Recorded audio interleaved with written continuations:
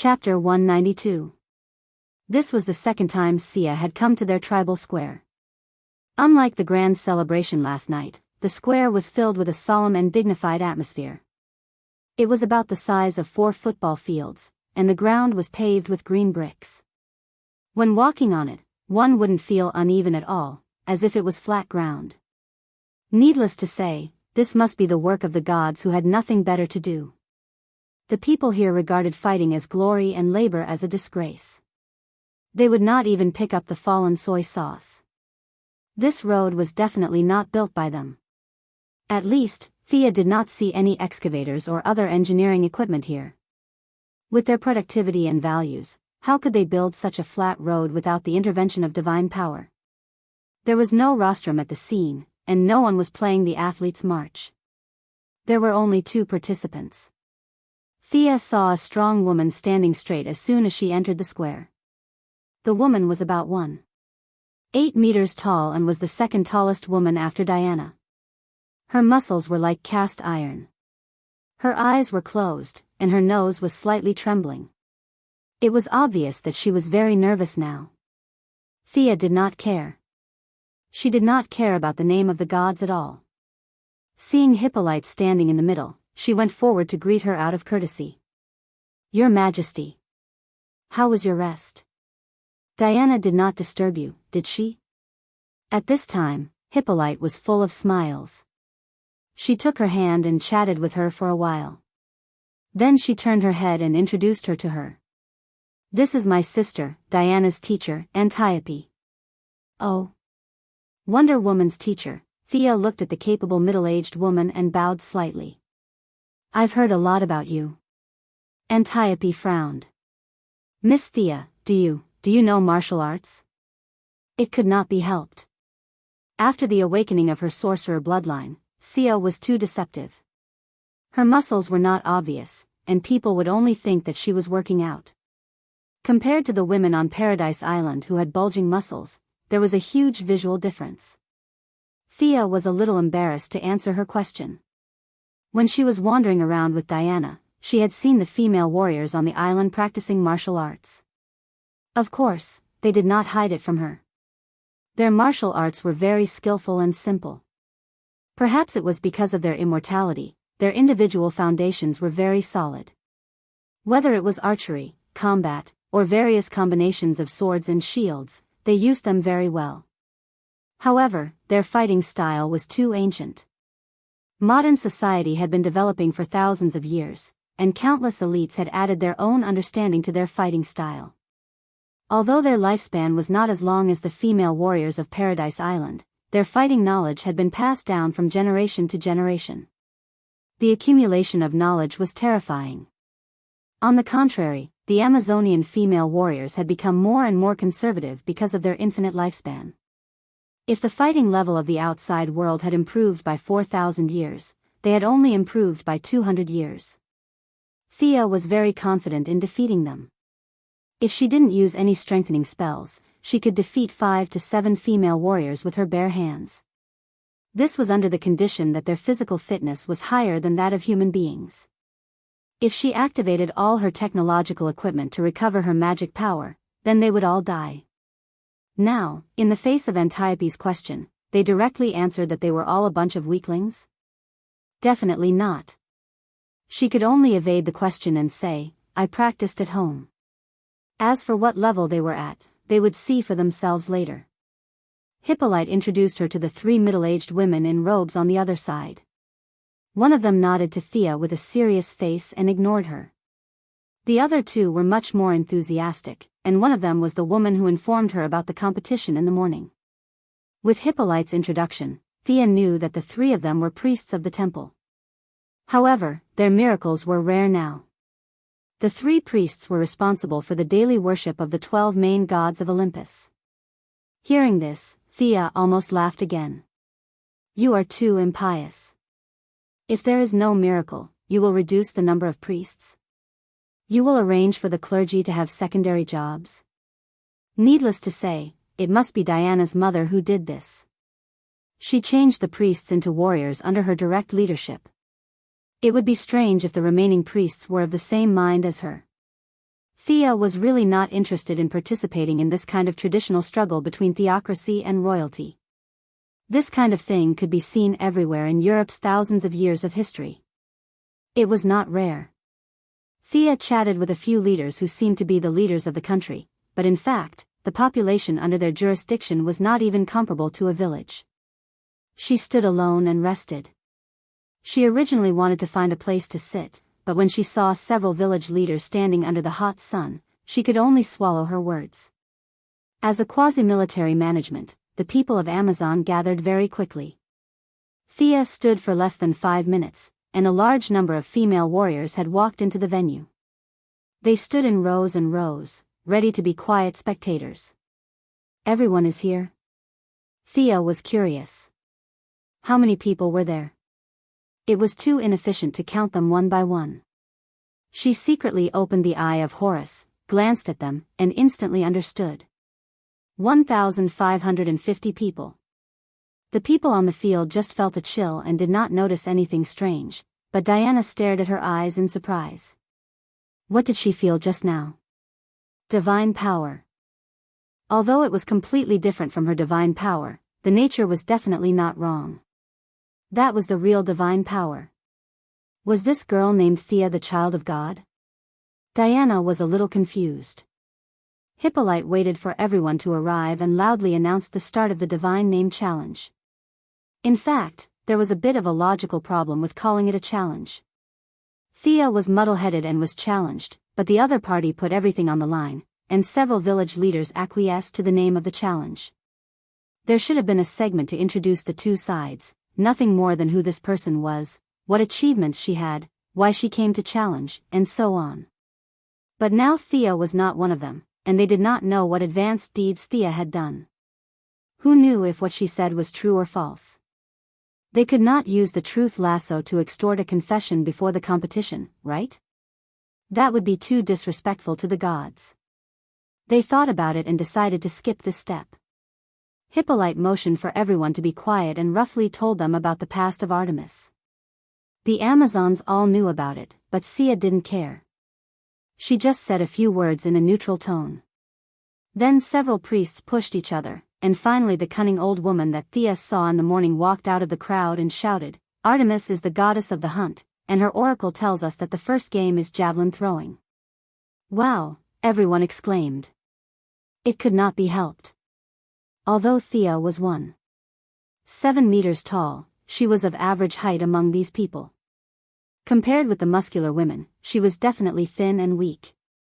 On the other hand, the dark-skinned woman was 1.8 meters tall, and her arms were as thick as Sia's thighs. She looked like a person with great strength. The basic conditions of this competition were clearly unfair. Chapter 193. Sia was well aware that these old fellows were up to no good.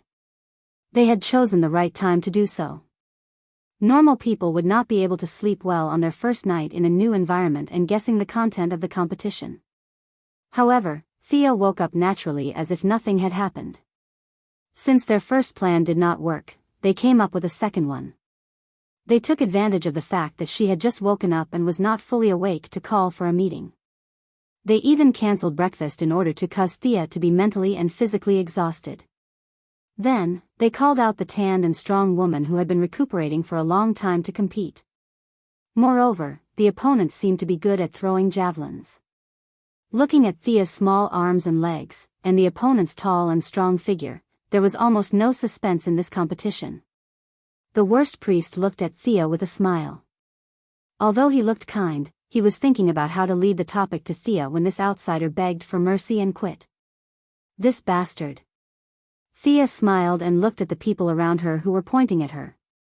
She thought to herself, if this old thing was an employee of the Quinn Group, he would definitely arrange for her to go to Siberia to experience life. "Hey, can you?" Diana asked quietly when she saw Thea's indifferent expression. It was no wonder that she was worried. The anti-magic territory on this island was too strong.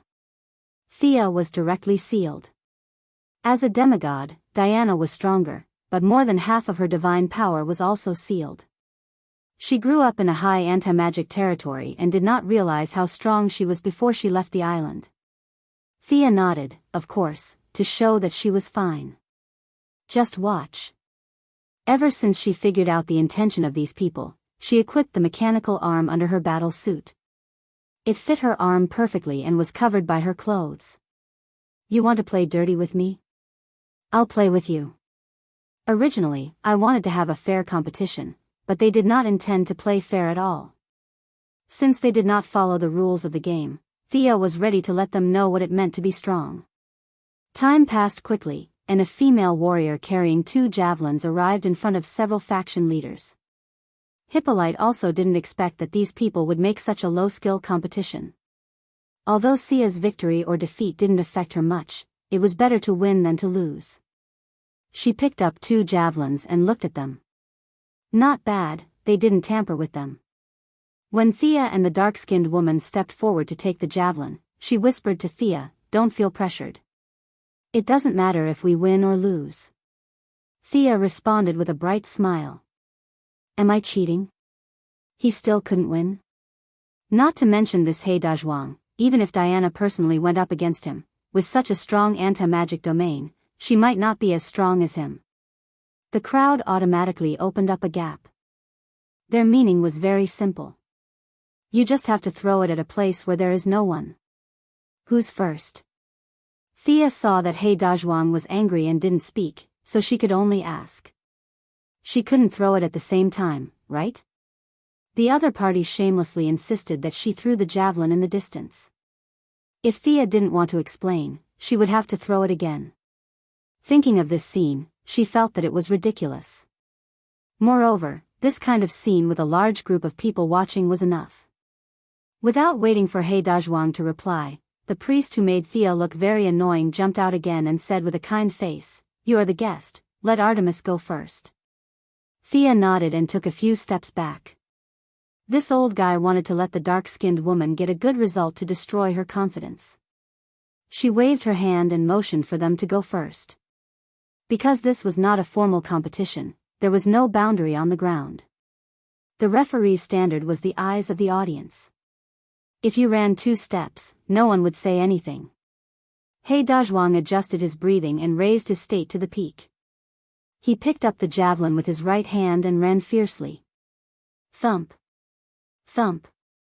The low sound of footsteps accompanied his footsteps for more than 10 meters. He Dazhuang felt that all the muscles in his body had been fully mobilized. He kicked the ground, twisted his waist, and bent his arms. The momentum of the whole person jumped to the extreme, and then burst out in an instant. Ah! The javelin in his hand flew out like lightning, passing through countless people's retinas, drawing a beautiful arc and plunging into the soil in the distance.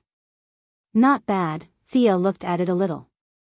It was 500 feet, converted into meters, it was 150 meters. Amazing! The world record for the javelin was a little more than 100 meters.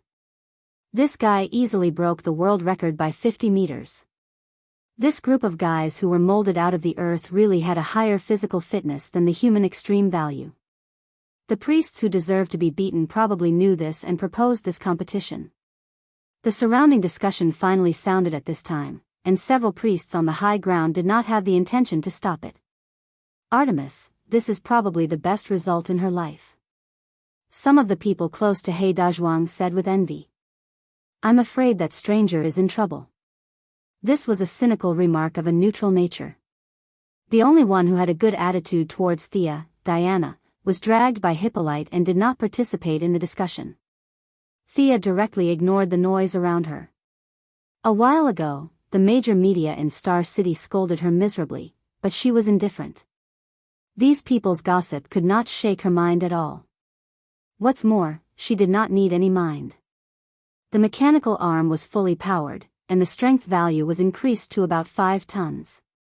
He Dazhuang could not even reach 1 ton. She could easily crush her. Hey! Why is this person throwing with his left arm? Left-handed? Her posture is so amateur. Has she never thrown before?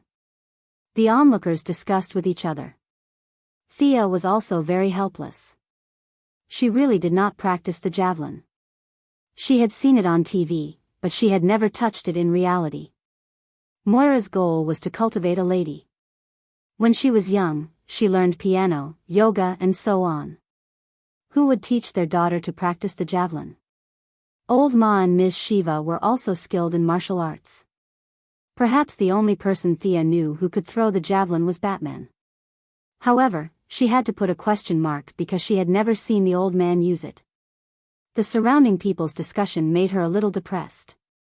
The tone of these people was completely like they were talking about a country bumpkin. This person has never practiced the javelin. Their tone was like saying that modern people had never touched the internet. Come on. Who in modern society would practice this? You guys are the country bumpkins. Automatically shielding the surrounding noise, she shook the metal javelin. She did not have any flexibility, feel and so on. She also did not know those professional postures. Standing in place, she grabbed the javelin with her left hand and bent her arm a few times. The weight was as if it did not exist. She turned her head and looked at the bad priest who was about to faint with joy. Then I will throw it. You guys watch carefully. Well, we are watching. You can rest assured and throw it boldly. The bad priest was so happy that he almost laughed out loud, but he restrained himself. Chapter 194. Thea looked at the old face with a smile and asked, Then I'll start. You must work hard and throw it far away with all your strength. The bad priestess said as she made a throwing motion with an expression of encouragement. The two of them looked at each other and laughed happily. Diana, who was at the side, was a little confused. Thea began to make gestures on the spot. With her martial arts foundation and strong memory, such a simple throwing motion was not difficult at all. She could understand it at a glance, but she was not used to using her left hand to exert force. She tried it on the spot, but it was not coordinated. Forget it, I'm not practicing anymore. The force exertion method was not scientific, so the effect was definitely not as good. However, the force was too great.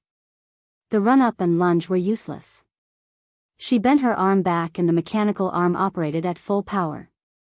Whoosh, she threw the javelin out. The metal javelin made a hissing sound in the air and disappeared from everyone's sight in 0.1 seconds. It turned into a small black dot and disappeared in front of everyone's eyes. The scene was silent for a moment. What was the meaning of this? Other than Thea and Diana, who was somewhat sure that she was the child of God, everyone else was stunned. The bad priestess widened her eyes and glared at Thea, who was smiling like a flower. You. Trick. She did not know what to say. She wanted to say that the result did not count, but she was not so thick-skinned as to say that in front of thousands of people. Hippolyte looked at the three priestesses with a smile. What do you think of this result? As long as they said that the result did not count, she would immediately counterattack. There were so many people at the scene, and no one would support their nonsense. Let's discuss. The old priestess, who had been silent all this time, pulled two of her companions who were blushing. The three of them went to the side to discuss. They went to the side and whispered. The thousands of people at the scene were almost in an uproar. Did you see that? It flew to the horizon. That's terrifying. How can she have so much strength with such a small body? Could it be the divine power of Hercules? I wonder who is stronger, her or Diana. The crowd was whispering, but Thea did not care. She put away her mechanical arm and walked to Diana's side. Thea did not know that her actions had caused a new misunderstanding. She and Diana are very close. They are indeed the same type of people. As the three priests reached an agreement and returned to the center, the crowd quickly quieted down. The solemn leader of the priests pointed to a female warrior. Go and see, where did you throw it? You calculate the distance.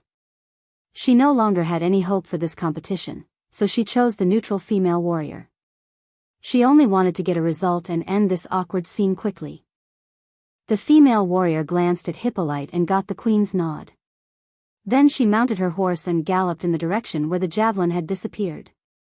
15 minutes later, the female warrior rode back with an anxious look on her face. Turning over and dismounting, the female warrior knelt on one knee. I swear to God that what I said is true. Several leaders nodded and motioned her to continue. The female warrior glanced at Thea with a little fear. I found the javelin thrown by this distinguished guest 2 miles away. At that time, the head of the javelin was inserted into the rock, a foot deep.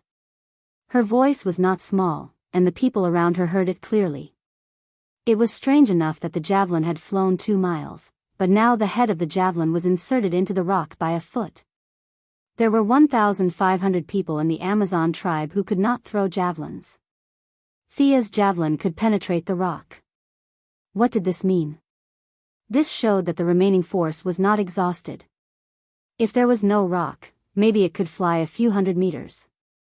Everyone looked at Thea as if they were looking at a monster. Is this a human? Are all the people outside so terrible? It turned out that the Father did not let us go out to protect the human race, but to protect us. At this time, Hippolyte spoke. Priests, can you announce the result of the first round of the competition? The queen was far from being as pious as she appeared to be. Zeus, the king of the gods, was her man. Who would worship their own man? Not to mention a man who had an affair. Distance creates beauty and faith. She treated the king of gods like this, and her attitude towards the other gods was almost equal. Therefore, when Thea first came, the oracle had an impact on her, but it was not big. At that time, she did not care about the face of the priests of the temple and directly interpreted the oracle, which was the fuse of today's incident. The priests hoped to reduce Thea's right to speak by attacking her. As long as they defeated Thea, they could say that Hippolyte's interpretation of the oracle was wrong, and they could regain some of their right to speak. Unfortunately, now it was all destroyed by Miss Thea. The old priest reluctantly announced, the first game is the distinguished guest from outside, Miss Thea Quinn wins. After that, he pretended to hold Thea's hand to show goodwill. Huh. These guys kept talking about outsiders and outsiders. Originally, this was an indisputable fact. Thea was not crying and shouting to join them, but their words reminded the people around them that Thea was not one of them. Now that they let an outsider win, where was their sense of honor and shame? Everyone thought, that's right, we have to surpass her. All of a sudden, even if there were people who wanted to be friendly with Thea, they did not dare to get close. If they did not get close to her, she was still one of them, but if they got close to her, they would be regarded as a traitor. They had indirectly isolated Thea. At this time, the dark and strong woman finally realized something. Her face became extremely ugly, and a few traces of red appeared on her dark face. Just when Thea was ready to see her vomit blood, the dark and strong woman clenched her teeth and held back the blood with her stone-like body. She looked at Thea, who was like a little white flower, with some fear. She regretted it at this time. If she had known that the opponent's strength was so terrifying, she would not have come to challenge her. Strength was the foundation of all fighting. In the past, the dark and strong woman relied on her brute strength to defeat countless opponents. Now, the tables had turned, and it was time for her to experience that helplessness. With a heavy heart, she did not greet anyone and left alone in disappointment. At this time, Thea was also ready to retreat and rest. The priests must have rushed back to think of countermeasures. Anyway, she had won the first game and had taken the initiative. Even if she lost the next game, she still had room to maneuver. Besides, she did not care too much about winning or losing. Seeing that she was leaving, Diana quickly pulled her back. Are you interested in watching me and Antiope train? Her little face was full of excitement as she spoke. This was probably the only time she felt comfortable on the island. Her little aunt was really good to her. Anyway, Thea had nothing to do, so she just thought of it as killing time. She nodded and followed Diana to a remote martial arts field. Chapter 195. Antiope had left the arena much earlier than them and was now wielding her spear alone. She did not look surprised when she saw Thea following Diana. Diana must have told her beforehand. Miss Thea, come and train with us. Antiope was very straightforward. Her words were resolute and impactful. I'm just here to take a look. Thea looked at the dagger thrown to her in confusion. She wanted to refuse, but Antiope did not even give her a chance to speak. In fact, Thea did not dislike Antiope. Her straightforwardness reminded her of Lady Shiva in the past. Both of them were very pure people, much more to her liking than Diana's mother and those crafty priestesses. All right then. How do we start? Thea waved her sword. Their swords were shorter than the one-handed swords in the outside world, but they were heavier. Thea was now walking on a non-human path. If it were a normal person, they would definitely feel uncomfortable. Antiope, who was straightforward, made an unexpected suggestion. A 3-person free-for-all. Come on. Diana already looked like a future. She took a weapon from the rack. Of course, it was not a divine artifact. With a shield in her left hand and a sword in her right, she slowly approached the battle circle. Antiope continued to wield her spear. She stared at Thea and Diana's footsteps like an eagle, constantly paying attention to their footsteps and body movements. Seeing that they were very disciplined and had no intention of attacking first, Thea could only dance with her dagger. Then I'll go first. She slashed her dagger at Antiope's neck. You're very fast. Antiope used her spear to block the slash and praised casually. At the same time, she leaned to the side to avoid Diana, who was charging at her. Since it was a 3-person free-for-all, Thea could not just attack one person. After her dagger was blocked, she took the opportunity to stab at Diana, who was running towards her. The latter blocked her attack with her shield. Thea kicked at Diana's lower abdomen and twisted her head to avoid Antiope's spear. The 3 of them had their own strengths. Antiope was the oldest, and her martial arts were almost perfect. Diana completely relied on her innate combat instincts to make up for her lack of experience. Thea stood on the shoulders of the humans who had accumulated thousands of years of fighting experience. Antiope represented the depth of martial arts, Diana the purity of martial arts, and Thea represented the breadth of martial arts. The 3 of them fought for 10 minutes to understand each other's level. In fact, it was mainly Diana and her aunt who had deepened their impression of Thea. No matter how they changed their moves, they were easily defeated and counterattacked. If it was not for the 3-person free-for-all, either of them would have been defeated if they fought alone. The accumulation of thousands of years of human knowledge was not a joke. It was not that there were no people who could defeat the accumulation of knowledge of an entire society with their own strength, but they were definitely not the 2 of them. The situation gradually turned into a 2-on-1 between Diana and Antiope. This time, Thea was a little overwhelmed. On the one hand, she was not used to using her weapon.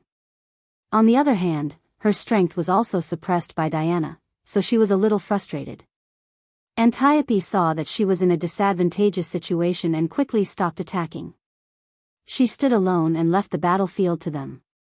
With one less person, Thea's strength was immediately displayed. Many of her moves were bold and unrestrained, but they were extremely lethal. She slashed left and right, and at this time, she was still unbelievably immature Wonder Woman. She would occasionally counterattack, but most of the time, she was using her shield to block. Thea was sweating. This girl had the potential to be an MT. Her shield was really good. The parry, block, and dodge values were almost full. In a short period of time, she used 7 sets of swordsmanship, from Kashima Shindoryu to Iran's assassination technique. She used all the best moves from ancient times to modern times, but she still could not defeat Diana, who was stubbornly defending. Okay, I'm done. Thea panted and threw away the dagger that was chipped. If she continued fighting, she would enter a tiring phase. It was meaningless. Besides, she did not eat breakfast. Although she was not hungry, her stomach was empty and uncomfortable. Diana excitedly took the shield and looked at it. There were countless scratches on it. The best way to repair this shield was to melt it down. Your moves are really good. Did you come up with them yourself? How could I come up with them? They were accumulated over thousands of years by humans. No matter how thick-skinned Thea was, she could not say that she came up with them herself. Why is it not written in the books? Thea was a little embarrassed. How could these things be written in the books? It would destroy the stability of society. But this was not easy to explain. If she said so, Diana would definitely ask more questions. Then the three entered the daily teaching phase. It was mainly Antiope who taught Diana, and Thea watched from the side. But after watching for a while, she realized that something was wrong. The basic beliefs of the two were different. Antiope advocated offense, but Diana was good at defense. Maybe the idea of protecting in her heart was too deep, and there was always a sense of lack of aggressiveness. The two's teaching was stumbling. After a long morning, they finally said goodbye to Antiope, who was disappointed in them. Diana dragged Thea to eat. Ouch! Thea looked at the batter-like thing that was served and felt a little disgusted. You're eating this? Yeah, we've been eating this for so many years. It's full, nutritious, and tastes good. Thea took a spoon and stirred it twice. It was disgusting no matter how she looked at it. It was a little too much to call it pig's food, but dark cuisine was considered a delicacy compared to this. She whispered to Diana, "When we leave the island, I'll treat you to a good meal." Diana was shocked. She looked around and saw that no one was paying attention to her. She whispered, "My mother won't let me go out." "What are you afraid of?" "Forget it, you're right." Thea wanted to just kidnap her and take her out. She started the skateboard and flew out in a minute. But after thinking about it, Diana only had the silver bracelet of protection on her now. It was indeed a little dangerous. Her epic equipment had been stolen by her mother. Unless it was absolutely necessary, she would not give it to her. It was better to wait for Steve Trevor to bring the Germans to wipe them out. Thea swallowed her original plan. She lowered her head and drank 2 mouthfuls of the batter. Bah! It's too disgusting. No wonder Steve had to leave after 2 days. It was purely because of this disgusting food that he was forced to leave. Thea was so angry that she instantly opened the Eye of Horus. She scanned the entire cafeteria and found that everyone was eating the same thing. No one was giving her a hard time. She could still hold on if the time was short. There was still nearly half a year left. Forget it, I'll just bite the bullet and eat. God's eye? You really are the son of God. Diana was closer this time. Unlike the mess in the square, she could immediately tell that this was definitely a sign of divine power scanning. She looked at Thea angrily. Why didn't you tell the truth? Was it because you were discriminated against that you didn't dare to say it? Chapter 196. What did you say? Thea's heart skipped a beat. She did it out of habit and did not notice that there was a living person beside her. Moreover, she was the kind of person who could sense the divine power. She regretted it. Who are your parents? Diana stared at Sia's face and asked seriously, "Look, I even told you that I'm the illegitimate child of Zeus, and you still refuse to tell me. You're not a good friend." However, Thea really could not say it. The biggest taboo in time travel was to say the names of one's parents. If she said Malcolm's name now, maybe one day in 70 years, Diana would see Old Ma on the road and think of Thea. She would go up to Old Ma and talk to him. With her personality, she would definitely do it. Old Ma was strongly stimulated. Perhaps he was originally going to find Moira to communicate with her, but because of the interference, he did not manage to do so. The little life that was born because of their communication that day was ruined, and Miss Sia might not be able to give birth. What the F***ck is this? Therefore, Thea only introduced her real name. Her real name did not matter. If there was a real name, it meant that the baby had been born. If there was no such name, it meant that the baby had not been born yet. Besides, there were many people with the same name in Europe and America. However, she could not say a word about her family. She waved her hand and said, "Diana, I really can't say. I'm sorry. Is it a god that has already fallen? Will it be sensed when the name is mentioned?" Diana touched her chin and forced herself to imagine. She seemed to realize that Thea had her reasons. She also got the answer to the great strength that Thea showed when she threw the javelin. It was most likely a divine power that she did not understand. Seeing that Thea finally stopped thinking about this problem, Thea finally breathed a sigh of relief. "Hey, do you have a kitchen here?" She was very doubtful about whether she could hold on until Steve Trevor came. She could endure it for a short time, but she still had nearly half a year to go. What if she starved to death before the old man came? Her idea was very simple. There were no guns or cannons. She could make her own. She could at least take some kitchen utensils and make it herself. Diana was stunned by her wild thoughts. On Paradise Island, fighting was an honor, and labor was a disgrace. It was very shameful to give up swords and pick up cooking utensils. Being discriminated against and being looked down upon was a common occurrence. Fortunately, Diana was an open-minded person.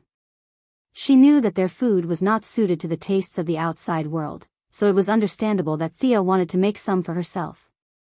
He said that he would take note of this matter and report it to the queen at night. Thea gritted her teeth. Your queen even cares about cooking utensils?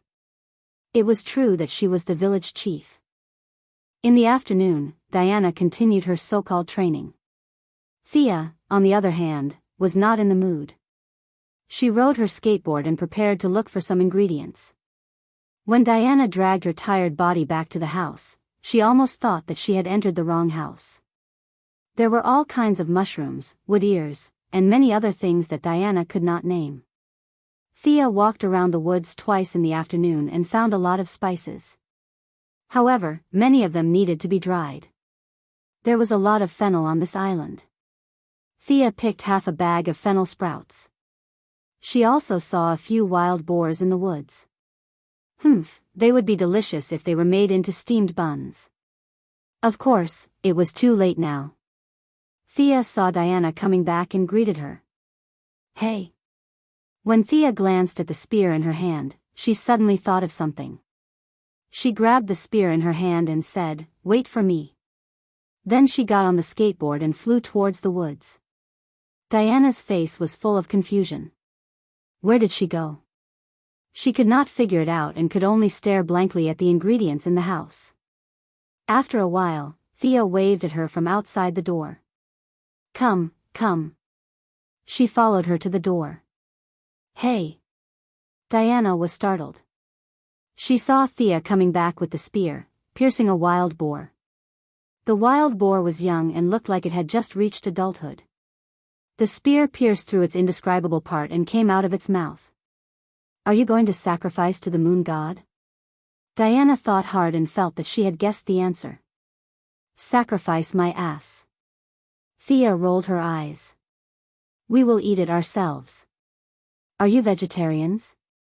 Diana shook her head. They usually ate some meat during the sacrifice ceremony. For example, last night's ceremony to welcome Thea was to catch a pig. However, there were more than 1,000 people eating it, and each person's share was pitifully small. Now that she heard that the pig was for 2 people, although she felt a little sorry for the gods, she could not help but drool. She asked hesitantly, "Do you know how to handle it?" Thea definitely had not done this before, but now the situation was so serious that she could only roll up her sleeves and do it. Diana also helped her. Their martial arts skills and strength played an important role. They let out the blood, removed the hair, removed the internal organs, and the pig's brain. The whole pig was evenly grilled over the fire. After 20 minutes of grilling, when the surface of the pig's skin was a little brown, Thea felt that it was about time. She secretly used the Eye of Horus and found that the inside of the pig was a little red. Knowing that the fire was uneven, she carried the pig with one hand and grilled it for 5 minutes. At this time, the skin was already golden. Done. There was no hygienic condition to put out the fire. Fortunately, both of them had special physiques. Thea had eaten the fruit given by the swamp monster, so she was almost immune to poison. Diana was even more so. The drug that could poison her had not been developed yet. They found a clean robe and spread it on the ground. The whole pig was placed on it. Thea and Diana each took a short sword to cut the meat. Although there was no sweet and sour seasoning, the taste was very good after being hungry for a day.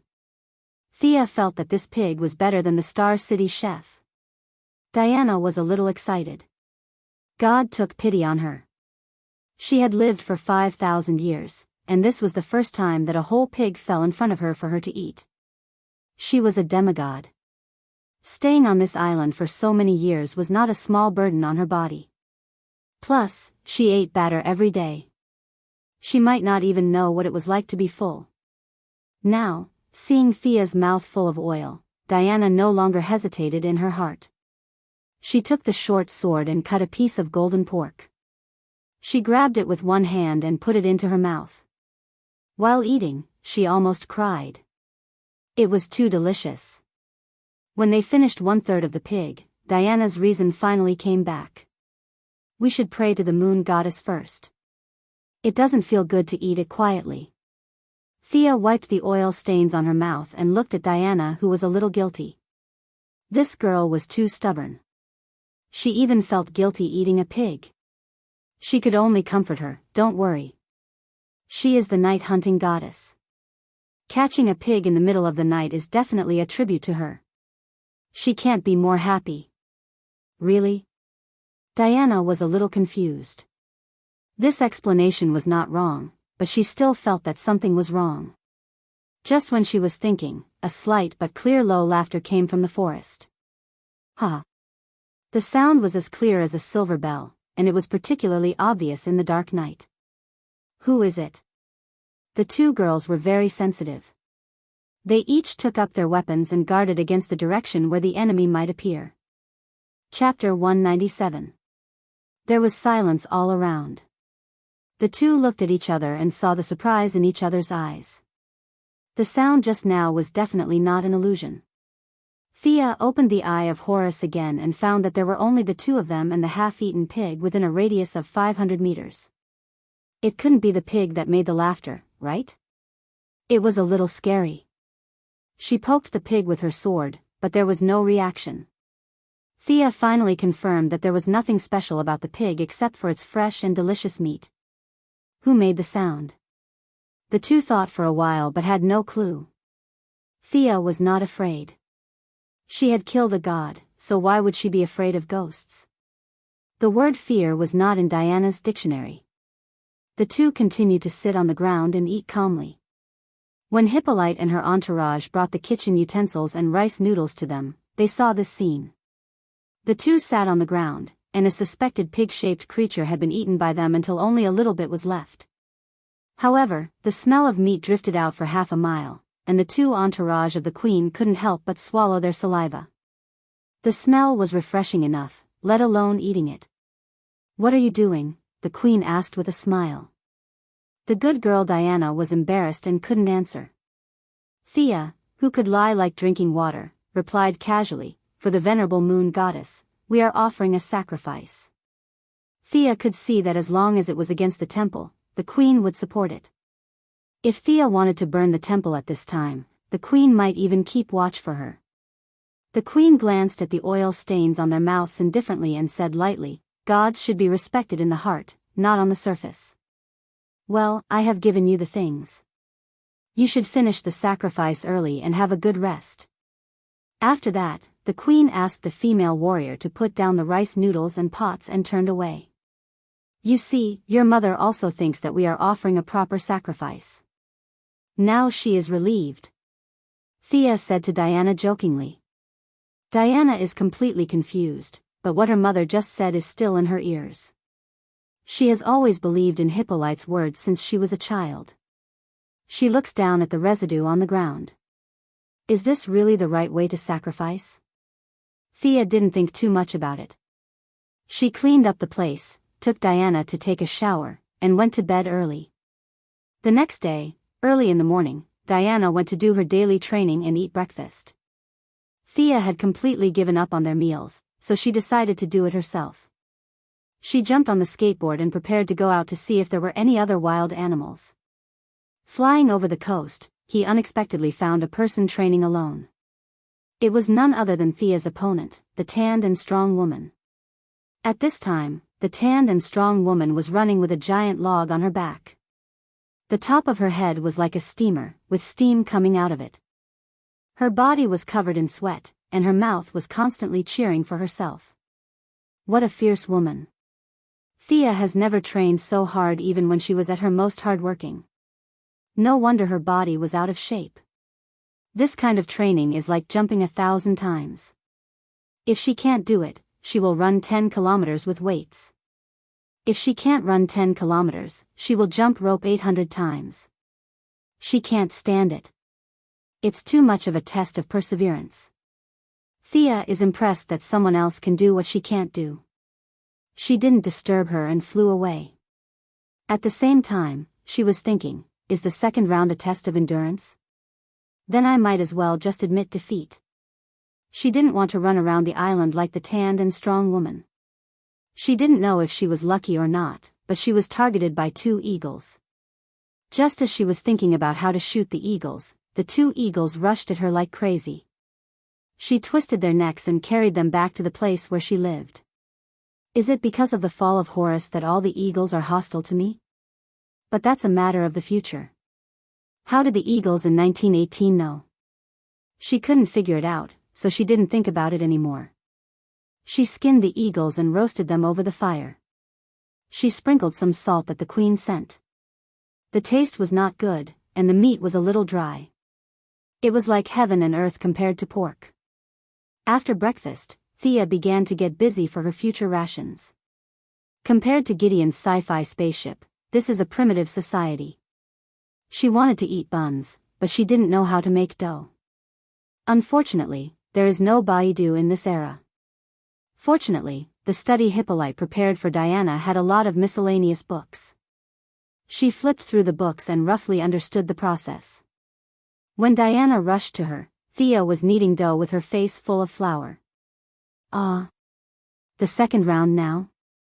What are you talking about? Come with me. It's impossible to leave quickly. Thea's face is full of flour.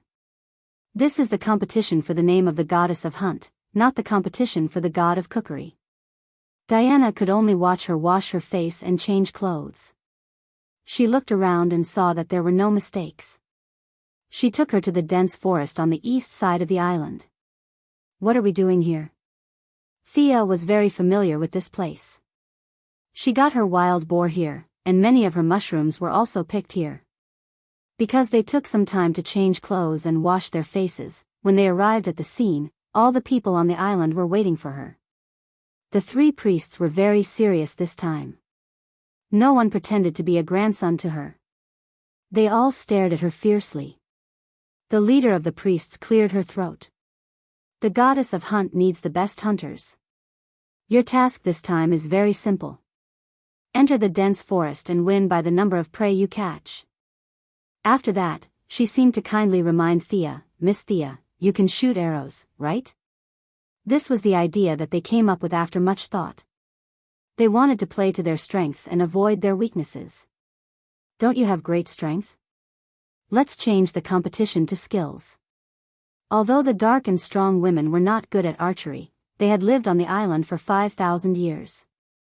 These abilities were almost instinctive, so they felt that they had a good chance of winning. Can you shoot arrows? Diana also asked in a low voice. There was no other way. Thea had lost her bow and arrow. These days, she had been hunting with javelins. No one had seen her shoot arrows. Okay, but you have to lend me your bow and arrow. Thea said modestly, but the villain in her heart was roaring. What a joke. We are going to become an archery family. There are black arrows, green arrows, and red arrows. How dare you ask me if I can shoot arrows?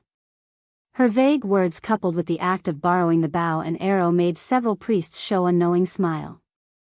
This time, they could finally equalize a point.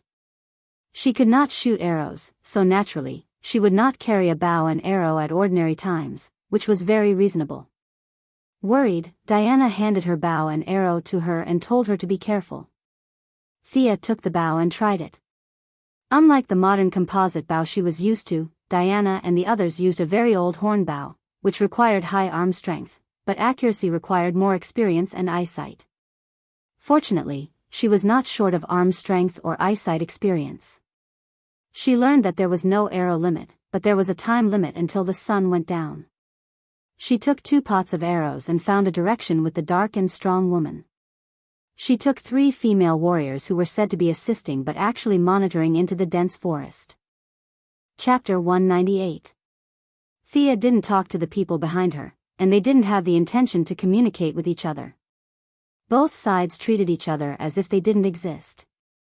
The 3 female warriors who assisted in the surveillance were watching her from a distance of more than 10 meters. This forest is really dense. Thea sighed after walking for more than 10 minutes. She didn't feel it when she was riding a skateboard. Walking in such deep and shallow places was really not enjoyable. Affected by the forbidden area on the island, she couldn't use her earth-shattering magical power, but she still had her powerful psychic power. She condensed her psychic power into a line and explored in all directions. She received a lot of feedback. There were some small animals hidden in the bushes and piles of fallen leaves in the tree hole. She could totally learn from Alpha Centauri and not eat or drink all day long and kill 318 rabbits as trophies. But it would be a very ugly scene. The goddess of the hunt was hanging on to her last breath. If she saw how cruel she was to the small animals, would she die with a bang?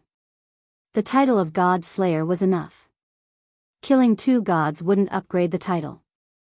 Thea decided to follow the orthodox hunting method to avoid angering the goddess. She identified the direction and ran towards the place where she caught the wild boar yesterday. Wild boar had the word pig in its name, but it was actually quite fierce. No one in the Foot Basin country had ever seen a tiger or a lion. They thought that the bravest animal in the world was the wild boar, so they often crowned the warriors with the title of pig warrior. If you didn't know the truth, you would think that he was scolding you. In fact, it was really a compliment. Thea was looking for the wild boar at this time. She was in a hurry yesterday and didn't see it clearly. She only remembered that there were a few of them. It was completely worthy of the goddess to treat this thing as prey. She just wanted to show respect to the goddess. There was no need to hunt animals that sounded fierce. What's more, the prey was hers. She could eat it after the competition. Compared to the problem of how to eat a tiger or a lion, the wild boar was the most suitable. If the 2 of them couldn't eat it, it would be a favor to give it to the queen and Antiope. The 3 female warriors following Thea didn't know why she ignored the small animals nearby. Seeing her walking quickly through the forest, they didn't ask her anything and quickly followed her. Relying on her keen psychic power, Thea found the crime scene 15 minutes after entering the forest. She could vaguely see the bloodstains left behind when she committed the crime. At that time, she descended from the heavens and stabbed the wild boar with a javelin. After that, she cruelly dragged the wild boar away.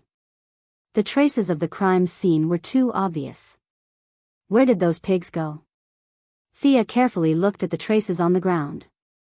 After looking at it for a long time, she could only helplessly express that the scene was too messy and full of pig footprints. Moreover, she did not have the talent of a scout. In her eyes, it was really difficult to find the whereabouts of the pigs in such a messy scene. Just as he was about to turn around and fight other animals, he found several large animals running towards him under the scan of his spiritual power. When she took a closer look, weren't they the pig sisters she had been searching for? It couldn't be helped. There were no males on Paradise Island. The one they ate yesterday was a little sow, of course. The pig sisters were not here to reunite with her. Her brutal methods yesterday had caught them off guard. Today, a few wild boars were immersed in the grief of losing their loved ones. Unexpectedly, they saw her in her iconic red dress nearby and charged towards her without caring about their stamina. "Stay away from them," Thea shouted at the few Amazons. As for whether they listened to her or not, it was none of her business. She looked at the surrounding terrain and found a boulder more than 3 meters above the ground. Using the huge grip of the mechanical arm, she climbed up quickly and drew her bow, ready to deal with the first wave of the wild boar's charge.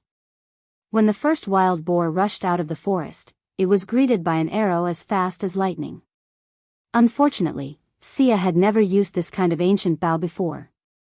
She pulled the bowstring a little too hard, and the arrow that was originally aimed at the wild boar's eye brushed past its mouth, bringing a large piece of flesh and blood with it, and flew far away.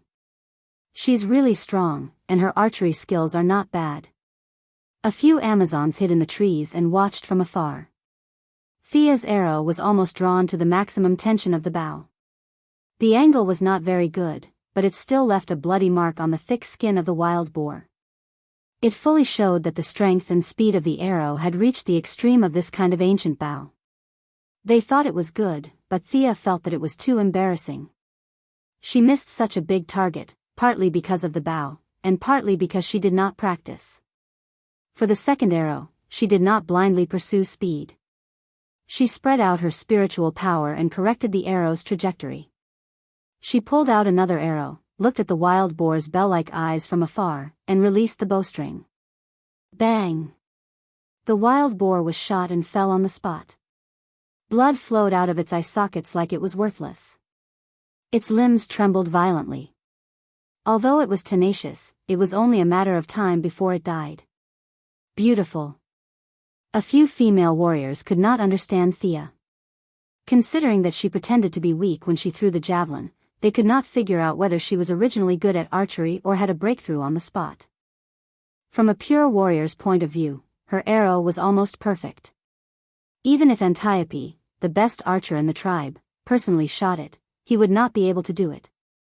There were a total of 3 wild boars that rushed out. This pig was obviously stronger than the other 2.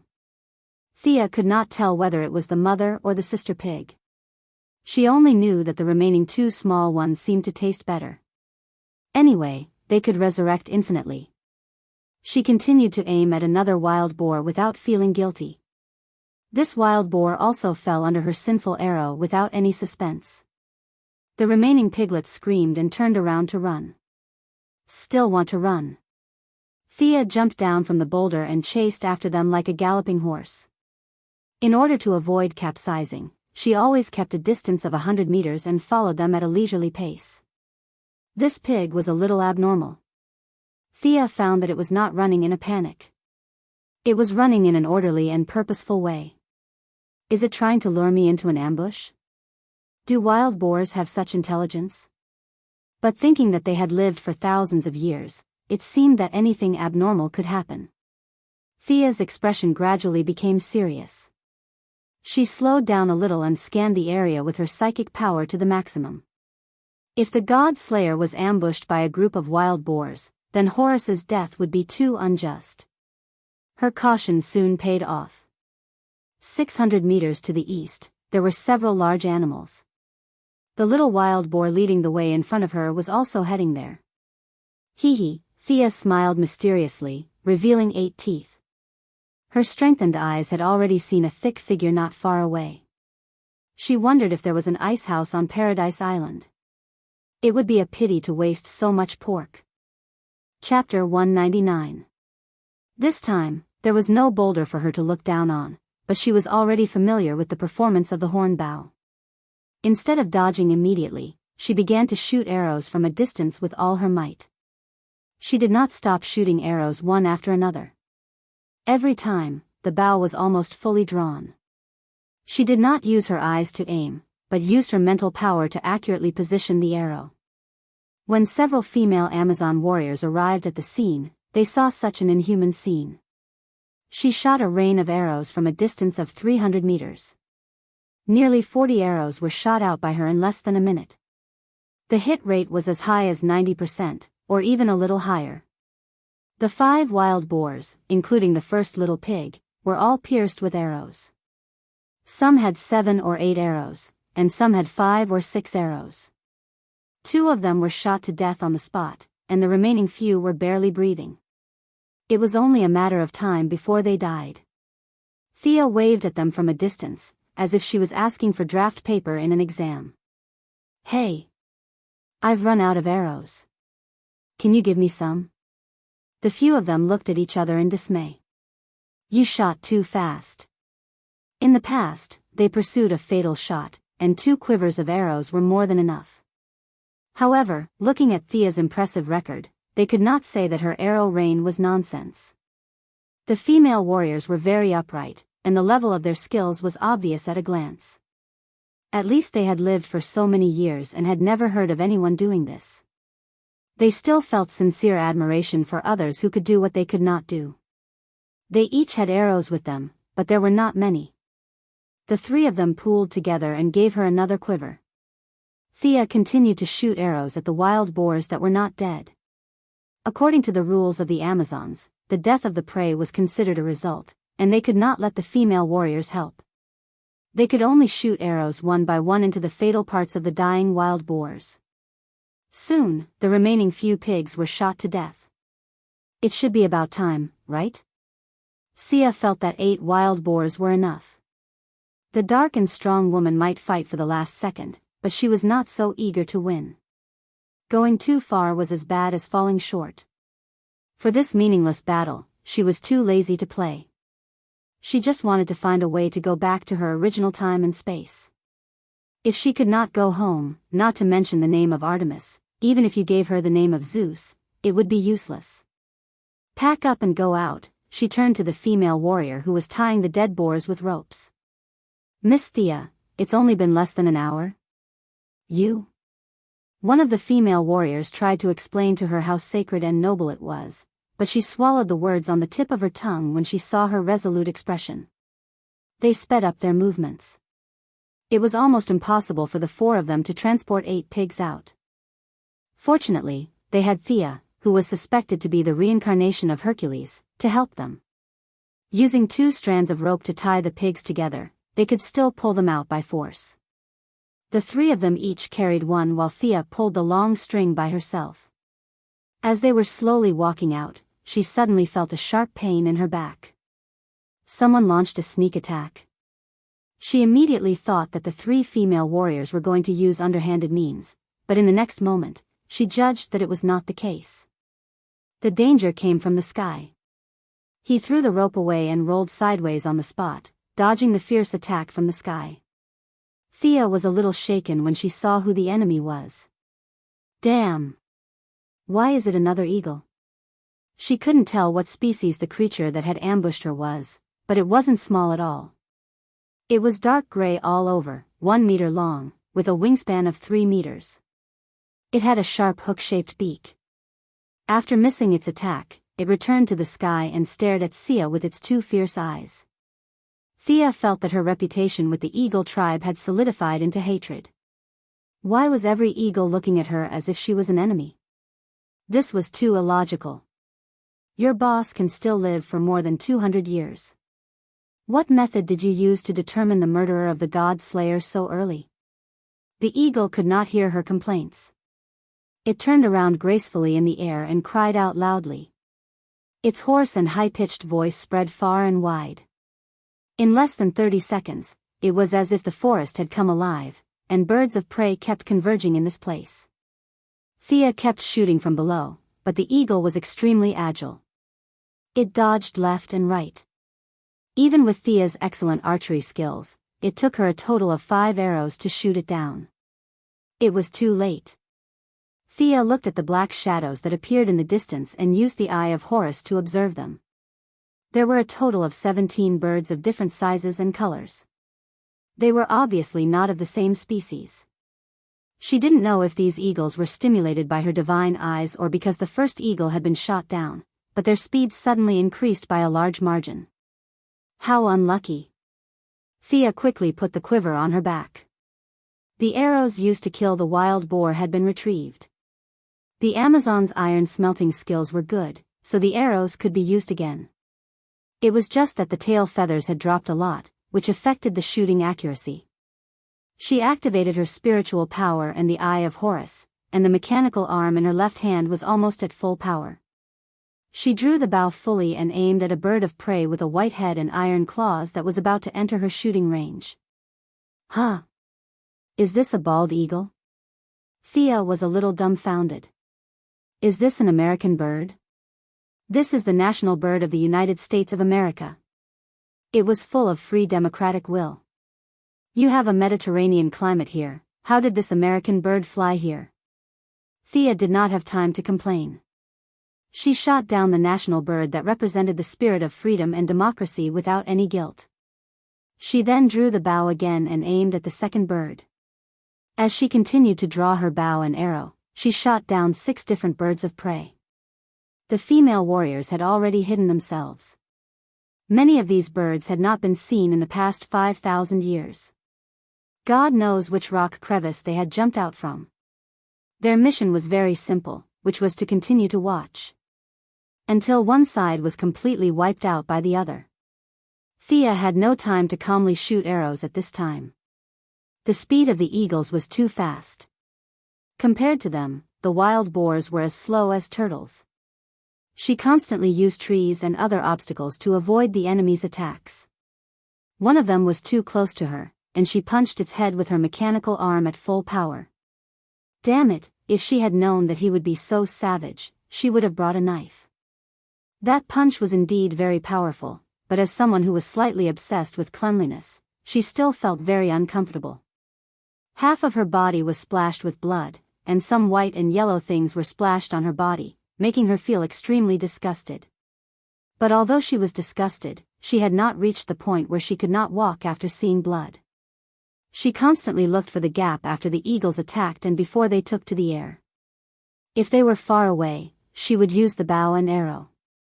If they were close, she would directly smash them. When the birds of prey reorganized in the air, they found that there were only 6 of them left. They looked at each other. 2 of them were slightly hesitant, while the other 4 were very smart and arranged a progressive charge. You and I, one after another. This tactic really gave Thea a headache, but she was not stupid. She used the gap between dodging to pick up a few goose egg-sized stones on the ground. Every time an eagle swooped down, she would throw the stones without looking. Regardless of whether she hit her target or not, she would quickly shift her position to avoid the eagle's next attack. The effectiveness of this tactic was astonishing. Very quickly, 2 more eagles were beaten until their bones were broken. They fell to the ground like rags and howled in pain, waiting for the god of death's favor. Chapter 200. Humph, Thea glanced at them. 4 left. Come on. Fight till dawn. Actually, she was just standing there and talking. The aggressive and murderous ones were already on the ground. The few in the sky didn't have the guts to do so. They were only able to survive until now because of their small size and fast speed. However, for some unknown reason, they didn't want to fly away. When they were high up in the sky, they would occasionally growl and stare fiercely at Thea on the ground. Damn it. At least Thea knew that she was still in the competition. Otherwise, she would have already taken out her skateboard to beat them up. Taking advantage of the fact that she couldn't get up, the feathered beasts continued to patrol in the sky and refused to disperse. Lend me your bow. Thea shouted at the female warrior who was hiding in a tree. Although the female warrior didn't understand what she meant, she still threw her bow to Thea. Her bow was just an ordinary one. There was nothing special about it. She didn't feel guilty about throwing it. However, 2 seconds later, she couldn't stay calm anymore. She pointed at Thea and asked her companion, She can't be thinking of, her companion was also a little dumbfounded. She's going to use 2 bows. She's too strong. Thea pulled both bows at the same time. The arrow was sandwiched between the 2 bows. The tail feathers were placed in a cross on the bowstring. She aimed at the lowest flying bee hawk. Swoosh! The initial speed of this arrow exceeded 300 meters per second, and in the blink of an eye, it stopped at a height of 1,000 meters. The huge kinetic energy pierced through the left wing of the wasp hawk, and it fell to the ground in a crooked manner. Thea didn't stop. She shot 2 more smaller sparrowhawks down. However, when she was about to shoot the last red-bellied sparrowhawk, she found that the latter had crazily increased its altitude. In the blink of an eye, it was hovering in the sky at an altitude of 5,000 meters. It looked at the ground with lingering fear. Thea was in a difficult situation. She didn't admit that she had OCD. She just felt that it wasn't perfect to have one less bird. However, 5,000 meters was obviously beyond the range of a bow. Besides, this wasn't a horizontal shot. She was shooting from the bottom up. The difficulty was another level. Help me come up with an idea on how to shoot it down. Thea could only ask for help from the three onlookers. She did not know that the three girls were dumbfounded at this moment. 17 of the 18 birds of different sizes had been shot to death by her, and she herself was not injured at all. Her archery skills crushed them without any suspense. Hearing her question, the few of them looked at each other and shook their heads with a bitter smile. We're dealing with those on land. What they meant was that she had to think of a way to deal with those in the sky. Thea gave the eagles who were still breathing a final blow. Her method was extremely cruel as she tried to provoke the one in the sky. However, the other party was completely indifferent. It neither fled nor swooped down. It just cruised in the sky. No matter how heinous Thea was, it was determined not to come down for revenge. She had met a coward. Thea's first plan had failed, so she came up with another plan, which was to pretend to retreat. She called the 3 female warriors to clean up the battlefield. The 3 girls were relieved and went down the tree. They could not defeat 18 birds of prey, but now there was only one left. What was there to be afraid of? They had trained for thousands of years. They would not lose in a one-on-one fight. Thea strung all the eagles into a string and dragged them side by side with the few wild boars. What she meant was, look at you guys. You're the overlords of the sky. Aren't you being treated the same as the wild boars? Let me ask you, are you angry? Sure enough, the red-bellied eagle in the sky had suffered a great psychological trauma. Its companions were all killed, and it was the only one who survived.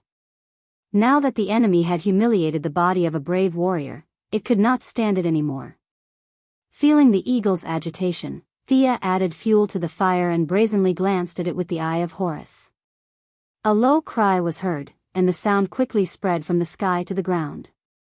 The red-bellied eagle that was controlled by anger completely gave up on the idea of flying again. It did not reserve any energy and increased its speed to the maximum. It only wanted to pierce a hole in this blasphemous creature. It did not care whether it would die or not. Come on. In the face of the red-bellied eagle's desperate charge, Thea finally found the feeling of blood boiling. This opponent was worthy of respect. She focused her mind and aimed at the red-bellied eagle that was rapidly approaching her. The distance between the two sides was getting closer and closer. Thea could see every feather on the eagle's body, but she did not rush to release the arrow. This state of not shooting was a burden to her, and it would also interfere with the opponent. She was waiting for the best time to shoot. Sure enough, her arrow-like gaze was sensed by the sensitive red-bellied eagle. Its original desperate charge was slightly changed. Just when it was thinking about whether to maintain the original speed or change the angle, Thea took advantage of its hesitation and instantly released the bowstring. An ordinary-looking arrow gradually grew larger in the red-bellied eagle's eyes and finally pierced through it. Ah! Thea raised the bow and shouted to the sky. The 3 female warriors were also encouraged by her success. They pulled out their swords at the same time and roared to the sky. After shouting a few more times, Thea felt much better. Ever since she met the Time Wanderer on Purgatory Island, her journey had not been smooth. Now, she had fallen to such a desolate island, and it was impossible for her to return home. These heavy facts had been pressing down on her not-so-broad shoulders. The exhilarating slaughter today had finally allowed her to vent most of the frustrations in her heart. At the same time, she had also gotten rid of the influence on her personality after fusing with the unicorn. She was just herself. She liked battles that made one's blood boil. She was not some compassionate Cirthas. She had no interest in being a righteous superhero. She just wanted to be herself. After washing away the lead, Thea felt that her entire soul had become abnormally clean. Although her strength did not improve at all, she felt very comfortable and happy. She sighed in her heart. I really don't have the fate of a protagonist. Every time the protagonists had an epiphany, they would level up by leaps and bounds. I, on the other hand, have not improved at all. Moreover, the protagonists had all encountered great disasters. If it was light, they would be forced to cultivate again. If it was serious, their families would be wiped out. What about me? I only killed a few wild boars and birds, and I had an epiphany. Just thinking about it made me feel low. She shouted to the female warriors happily, "Put them on the ground. Let's continue hunting." Although the female warriors did not know why she suddenly became so energetic, they still followed her happily. The scene was full of honor. They felt that they would see an outsider crowned with the divine name of Artemis with their own eyes. This was an honor for Thea, and it was also a wonderful thing for them to praise for a long time. Next, the animals living in the dense jungle found that their peaceful lives were broken. Many of the large animals that looked delicious were unlucky.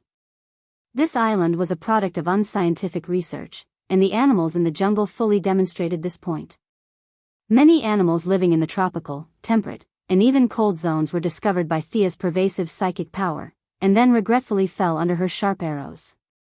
Chapter 201. Huh. There's a snake on the tree. I heard that it's very nutritious.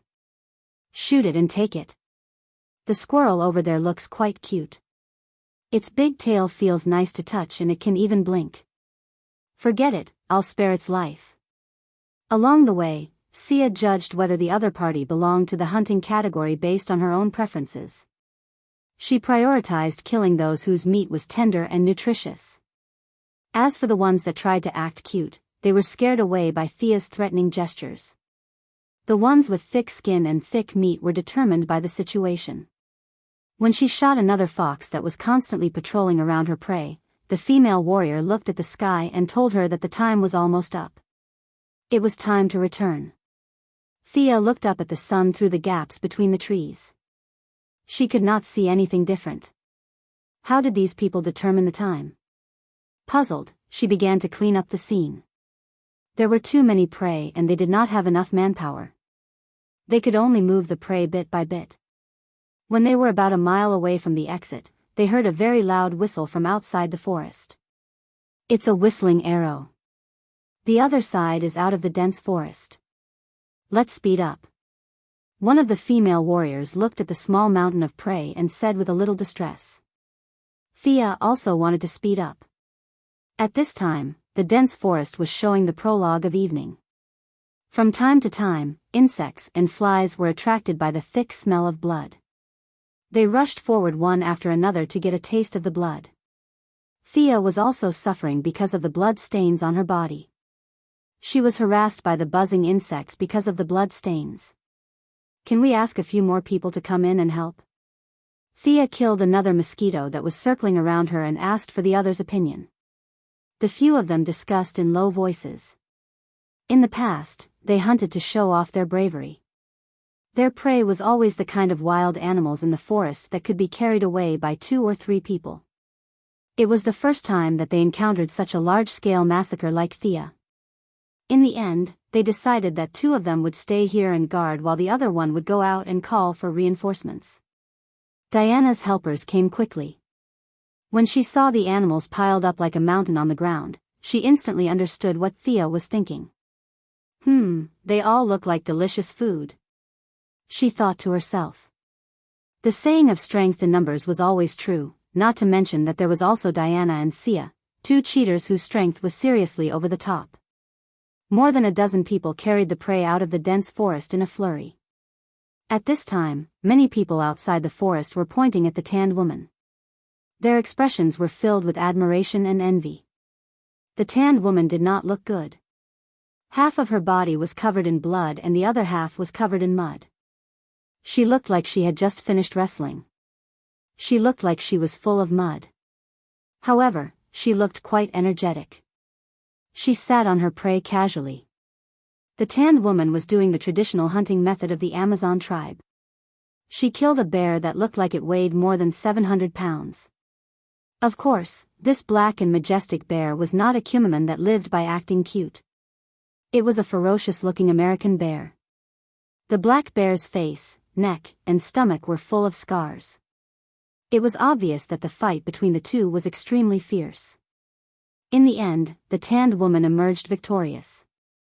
As if to show off her personal strength, her shoulder was scratched by the bear's claws, leaving 3 bloody wounds that were so deep that her bones could be seen. Her metal half-body armor was scratched to pieces. The wounds were urgently treated by the tanned woman. Unknown herbs were smeared on them, but they were not bandaged. From time to time, some blood could be seen oozing out. She came out nearly half an hour earlier than Thea. She nervously watched the few crossings that her opponent might take. When she saw a female warrior carrying a wild boar out, she heaved a sigh of relief. In order to get a good result this time, she had to give it her all. Otherwise, who would be so free to compete with a bear? But her good mood did not last long. Another female warrior came out with a bunch of eagles. Huh? Why are there so many different species of eagles in this forest? The tanned woman's heart was pounding. Anyone with eyes could see that these eagles were shot to death. This was very much in line with Artemis' original purpose, which was to hunt. The tanned woman remembered that she fought with a black bear and almost killed it with her fists in the end. This had nothing to do with hunting. Would this give the opponent an excuse to attack him? He began to ponder in his heart. One moment, the priests announced her victory. Her opponent wantonly attacked her with the teachings of the religion. She won in the eyes of her people. The next moment, everyone agreed that she had lost and left Paradise Island to wait for death in the outside world. All kinds of complicated thoughts rushed into her mind. The black bear's corpse no longer felt comfortable sitting up. She could not help but stare at the direction of the exit, waiting for her opponent to appear. The next scene confirmed the tanned woman's guess. Her opponent really hunted a lot of animals. She saw a wild boar, an eagle, a fox, a snake, and a silver wolf with very smooth fur. Just when she was concentrating on every figure that came out of the forest, looking for her opponent, she saw Thea walking briskly. She was dragging a blueberry tree with her left hand and 2 scoops of chickens with her right hand. The tanned woman almost vomited blood. Why did you come out with fruits? Shouldn't you be carrying a tiger or a leopard? And what the hell are these 2 chickens? Could it be that they are not scoops of chickens? Was this an indescribable creature that had turned into a spirit in the legends? When she stared at Thea, Thea also saw her and the black bear she was sitting on. Even Thea had to admit that the tanned woman did have some skills. It was a pity that she lost to her in the javelin throw. Her personal strength was quite good. Thea would have a hard time fighting this bear. This outsider hunted a lot of animals. Her archery must be superb. I think Artemis's bravery is worthy of praise. Hunting animals on a large scale is not in line with our traditions. Nonsense. This is the authentic teachings of the goddess of the hunt. Look at those wounds, they are all caused by arrows. If you ask me, the outsider will definitely win this match. The chatter around them reached the ears of the few parties involved, and the tanned woman's face became more and more ashen.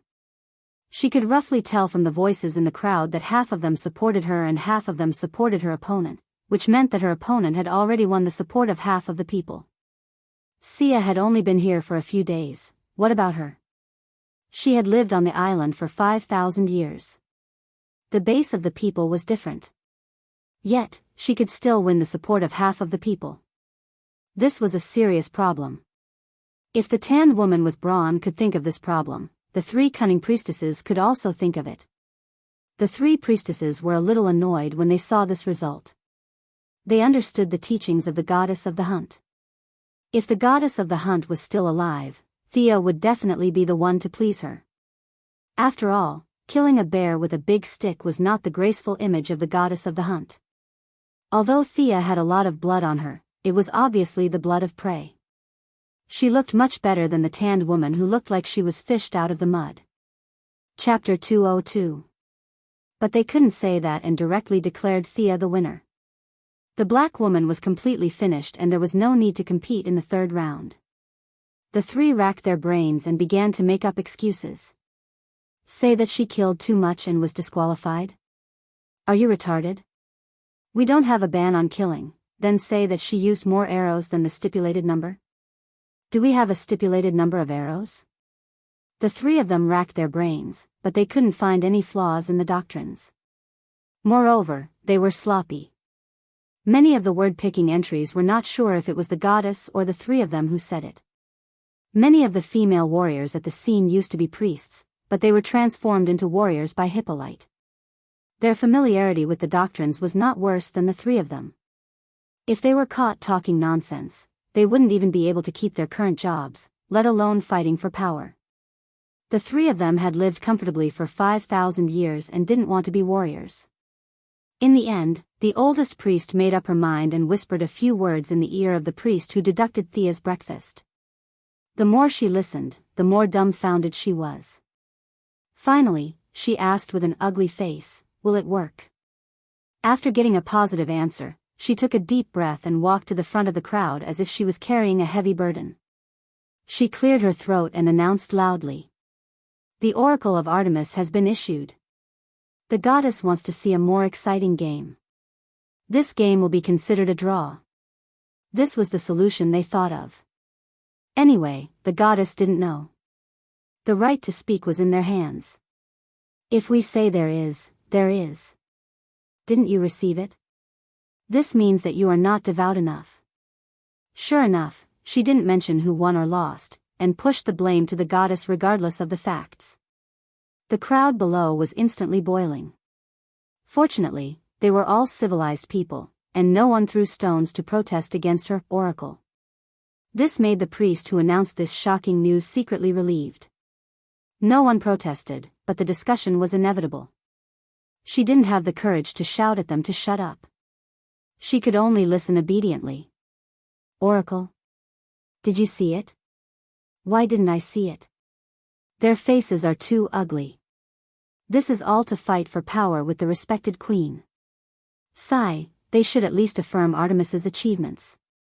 The Outlanders' results are also good. Are the two of them just ignored?" Paradise Island still had a strong democratic atmosphere, and the female warriors were not all muscleheads. After living for so many years, they could still judge the basic right and wrong. Whether it was those who supported Thea or Artemis, they all expressed dissatisfaction with the way they pushed the blame to the gods. As the leader of the camp, Hippolyte naturally heard the discussion of the people. She covered her mouth and pretended to be shocked by the news. In fact, she was laughing in her heart. Great joy appeared on the corner of her mouth, but she forcibly covered it and pretended to be surprised. Diana, who had a fiery temper, was furious. On one hand, she felt that it was unfair for her friend. On the other hand, she felt that the three of them were blasphemous. As a demigod, she had the right to say whether or not there was a miracle here. However, other than herself and Thea, there was not even a shadow of a supernatural being here. The actions of these people were undoubtedly blasphemous. It was simply unforgivable. Thea did not know why she was suddenly so angry. She thought that she wanted to stand up for her, and she was touched. She pulled her back, fearing that she would charge up and kill the three old things. The bad priestess and the others' discussion calmed down a little. She asked Hippolyte very respectfully, "Does the queen have any opinion?" Of course, the queen had no opinion. If this kind of thing happened twice more, your reputation would be completely gone. Didn't you see that the tanned woman was dissatisfied? She thought that she was treated unfairly and that it affected her honor. Perhaps if it happened again, Hippolyte would be able to truly rule Paradise Island. She nodded solemnly, indicating that she had nothing to say. Since they said that it was an oracle, then it was an oracle this time. Just as she was about to announce the end of the meeting, Thea finally spoke up. "Wait, I have a question." It was normal for her to have questions. It would be strange if she did not have questions. At least, the bad priestess thought that if she was the one who was treated unfairly, she would have already fought with her. In fact, she was not the only one. The other female warriors were also waiting for her to speak up. Some of them were even secretly cheering her on. "Kill these old bastards. If you dare to start a fight, I'll kick your ass." Many of them thought. You said that there was an oracle just now? Thea asked loudly. The bad priestess was not shameless enough to eat her words on the spot. She nodded. That's right. The oracle wants to see a more exciting match. She was right. That was what she said just now. The bad priestess could only continue to nod. Thea smiled innocently. Since we have attracted the attention of the gods, we can't let them wait any longer. I suggest that we start the third round immediately. Wow. Suddenly, there were a lot of unintelligible sounds in the hall. It seems to make a lot of sense. There's nothing wrong with that. We should start the match immediately. Thea's counterattack broke the three's plan. The moment they heard her words, they felt a dull buzzing sound in their heads. They quickly exchanged a few glances. Damn it. How could they communicate with glances? No longer caring about the criticism, the three gathered together again and whispered. What should they do? This question flashed in the eyes of all three of them. Sia's question happened to be stuck in their so-called oracle. She was absolutely right. The gods were paying attention to us. Since we were so pious, we definitely couldn't let the gods wait. In that case, let's hurry to the next round. They could not say that the gods left behind an oracle and run away. Now that the gods were not at home. That was too ridiculous. They could not even fool the simple people on their island, let alone the knowledgeable outsiders. Their own gods were hanging on by a thread. Even when they were full of divine power, the Greek gods were famous for playing around and not doing anything serious. They were far from being busy. It was pure nonsense to say that the gods were very busy. As for denying the oracle, it was even more impossible. Even if they wanted to take back what they had said, they could not just take it back 2 minutes after saying it. The three old faces had not been trained to the point of being invulnerable. They still had some sense of shame. After careful consideration, they finally decided to do as she said. Continue the match. As for what to compete in, the three of them were a little confused. They competed in strength and skills. Was there any other specialty on Paradise Island that they could compete in? In a hurry, the three of them saw more and more female warriors pointing at the three of them. Needless to say, they were definitely not praising the three of them for their piety and honesty. Especially the distrust in Artemis's eyes, which hurt the three of them. Damn it, we are wasting our brain cells for you. Chapter 203. If the black and strong woman looked at them like this in the past, they would have already given up. Who do you think you are? But now the situation is different. No matter what the original purpose is, they must pull the black and strong woman. They have been forced into a corner. If they want to live peacefully, they have to fight. However, even if he was capable of making bold claims, it would be too difficult for him to actually execute them. The black and strong woman is a very typical Amazon female warrior. She can do nothing but fight and kill. Now the strength and skills are better. Do they want the two to fight? The three shook their heads at the same time. Thea's pretending to be a pig to eat a tiger left a deep impression on the three of them. Is it possible that she is a fighting master? The leader of the old priest thought hard. When she saw the puzzled eyes of the female warriors around her, she thought of a good way and whispered to the two of them. In fact, there is no need to discuss at all. She has a way. The other two are almost crazy by the situation in the field. Every second here, their popularity will drop by a lot. It is definitely better to have a way than to have no way. This time, the bad priest will not read the oracle. So many people at the scene are watching. The idea discussed by the three of them is immediately packaged as oracle. Do you think these more than 1,000 people are fools? The head of the old priest can only go out in person. She is not so courageous to disguise herself as an oracle under the eyes of the public. She is afraid that she will be stoned to death by the angry female warriors. Finally, she has a bit of quick-wittedness and changed their ideas to disguise themselves. Through our interpretation of the oracle, we think the gods are going to personally assess the third game. Next, we will go to the temple for the final game. It has to be said that her words are quite clever. Out of the fear of the gods, the female warriors who were originally excited were suppressed. Is there really an oracle? Are they not lying? Let's look at the situation again. The female warriors were instantly shocked by her actions. Not to mention them, even Thea and Diana were surprised. What happened? Did the oracle really come? The two looked at each other and were a little confused. Hippolyte, who had been chatting with them for more than 5,000 years, was not so easy to fool. She pretended to be very excited and asked in the tone of a crazy fan, "What did the god say? Can I go and listen to it myself?" In any case, she was the queen, and she and Zeus still had several legs of friendship. The priests couldn't refuse at all. Not to mention them, even if Artemis came down in person, in terms of identity, Hippolyte was not afraid of her. Now she just asked to watch, and no one dared to refuse. The old priest acquiesced to Hippolyte's proposal and replied, "The oracle is very obscure. Let's not let the gods wait for a long time. Let's go." For a moment, a big question mark appeared in the minds of those who understood. What were they planning? Thea was naturally a smart person.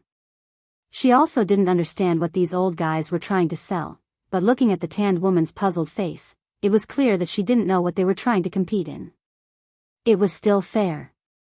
Thea just wanted to end this farce as soon as possible. If you want to fight for power with Hippolyte, then go ahead. Why do you have to drag me into this? I have to go back and knead the dough. Knowing that Diana would also go, she was even more relieved. These three old guys can't summon Ares, right? There was nothing to be afraid of, so she calmly followed the three people.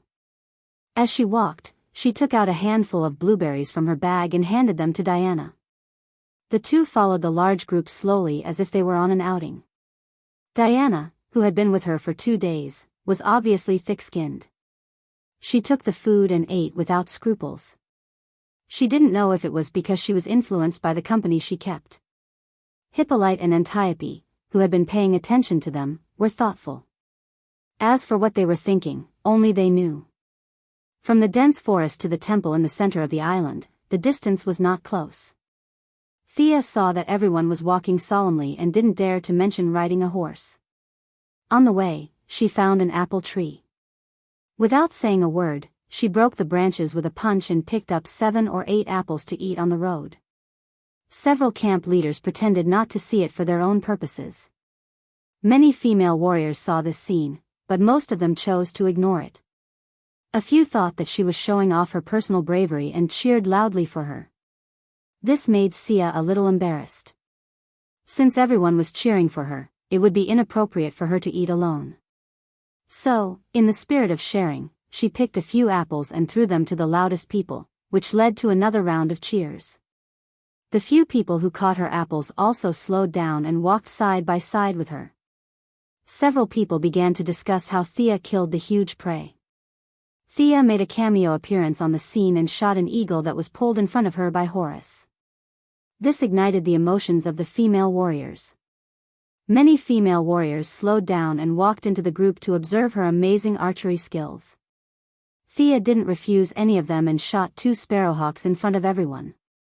The cheers were earth-shattering, and even Diana was a little eager to try. They were so happy as if they were celebrating a festival, but the faces of the priests were pale. As the general of Paradise Island, Antiope couldn't help but turn around and compete with Thea in archery after seeing her kill another gray eagle. It had to be said that Antiope's archery skills were better than the spear. Thea and her were evenly matched. The two of them went from shooting dead animals to shooting living animals, and finally, they shot 3 arrows at the same time. It was like an archery competition, showing off all kinds of archery skills. Isn't it the age of gunpowder outside? Why do you want to specialize in archery? Antiope was very happy now. The female warriors of Paradise Island didn't dislike archery, but they advocated hot-blooded battles with swords and axes. They weren't very keen on long-range attacks. Now that they met Thea, who came from an archery family, they naturally felt unexpectedly close to her. It was a kind of respect that both sides were on the same level. Of course, Thea couldn't say that her father and brother were all archers, and she couldn't reveal too many details about the future. She could only vaguely explain, archery can give me courage to protect my city from the invasion of bad people. Gunpowder can't. Gunpowder can only further increase the killing. Diana, listen, Thea's philosophy is different from yours, but it's also noble. This is the concept of protection that I mentioned to you before. It's not the only concept, you should. Antiope was deeply impressed after listening to her half-truths. Thinking of the naughty child that she taught, she turned around and began to discuss with Diana whether there was any room for improvement in her life principles. Chapter 204. Thea did not have many beliefs for her to think about. She just wanted her family to survive in the future. Of course, it would be better if they could live comfortably. Antiope went to teach the naughty children. Thea was surrounded by a group of female warriors who had lived for 5,000 years but were still very innocent. Archery required talent and some tricks, so she could not teach them. However, she could teach them the thousands of years of fighting experience she brought from the outside world. She found a few moves that were very similar to their original style and taught them. The female warriors did not care that Thea was much younger than them. They all happily learned the moves. By the time they reached the entrance of the temple, there were already hundreds of people gathered around Thea. Diana could not stand her aunt's nagging. In the name of proving her beliefs, she was actually annoyed by her aunt's nagging. She dragged Thea to play another round. The two of them were not serious. They were purely playing around. They walked for a few miles and attracted a lot of attention. In front of them, there were constantly people who deliberately fell behind to watch from a close distance. The whole group walked in a very strange way. A large group of people in front of them walked in an orderly manner, but there were people who looked back from time to time. The large group of people behind them was much more lively. It was as if they were celebrating a festival. There were endless cheers and shouts, mixed with the sound of weapons clashing. A group of female warriors who regarded fighting as their lives cheered even more. When the group in front of them stopped, they realized that they were at the entrance of the temple. "We're here. Time flies. Oh no, Miss Thea has used up a lot of energy. Will this be bad for the competition later?" No wonder the old guys didn't stop them. They're so cunning. After playing around for a while, many people had a better impression of Thea. They were not completely loyal to her, but at least they were friendly. Many people realized that they should have rested for the whole journey, but Thea obviously did not stop. Diana was also a little regretful. All the female warriors on this island were adults from the moment they had consciousness. She was the only one who had gradually grown up from childhood. She, who had no playmates, had a lot of fun playing with Thea along the way. Now that she realized that she seemed to have been a burden, she felt extremely regretful. Thea patted her on the shoulder, indicating that she was fine. With this kind of low-intensity physical exhaustion, she could definitely last for 3 days. Diana didn't relax because of her comfort, but focused on listening to the priest's explanation of the third game. The space inside the temple is limited, the contestants can enter. "Oh, Her Majesty can also come and watch," the old priest said calmly. The Amazons didn't have any objections. The temple area was originally large enough, but in the past 5,000 years, Hippolyte had used various excuses to occupy it. Today, she built 2 houses to improve the accommodation of the female warriors, and tomorrow, she took away a large piece of land. Now, the temple area had shrunk sharply. It could barely accommodate more than 200 people at the same time. The 3 priests didn't wait for them to respond. They led the way in, followed by the queen, Antiope, and the strong black woman. Thea sighed and followed them. Diana calmly accompanied her. She was blessed by the gods, and no one could stop her. The female warriors pushed out 100 people and finally entered the temple. The era of the gods is over. This was the first sentence that came to Thea's mind when she entered the temple. The statues of the 12 main gods, which should have been full of majesty and solemnity, were now crowded side by side. The whole space seemed cramped and small. Although the statues of the gods were full of power and beauty, Thea didn't feel a trace of divine power from them. There was only heavy lethargy and defeat. Would there be any hidden equipment here? The protagonist's golden finger was usually hidden in the statues. Thea secretly scanned the place with the eye of Horus. When she saw something, she almost laughed out loud. She saw traces of human living in the backyard of the temple. Needless to say, this was where the priests usually lived and ate. This was normal. The priests were also human, and they needed to eat and sleep. It was not surprising. However, Thea saw a row of neatly dried sweet potatoes in their house. This almost made her laugh. It turns out that I'm not the only one who thinks the food is bad. They are also secretly improving their food. Hey! Don't use your divine power. Diana elbowed her. Sorry. Thea quickly apologized in a low voice. Using the divine power of the gods in the temple, are you sure you are not here to cause trouble? Besides, these Greek gods were not dead. They were just too injured to move. After apologizing, she couldn't help but whisper into Diana's ear and share her discovery with her. After listening to her story, Diana's expression was extremely strange. Her serious facial muscles were a little twisted. She gave Thea a strange look and covered her mouth hard. She lowered her head and did not dare to look at the three old priests on the stage. She was afraid that if she really laughed out loud, it would not end well. The old priest's footsteps did not stay in the temple for too long. Instead, he went to the side door. Isn't the competition in the temple? Where are we going? Thea whispered to Diana. It seems to be the way to the tower.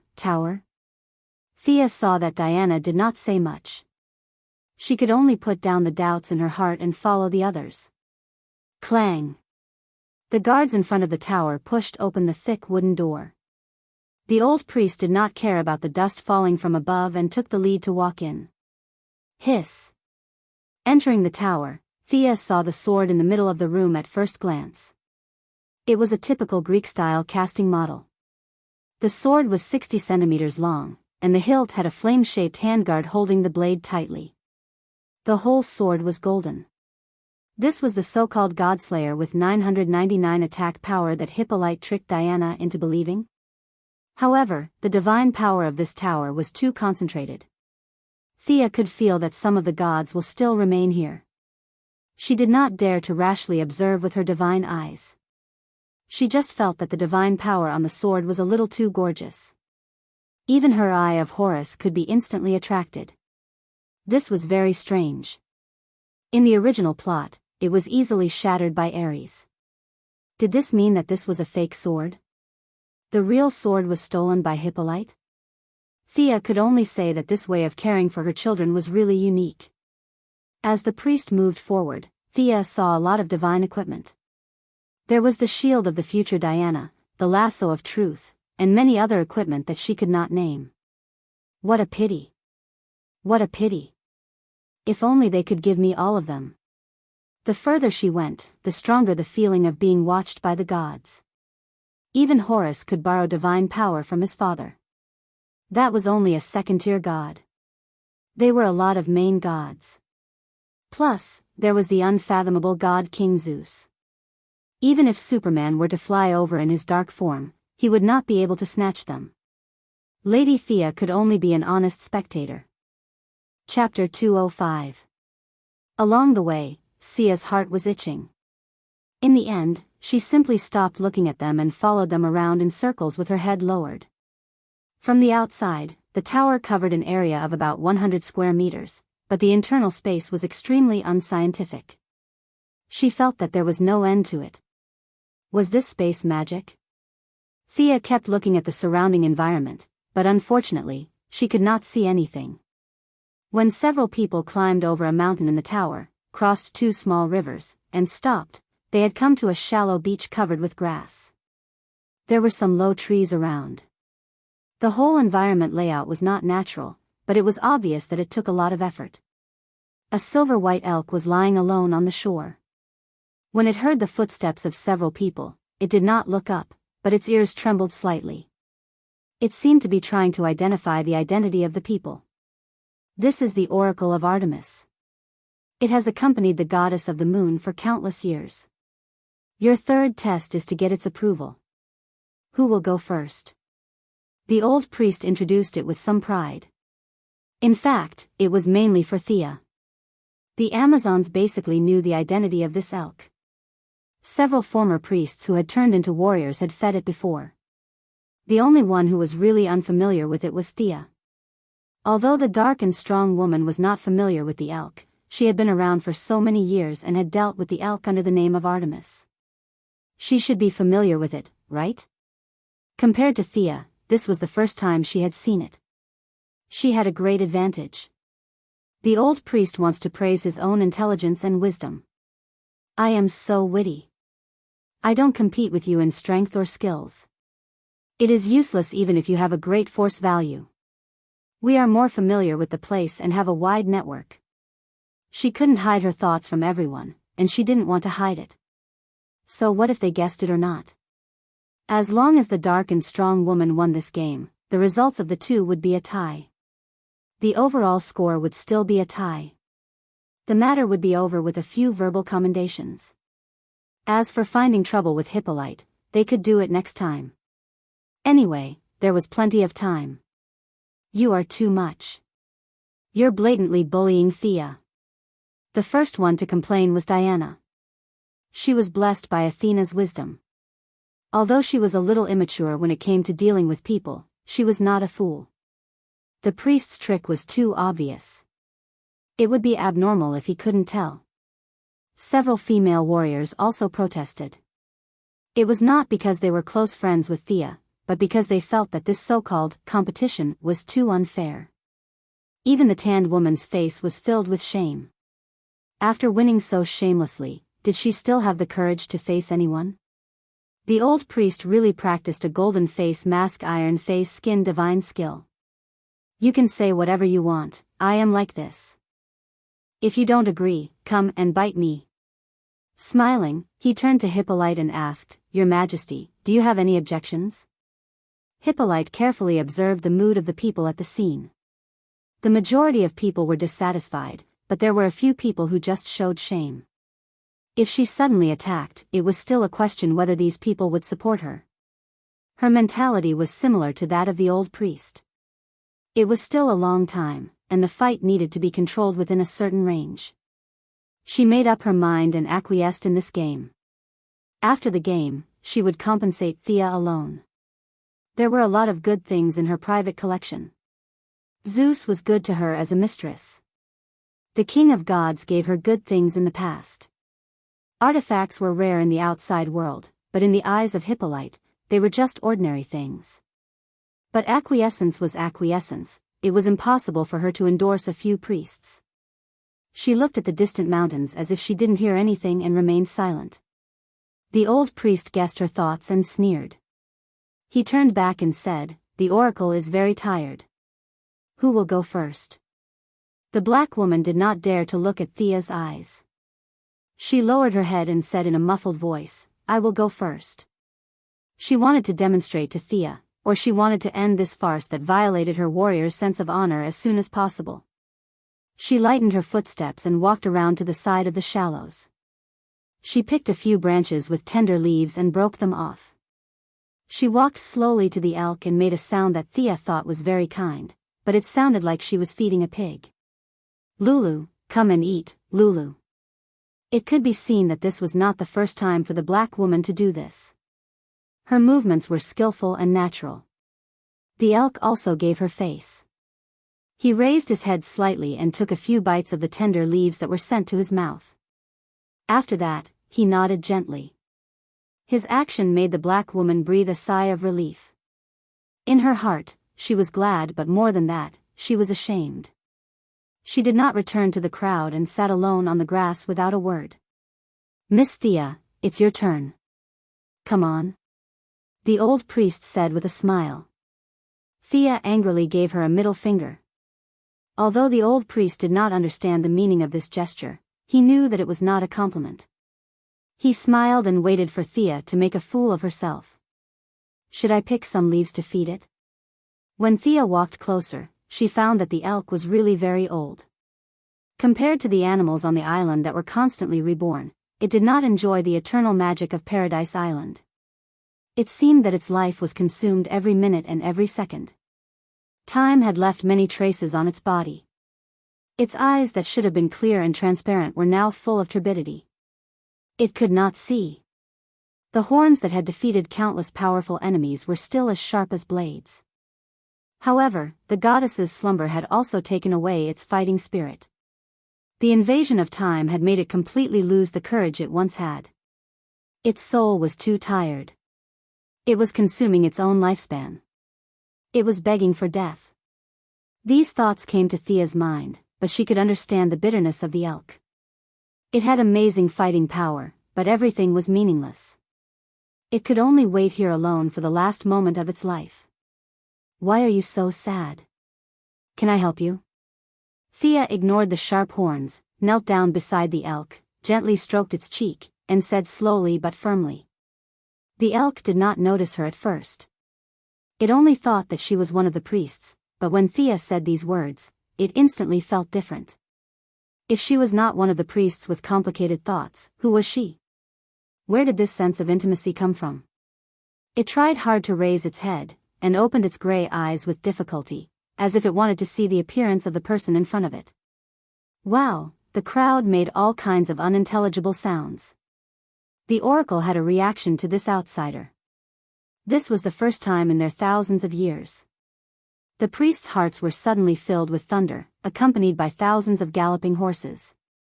Of course, they were the ones who were struck by thunder and trampled by thousands of horses. They looked at each other and saw the fear in the corners of their companions' eyes. No way. Again? Why did I say again? This is different from the script. Chapter 206. Thea did not have time to think about their feelings. She only felt a weak connection between herself and the elk. It was not that they knew each other before, but it was a bond that came from the deepest part of their bloodline. How did I establish a blood bond with it? Thea was a little shocked by her own thoughts. Was it because of the unicorn? Maybe they were distant relatives. In a flash, he found a relatively reliable answer for himself.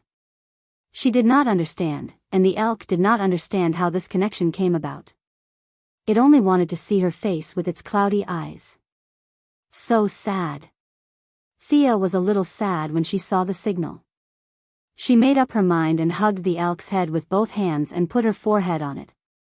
Thea was ready to transfer part of her eye power to let the elk see the light again. Don't, Diana only said one word before she stopped. She did not know whether she should stop or agree. She was so anxious that her little face turned red.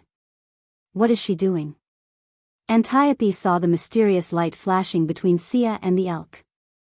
Something she couldn't understand was floating around, which made her very puzzled. Seeing Diana's anxious shout, she asked in a low voice, "What's the matter?" Diana hesitated for a long time before she whispered, "She is transferring her divine power. She is also a child of God?" With the common values of Paradise Island, she instantly thought of this word. As for killing a god, it was not in her dictionary at all. She is a noble child of God, Diana said with absolute certainty. At the same time, the spirit of sacrifice, protection, and dedication in her heart deepened by a few %. In fact, Thea was not as noble as she thought. She could help others when they were in trouble, but she was not willing to sacrifice herself to help others. Horus was known for his good eyesight. His eye power was almost endless. It was not an exaggeration to say that he could go up to heaven or down to hell. Now, although he only had one eye and did not have a body, the transfer of his eye power would only make Thea's eyes sore for a few days. It would not have a big impact. In addition, the elk itself also had divinity. It was just that its desire to die was too strong previously, so it did not heal its eyes immediately when it was damaged. Now that Sia's eye power had overflowed and its own self-healing ability, the white mist in its eyes dissipated at a visible rate. The elk saw Thea as soon as it regained its vision. It intimately rubbed its face against hers.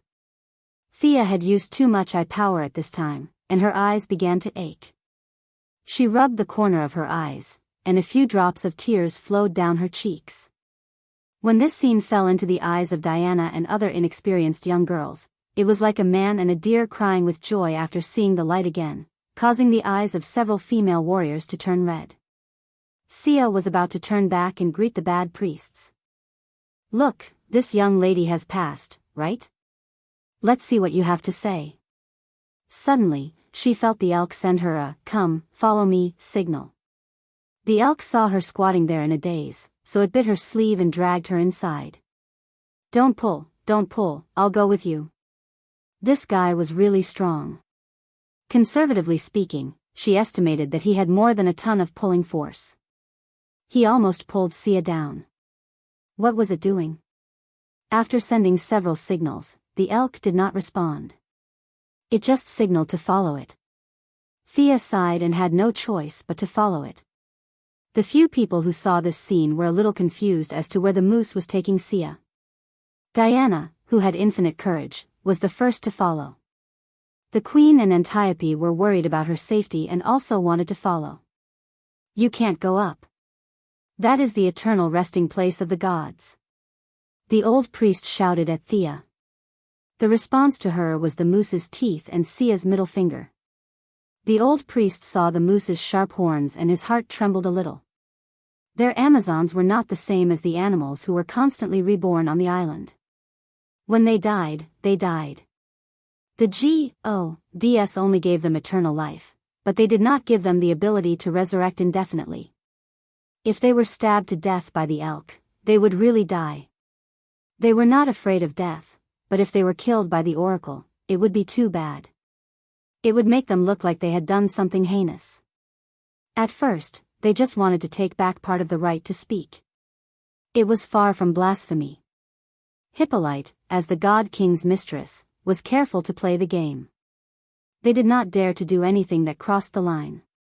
The three of them could only watch in fear as Sia disappeared from their sight. As for Diana and the others, they did not dare to stop her. The blessings of the gods were not a joke. In addition, many of these main gods were her brothers and sisters. She could wander around all the temples as she wished. Even the gods had no objections, let alone the three of them, divine servants. The queen's status was similar. She didn't even look at the three priests and walked over calmly. Antiope didn't say anything. She just pulled out her sword and followed after her sister with a flash of sword light. Seeing that the female warriors also wanted to go inside, the three priests were completely angry. "You can't go in. I have the right to go in. I still have the name of the gods." The black strong woman looked at the three old things seriously.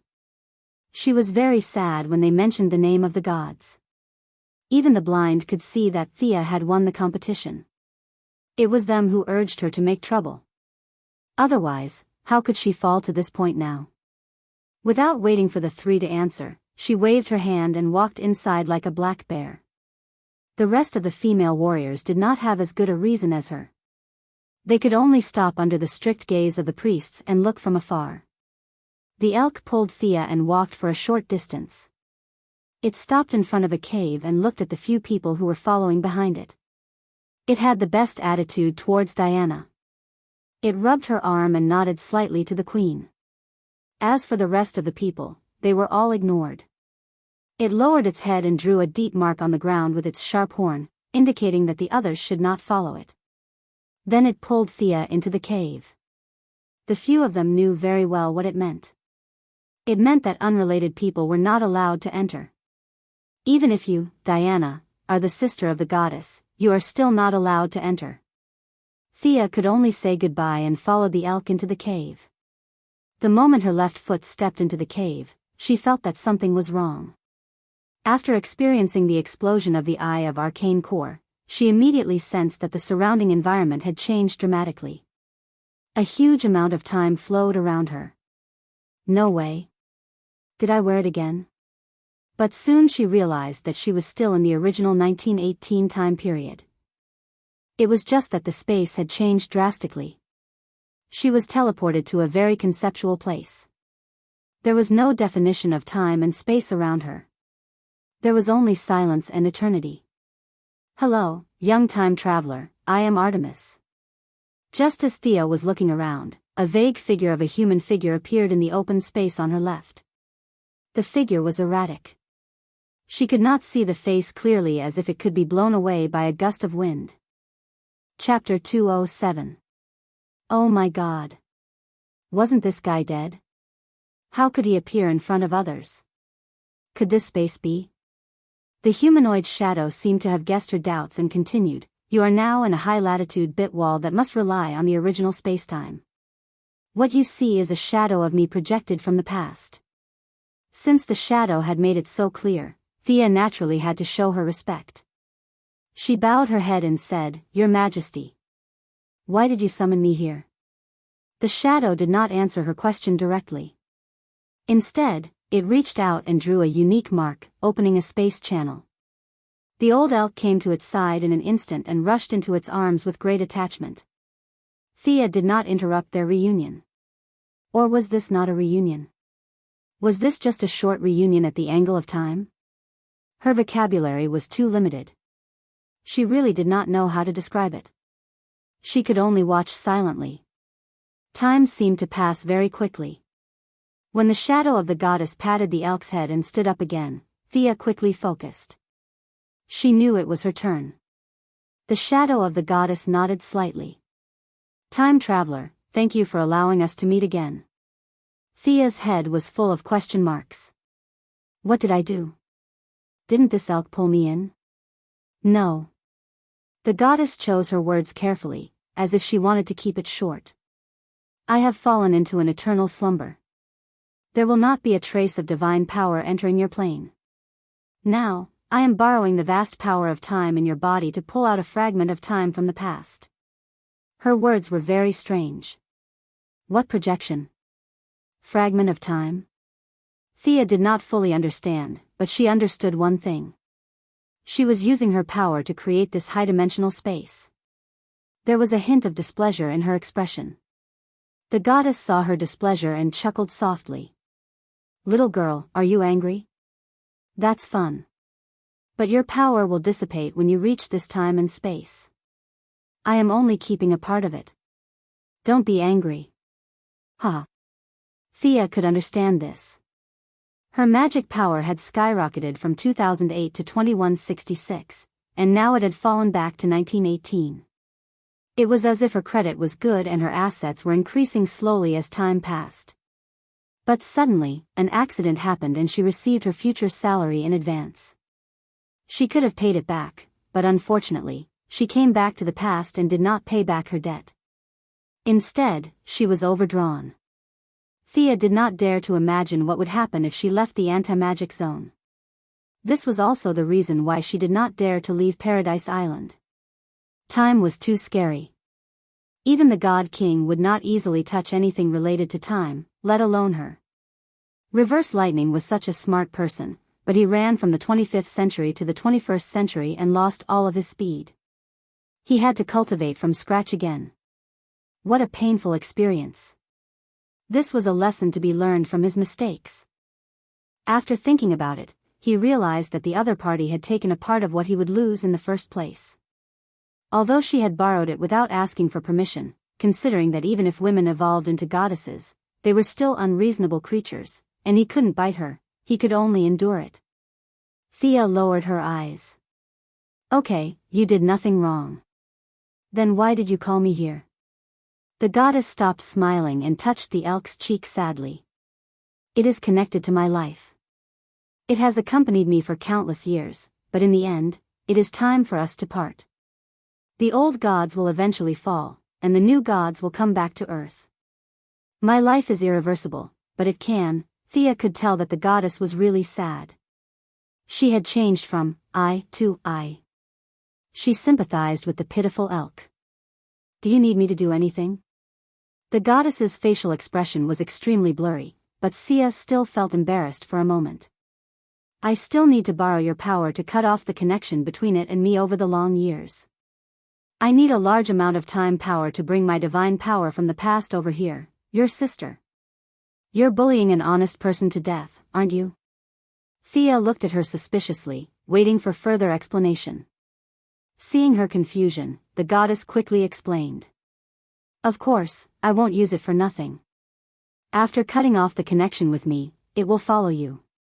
It has a lot of combat experience and will be of help to you. Also, I can help you retain some of its magic power for about 10 years. Think about it. So that's the case. Thea began to think. This condition was not impossible. Thea could not see the elk's combat power. No matter how she looked at it, it was just an old elk.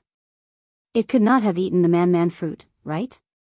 She really did not see how it could help her, but the 10 years of magic power retention was very powerful.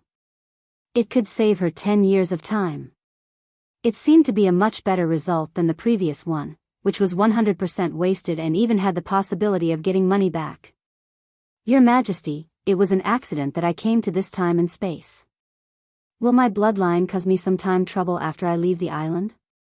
Thea thought about it again and again. This was a serious problem. She did not want to be blown up as soon as she left the island, nor did she want to stay on the island for the rest of her life. It was rare to meet a goddess who seemed to be easy to talk to, so she had to ask clearly. Moreover, if she took away her magic power, time would come to her door to ask for money. If she could not pay it back, it would be a big joke. The goddess seemed to have expected her question and answered proudly, divine power can change everything. We respect time, but we are not afraid of time. With your authority in the Master of Time, I will help you to stay within a constant value. Even if you return to your original time and space, you will not lose control, and it will not affect your future development. This part will be your power from now on. The goddess also knows about the Council of the Master of Time. Thea was a little surprised that those weaklings could be known by Artemis, a true god who had been dead for God knows how many years. I only know that they are not as simple as you think. I don't know more than that. It seems that the water is very deep. Thea could not help but be a little moved. Let Rip Hunter and the others worry about the council. Your Majesty, what do you need me to do? I will release the anti-magic enchantment on your body. What you need to do is to transfer all your magic power to me in the shortest time possible. After confirming that she was ready, the goddess pointed at her body. Wadash! The sudden surge of magic power made the high-dimensional space begin to tremble. Fortunately, this was not the first time. She summoned the unicorn that still did not understand what was going on. The two of them merged again and quickly gathered the sudden surge of magic power. Amazing power. It's hard to imagine that you are immortal. Huh. You seem to have a trace of divinity, but it is not the divinity of the Greek gods. The goddess did not expect her magic power to reach this level. Seeing that the space was trembling, she stabilized the surroundings and watched her merge and said thoughtfully. Chapter 208. She touched the ears of the elk beside her. She is a good girl. She will achieve great things in the future. I don't think you will feel wronged if you follow her in the future. The elk whimpered at the goddess. Although it was just a quick glance, it did see the unicorn that was dragged out in a daze.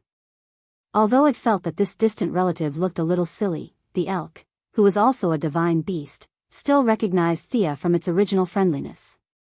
Thea did not know that the master and servant were talking about her. She thought that the fusion would go smoothly, but she encountered a little trouble. The problem was the little divinity of war that Arthas absorbed. The era of the old gods had come to an end, and the deification of faith had become history. From now on, it was the era of power.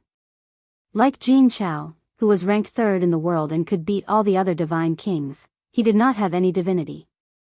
He only had incomparable power. Thea was now stuck at the time when the old gods had died and the new gods had not yet been born. Divinity could be said to be a unique characteristic of the gods. It included their personality, beliefs, rules of conduct, and a lot of other things. Originally, Thea could not absorb it, and the other divinity did not like her. However, the unicorn absorbed a little, and this little bit was integrated into Thea's body through the fusion. She also had the Eye of Horus, which was of the same origin as the divinity. After the fusion of the two, she unexpectedly also had a trace of divinity. What Thea did not know was that if she absorbed too much divinity, Horus might be resurrected with her body. Fortunately, Horus was not the god of war. Most of the divinity that represented war in his body was taken away by the Dragon Queen. After that, with the unicorn's share, the divinity that fell into Thea's body in the end was very little. It was impossible to rely on this trace of divinity to ignite the fire, build a divine body, obtain a divine title, and then happily crown her name as the god of war. But sometimes, this trace of divinity determined the difference between a human and a god. Thea only needed time to completely absorb this trace of divinity. No matter how weak it was, she would be considered as having divinity. It took a Herculean effort to temporarily control the divinity. It would take a lot of time to completely understand it. He put on the golden armor again. Due to the divinity of war, the patterns on the armor were more detailed. Quick, you don't have much time left. Give me your hand.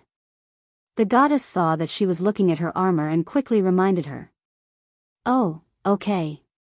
Even without his reminder, Sia also felt that her magic power was rapidly dissipating, and the speed was getting faster and faster. Before she could see how much her armor had changed, it had degenerated from a full-body armor to a half-body armor in less than a second. The palms of a man and a god crossed the distance of countless years and finally clasped together. Thea felt as if there were two huge water pumps beside her. It was hard to say which one was pumping harder, but she could feel the energy that filled every cell in her body being rapidly sucked away.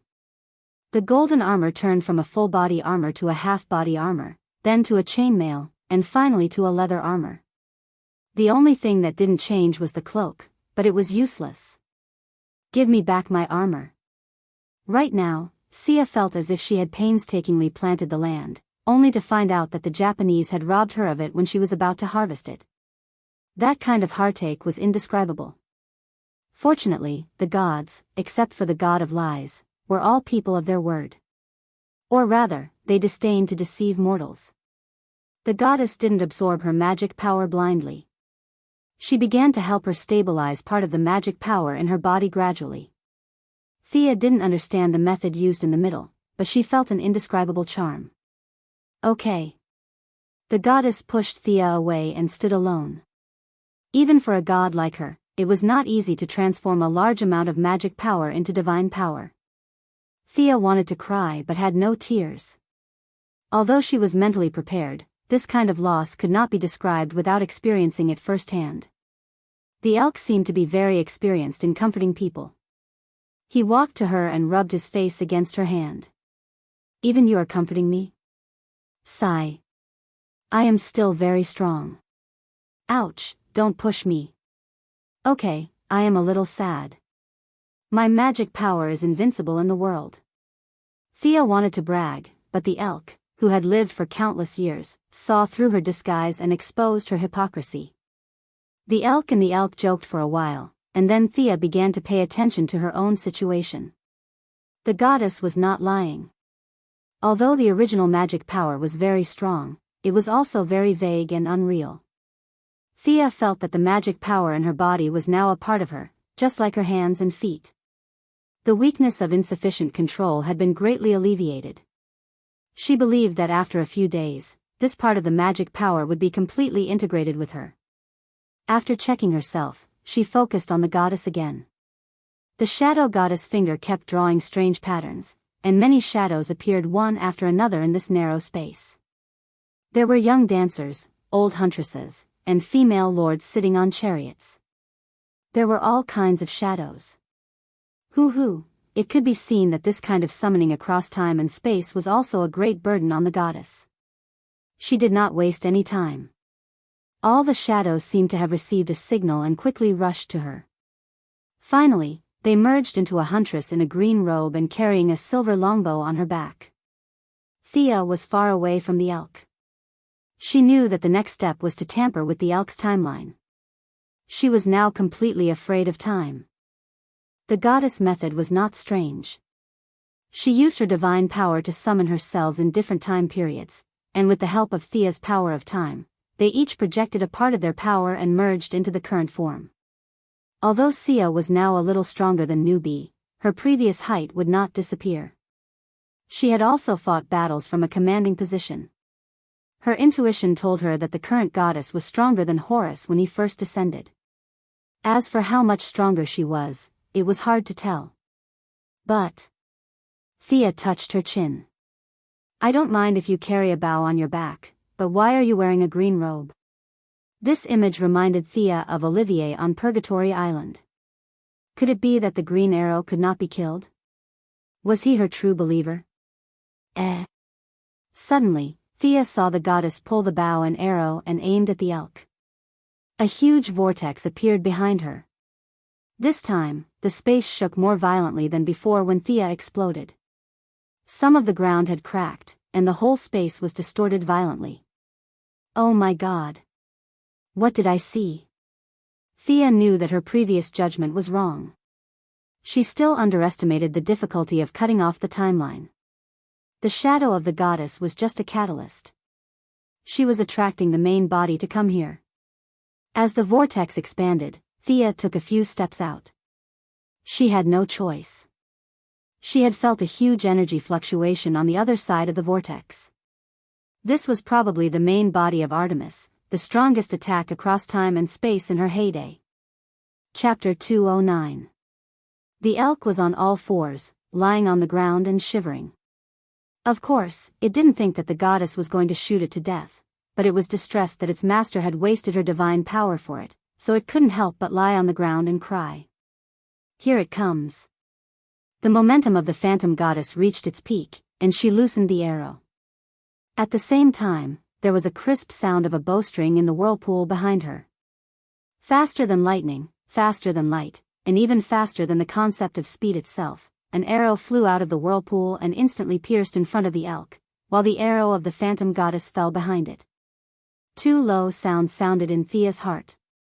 This was not the transmission of sound, but some kind of conceptual resonance. The elk's past and future were cut off. A shadow that was exactly the same as the elk on the ground quickly ran out of the whirlpool, and the two quickly merged and could no longer be distinguished. The phantom goddess closed the whirlpool, and her green robe and bow disappeared again as if they had never existed. She gently stroked the side of the elk's face. Child, you are free. Go and live a new life. The elk walked to Thea's side, and the goddess pointed at their foreheads. In the future, it will accompany you until the end of your life. It will accompany you back to your original time and space. You must treat it well. Thea, who was going to ask how to go home, quickly seized the topic. Your Majesty, can you let me go back to my original time and space? Or let me contact the spaceship that I was on before? The goddess was silent for a long time, as if she was searching for something. Finally, she shook her head in Thea's expectant eyes. Sorry, I didn't find any trace of them. Although my divine power is not enough to search too far into the future, I feel that they are not in the same timeline as you. Before Sia showed a desperate expression, he continued, however, after you go out, you can take my bow and arrow. In the quiver that Father God made for me, there is a divine arrow blessed by Father God's divine power. When this arrow absorbs enough divine power, it can help you open the time channel. With your authority in the Time Council, you should be able to find your original time point smoothly. What did she mean, her bow and arrow? She didn't want to borrow it, did she? Thea asked cautiously and uncertainly, what do you mean by bow and arrow? Hee, little girl, you don't have to test me. It's just as you think. I've already fallen, so I don't need a bow anymore. Your hunting and philosophy are very much in line with my teachings. But next time, don't mention my name when you're eating wild boars. The goddess' face could not be seen clearly, but after saving the elk, her tone had become much more relaxed. Ah. Thea covered her mouth. Did he hear her nonsense when she was eating the wild boar? These deities have too much time on their hands. You're already a corpse, yet they're still in the mood for leisure. Thea smiled awkwardly as she hurriedly apologized to her goddess. What child's words were, what inexperience. No matter if she was right or wrong, she should at least express her attitude. The goddess nodded and seemed to accept her explanation. Her tone became serious. Where did the divinity in your body come from? If I'm not mistaken, this is an Egyptian temple? Judging from the divinity, it contains waves of unwillingness. Could it be that a mortal like you can actually kill a god? Thea did not know how to answer, but she remembered the books she read from Diana over the past few days. It seemed that the Greek and Egyptian deities were mortal enemies. Seeing that the goddess was still waiting for her answer, Thea made up her mind and nodded. It's Horus. The goddess was silent for a few seconds. Suddenly, her tone became high-pitched. Amazing. It's hard to believe that you can do such a feat as a mortal. I have to reward you. Thea laughed in her heart. She had made the right bet. There was indeed a grudge between them. This could be considered as a proof of his allegiance. We're definitely on the same side. She could almost see all kinds of divine equipment falling into her bag. One of the 18 types of weapons. She might not be able to defeat Darkseid, but General Zod should not be a problem. Awesome. Just as Thea was wondering if she would wake up from her dream, the goddess' sigh made her heart skip a beat. It's a pity that I'm all alone now. I have nothing to reward you with, but I still have some of your magic left. What's the meaning of this? Now that the divine equipment is gone, you want to use my original items to send me away? Thea could not tell what she was feeling at the moment. She only felt that the goddess was a god. She was too stingy, but it was better than nothing. Just as she was about to nod, the goddess spoke again. I've converted all of this magic into divine power. You can't use it even if I give it back to you. What should I do? Sia's mood was in a mess because of her, sometimes high and sometimes low. She could tell that the goddess was not teasing her. She was indeed shy and could not take out anything. Seeing the goddess thinking hard, Sia did not dare to urge her. She could only stand straight and wait. Young time traveler, are you willing to be my chosen one? The goddess finally asked a question. Chosen one? The first thing that came to Thea's mind was the scene of Moira fooling the people. Those were her mother's chosen ones, but she soon realized that the goddess did not mean that. Thanks to Diana, Thea had recently read a lot of books about the gods. She had also attended literacy classes for 2 nights. Her knowledge of the gods was not shallow. She immediately understood what the goddess meant. What responsibilities does your chosen one have to bear? The reward was proportional to the effort. It was not that there was no such thing as a free lunch, but in theory, it was not her turn. The goddess waved her hand. I've already fallen. My chosen one doesn't need any responsibilities. If you're in a good mood, help me spread the word. If you're in a bad mood, don't. Such preferential treatment. Thea was immediately tempted. According to Diana, the chosen one was different from the priests. The priests were the servants of the gods. No matter how powerful the priests were, they were still servants. The role of the chosen one was similar to that of a disciple and an assistant. Seeing that she was a little tempted, the goddess added another weight. I originally thought that you were of the light attribute, so I absorbed more magic. I didn't expect that you also have the dark attribute, and a lot of it. If you become my chosen one, you will be able to master countless spells under the moonlight, and the power will be increased by 30%. I'm willing to be your chosen one. Thea immediately knelt down on one knee. It was too embarrassing to have magic but not the corresponding spells. Since there was no responsibility or obligation, why not get a lot of free knowledge? Ahem. You stand up first. The goddess was a little embarrassed. She pulled Thea up again. In her puzzled eyes, the goddess asked very seriously, Time traveler, tell me your name. Thea's mouth twitched a little. Are you kidding me? We've been talking here for a long time, and you don't even know my name? This goddess looked very serious, but in fact, she was a little funny. After thinking about it again, she could not blame her. Horus, who was stabbed to death by her, probably did not know her name until he died. Chapter 210. This group of gods, whether it was Greek or Egyptian, had this problem. They looked down on mortals. Perhaps it was because their level of life was too high, and they were too lazy to remember the short lifespan of human beings. There was an idiom that could very accurately describe their attitude towards life, and that was, they were arrogant. Thea stood up helplessly and cleared her throat. Your Majesty, my name is Thea Quinn. Ahem, I remember. Come, kneel down now. Thea resisted the urge to kneel down again. Fortunately, nothing went wrong this time.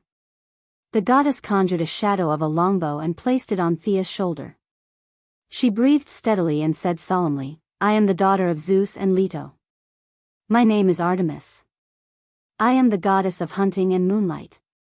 Today, I bless Thea Quinn, my chosen one, forever. At first, Thea thought that it would be like a Western wedding, where she would have to say something like, I do. But the truth was that this ceremony did not require her consent at all. The gods meant what they said. If they said you could do it, you could do it. The goddess then repeated it twice in two strange languages. Thea did not understand a single word. A soft silver light connected the foreheads of a human and a god in the blink of an eye. Countless knowledge poured into her mind. There were dark spells, the sacrificial methods of the Greek gods, hunting and breeding animals, and even a lot of dance moves and a lot of knowledge about brewing wine. What kind of nonsense is this? Thea was speechless. These gods looked very sacred, but they were actually very bored. Almost 70% of the knowledge that the goddess passed to her was about eating, drinking, and having fun. Usually, no one was thinking about fighting, and time was wasted. No wonder Ares could defeat an entire ship of them. But to say that this chosen one was useless was an injustice to the goddess. Although the specific knowledge needed to be sorted out, she had automatically mastered a spell-like ability. The goddess called this spell, Eternal Night, which was cast once every 3 days. It could ignore the environment at the time and transform the night into a night with few stars, covering a radius of 10 miles.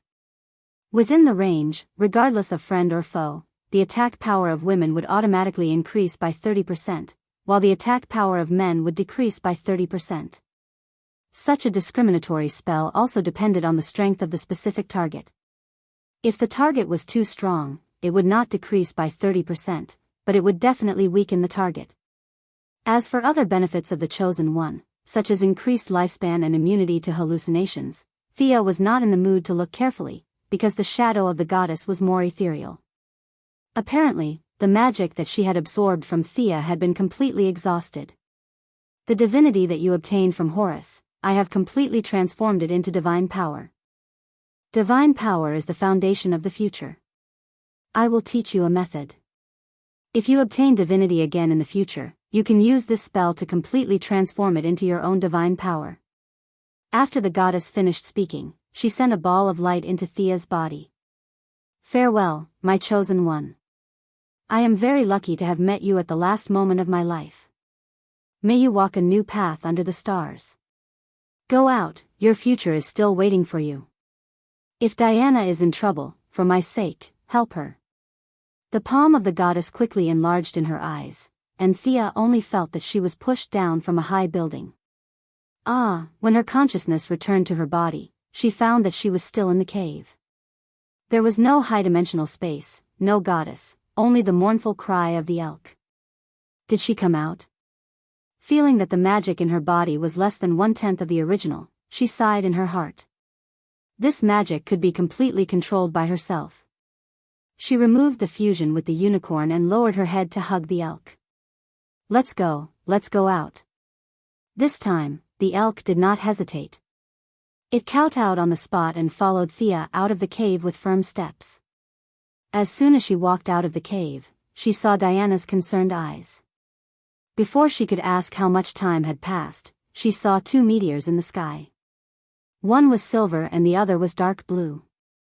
They cut through the sky, leaving a long trail behind them as they rushed towards Thea. What's that? Thea did not see what it was with her powerful dynamic vision. She found that there were 2 more things in her hands. Artemis's silver moon longbow. And the other one? Oh my God, it's a quiver made by the father. The only person who could exclaim like this was Diana. At this time, she only had one guardian silver bracelet, and it was not yet the time when she would have a full set of god-tier equipment. Now that she saw Sia get 2 god-tier equipment, there was no need to mention how jealous she was. The silver moon longbow. Thea gently stroked the bow. The touch proved that the bow was not made of metal. Instead, it was a mixture of oak and some debris of the stars. The 2 characteristics of toughness and toughness were reflected in the bow at the same time. The length of the bow was 1.5 meters. It was a traditional ancient bow. The handguard was carved with Artemis's favorite. A pair of antlers was used as a symbol. The 2 wings of the bow were engraved with complicated and small carvings, all of which were praising the great achievements of the goddess.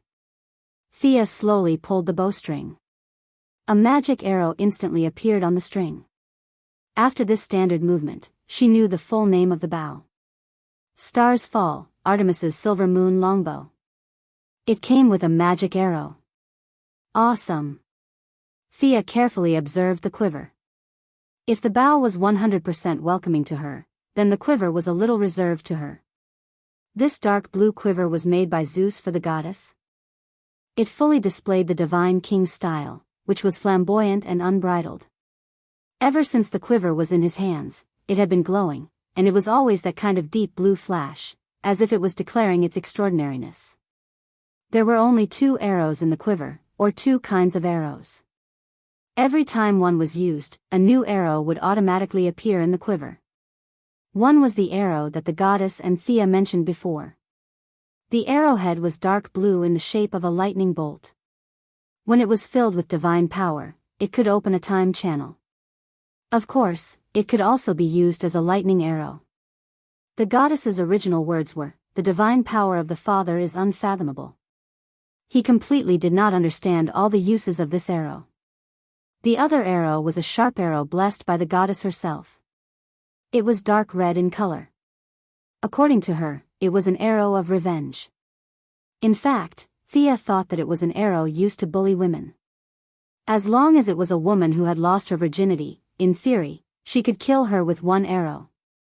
Perhaps there were too many gods who opposed her in the later period, so the goddess rewrote her own doctrine and changed the group of victims to evil women who had lost their virginity. To be honest, Thea was a little sweaty when she looked at the arrow. At the same time, she wondered if there were any bad women in the world. The killing attack sounded beautiful, but there were a lot of restrictions. In the future, she would not use this arrow if she could. Whether it was the bow or the arrow, they could be stored in her body, and they were unique. That was to say, as long as she took away these 2 artifacts, even if she was in the original time and space of Paradise Island, there would be no trace of these 2 artifacts. Unless she was killed, these 2 artifacts would be bound to her. She did not immediately put them away. She still wanted to see the faces of these bad priests. If she put them away, what if they did not admit it? Chapter 2:11. Thea grinned as she approached the 3rd priestess. "You didn't wait long, did you?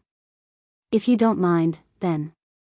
Before Thea could finish her sentence, the dark-skinned woman knelt in front of her. She held her short sword with both hands and sobbed. "You are the only representative of Artemis in this world. I am willing to return the name of Artemis and become your eternal servant. I will continue to serve the goddess of the hunt. Please accept me." Thea quickly glanced at the crowd and found that they were all surprised. This meant that this was not anyone's idea. It was the dark-skinned woman's own idea. She had to admit that she was quick-witted.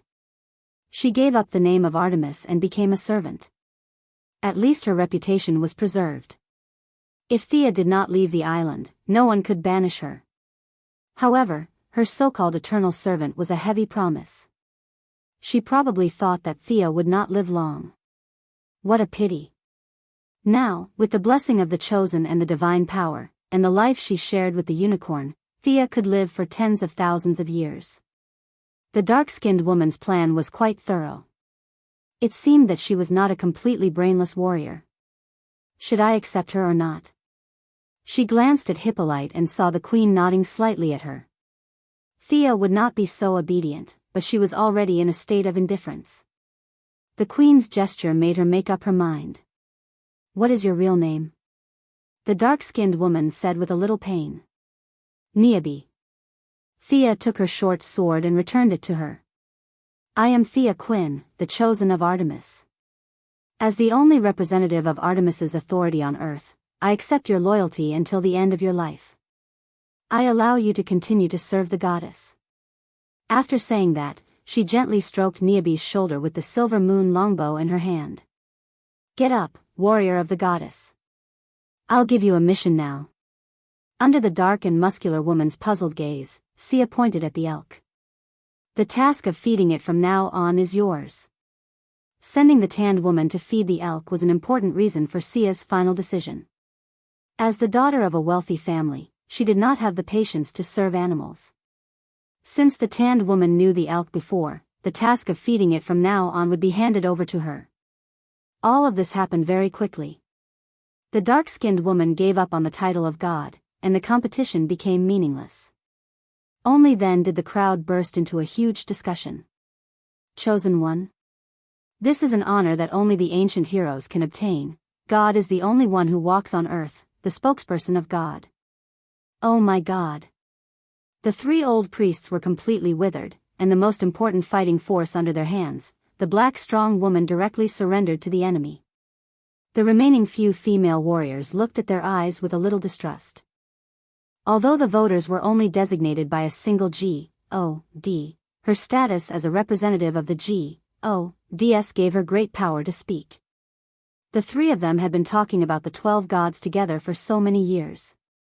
Now Artemis and the others definitely couldn't represent them, but they couldn't say that it was announced by 11 gods when they announced the oracle in the future. The whole could not be changed. This was their iron law for almost 5,000 years. Now that a hole had been dug in the iron law, the three of them felt that everything that happened today was still a dream. Thea was too lazy to pay attention to their thoughts. She just wanted to go back quickly and carefully study the specific abilities of the Chosen One and the Divine Bow. However, Hippolyte pulled her, raised her arm high, and announced loudly in her puzzled eyes, "From now on, she is our Artemis, our sister." Oh, Artemis. The crowd below burst into cheers, especially Diana, who shouted the loudest. Oh. I've joined the team. Thea looked at the excited expressions of the crowd. This was no longer a matter of unlocking the reputation. After receiving the title of God, she was already a member of the Amazon team. Legally, from any point of view, she was a member of this team. Anyway, she still had to stay here for a few months, so it was not bad.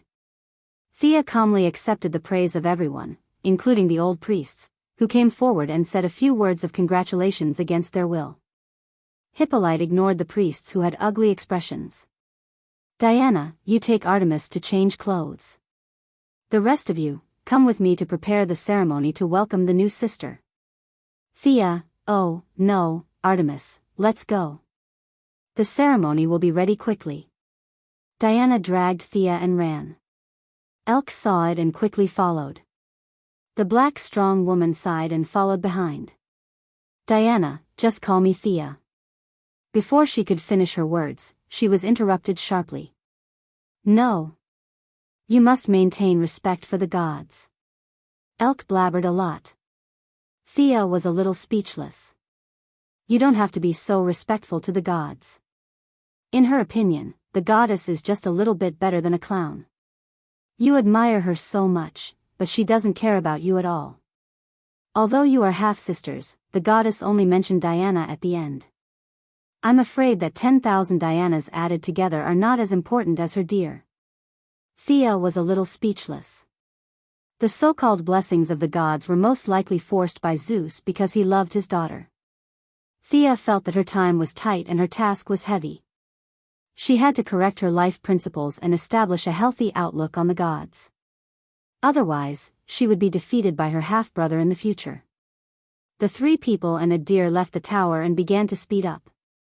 Thea now had one god's blessing. Although it was far inferior to Diana's 6 gods' blessings, the anti-magic restriction on her body had been lifted. She still had more than 10 years of magic power in her body and a trace of divine power transformed from divinity. She was now more powerful than Diana, whose divine power was suppressed by 90%. Elks were animals that were good at running. The black strong woman ran around the island every day, so she was not slow either. In less than 15 minutes, they returned to their residence. Diana took out a set of Amazon armor and asked Thea to change into it. There was nothing to say. For the coordination of the organization, they had to wear the same uniform. Thea had to change into it if she wanted to join them. "Can't I wear underwear?" Thea asked Diana when she knew that she had to wear the half-body armor without any clothes. Diana hesitated and let her try it on. She quickly found the problem and shook her head. No, your black belt is too obvious on your back. You should get over it." Fortunately, there were shorts in ancient Greece. She did not have to walk around in a battle dress. Although there were no males on the island, the refreshing feeling was intoxicating. Thea's body was a little skinny compared to her peers. Fortunately, she was tall enough. Although she was not as tall as Diana, who was 1.8 meters tall, her height was considered average on the island. After changing into the standard Paradise Island uniform, she looked at the bronze mirror to see if there were any flaws. She was satisfied. She added a cape and a spear and shouted, "Sparta!" She could go to the movie set next door to be an extra. She wrapped a few parts of the mechanical arm with magic power and put them into her blood space. Their ritual advocated simplicity. Wearing too many accessories would make them look weird. Chapter 2:12. Thea changed her clothes and followed Diana. "Why are we here? Isn't this a temple?" Thea followed them to a huge karst cave and asked in confusion. This place was very close to the place where the two girls were honest with each other 2 days ago. "Our sisters came from here in the beginning." Diana didn't explain much and led the way inside. Thea secretly observed the nearby rocks and landforms. Does this mean that the soil that created the Amazon came from this cave? Should I take some soil back for testing before we leave? She followed Diana into the depths of the karst cave. Wow, this place is huge. The karst cave was as spacious as a large square, and the height was at least 20 meters. The female warriors were all in position, half kneeling with their heads bowed as they recited ancient poems. Hippolyte's eyes opened slightly. When she saw them, she gestured for Thea to enter the pool in front of her. Thea had just taken 2 steps when Diana pulled her back. "Why are you pulling me?" Diana first pouted with her mouth, but when she saw that she did not understand, she could only whisper, "Clothes, bath." Although Thea did not have Athena's wisdom, she was still an outstanding smart person among the mortals. When she heard her words, she asked in surprise, "Now? Isn't there a changing room? I just walk in after taking off my clothes." Diana nodded vigorously, indicating that there was no room for negotiation. "Oh my God. You are indeed influenced by ancient Greece. You are so open-minded." However, there was no room for hesitation. She had to make up her mind and stomp her feet. If she died, then so be it. They were all women anyway, so it was not a loss. Thea trembled as she handed her clothes to her new servant, Niobe, for safekeeping. The tanned and strong woman had been expelled from the Amazon and could not participate in the ceremony. Now, she was just watching the ceremony as Thea's servant. "Shoes." Diana hurriedly reminded her when she saw that she was about to move forward. Thea took off her shoes again. Although it was not cold in the cave, she still felt chilly. It was less than 30 meters away. In the past, she could run it in a second, but now she felt that she had walked for 30 minutes.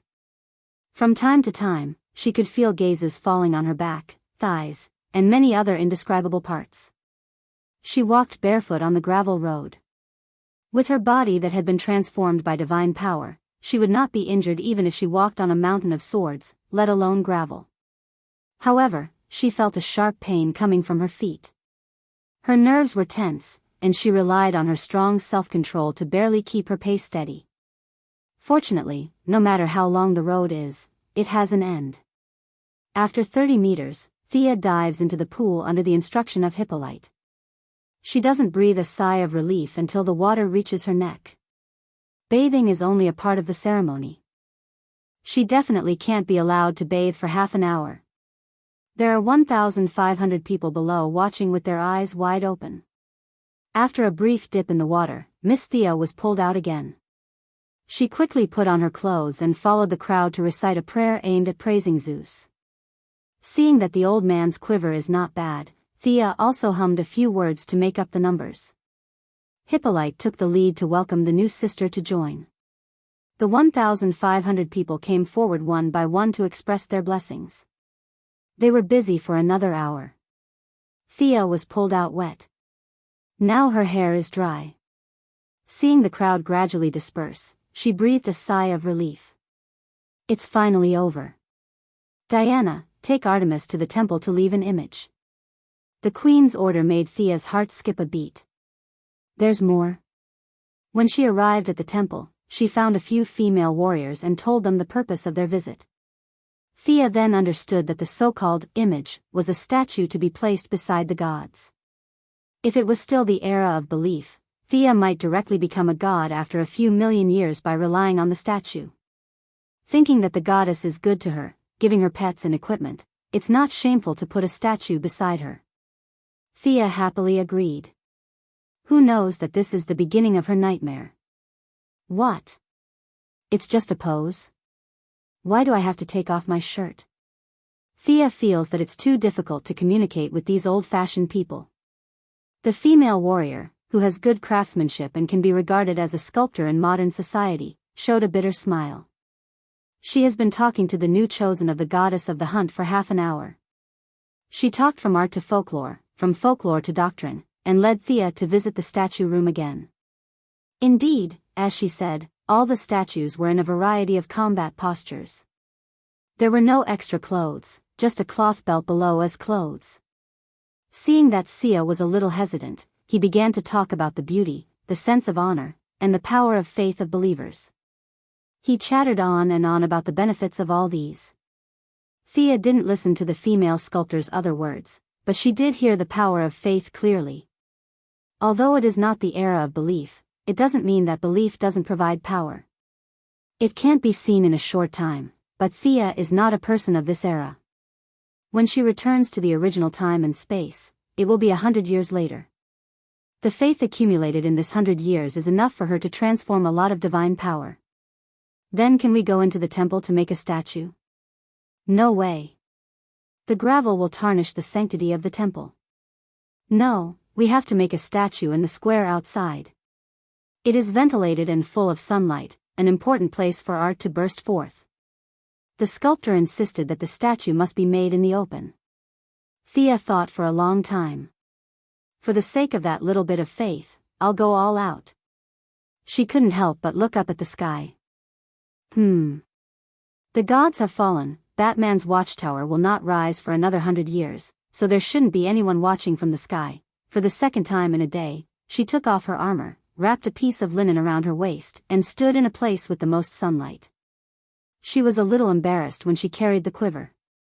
The quiver was slanted, and the belt just happened to pass through the indescribable thing on Thea's chest, making her a little breathless. Why is this thing so tight? She adjusted it a few more times and put it in a barely suitable position.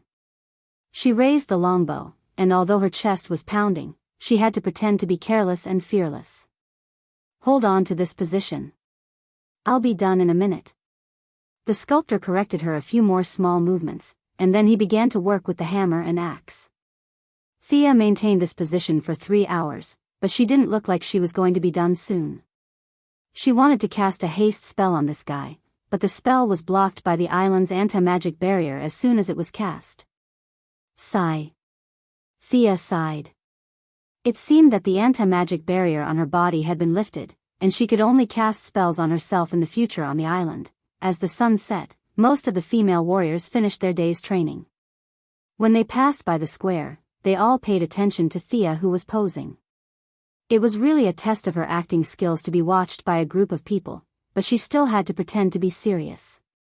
Thea could only focus on thinking about new skills to ease the inexplicable awkwardness. Chapter 213. The first thing she needed to study was the weapon that would feed her for a long time in the future, the silver moon longbow. Thea now had a slight understanding of the composition of the energy in the world. Earth, fire, water, wind, and light, as well as the 6 major elements, were the conclusions that the sorcerers came to after observing the world. However, in the eyes of the gods, these were just changes in the attributes of divine power. Divine power had no attributes, but its level was higher than the magic of the 6 major elements. It was the ultimate power in the world. Artemis' silver moon longbow was most suitable to be driven by divine power, but because of the longbow's compatibility, it could also use magic of a lower level. Thea could attach various directional spells to the arrow to form a variety of special arrows. Not only could it increase the shooting range, but it could also increase the casting speed and reduce the consumption of magic. If she was more proficient in magic, she could combine 2 or even 3 types of spells on the arrows, and the effect would be even more amazing. She knew too little fire and wind magic, and a simple flame arrow might be considered powerful in ancient times, but it was a little weak in the modern era where technological equipment was everywhere. Thea focused her research on the light and dark elements. The arrow with the light attribute, coupled with her Eye of Horus, could shoot very far. She did not know if it could reach as far as 800 miles away, but the arrow could constantly absorb the energy of light from the natural environment while flying, so the energy consumption of the arrow was almost equal. In theory, the arrow could shoot as far as the light could go. This result made Sia sweat profusely. Did this mean that as long as she could see, she would be able to shoot it? The problem was that her divine power limited the Eye of Horus, and she could not see that far. Another problem was that even if the arrow could travel a few light years, it was not powerful enough. It was impossible to kill Darkseid with this arrow, but it could still bully the Earthlings. With the help of the knowledge of the Chosen, Thea now had the most knowledge of the dark element. Many of the goddess understandings were too profound. Putting aside the combat strength of the two, Uncle Merlin was like a child compared to the goddess in terms of age. Many of the goddess knowledge was not suitable for the beginner Thea. She could only compare a few similar spells with her own Black Fog spell and Black Fog Hold spell for reference. One of the spells caught Thea's attention. The goddess named the spell Shadow Labyrinth. It was a very high-level spell. Even if Thea used up all her magic, she wouldn't be able to cast it. However, with the help of the divine power in her body and the divine bow, she could barely cast it. The target affected by the spell would ignore their own will and be instantly pulled into a maze made of dark elements. If the target had a deep foundation and superior intelligence, they would be able to see the path around them clearly. There was a small chance that they could walk out of the maze and return to the normal world. If I can't get out, the whole labyrinth will be sucked into Artemis's divine kingdom. The goddess is lying dead and bored. She will be happy to have someone to accompany her. There was also black oil, which covered the ground in a layer of oily mud. No matter how Thea looked at it, it was an escape skill. There were hundreds of spells, each of which was broad and profound. It would take a lot of time to fully understand them. After Thea stood in the sun without drinking water for 6 hours, the sculptor finally said that she could leave. The preliminary work was completed, and she only needed to deal with the rest. Thea didn't need to suffer anymore. Sia felt as though she had been pardoned. Knowing that the statue wouldn't be open to outsiders after it was completed, she was completely relieved. She didn't want Steve Trevor to come to the island half a year later and see such a humiliating statue of her. Thea was afraid that she couldn't help but dig out his eyes. For everyone's future, it was best to place the statue inside the temple to receive faith. With Diana, who had been accompanying her, the two walked around the temple but couldn't find the 3 bad priestesses. She wanted to slap them in the face, but the Eye of Horus they hid couldn't find them.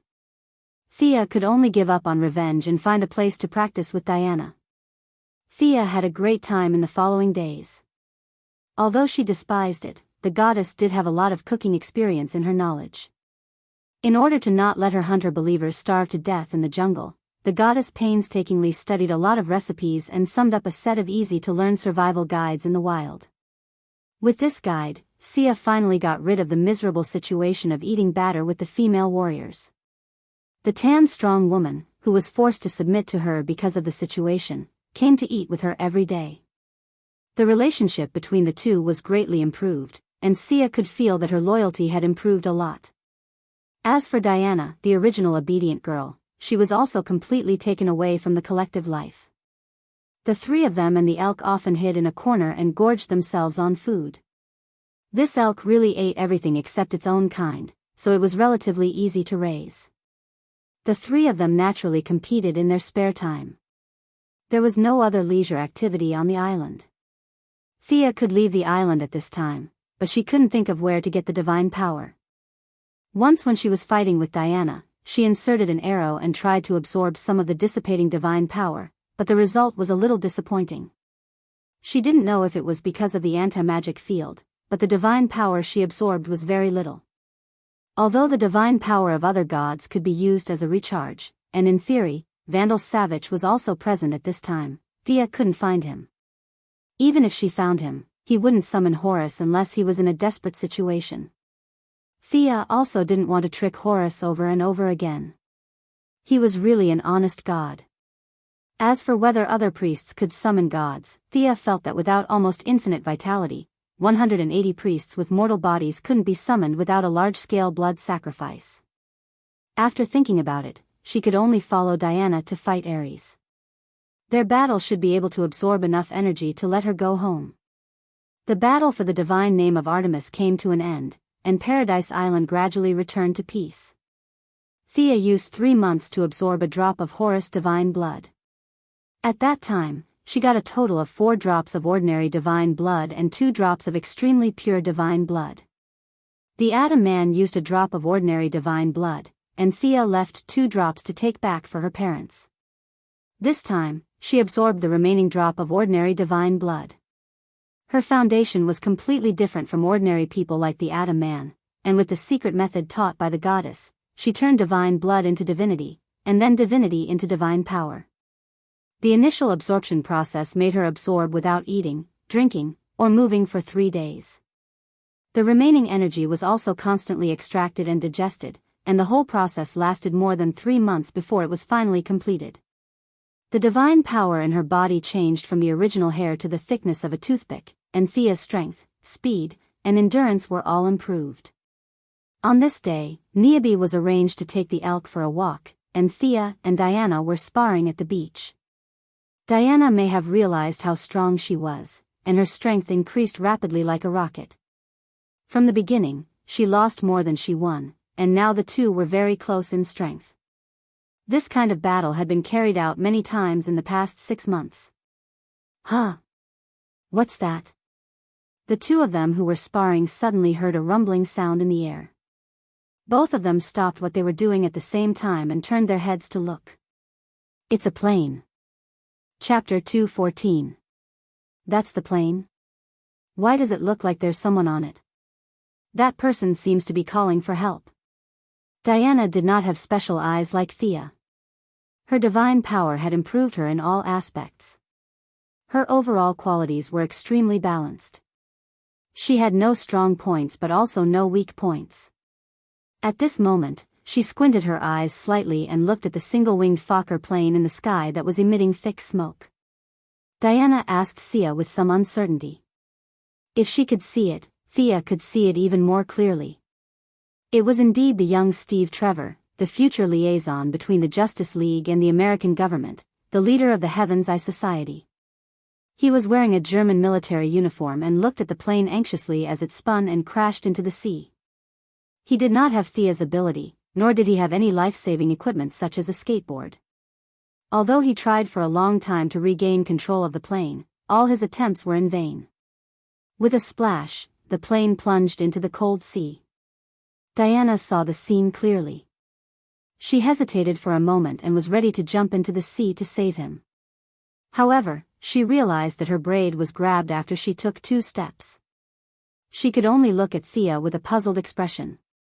Paradise Island should not be discovered by the world. Think about what Her Majesty the Queen taught you.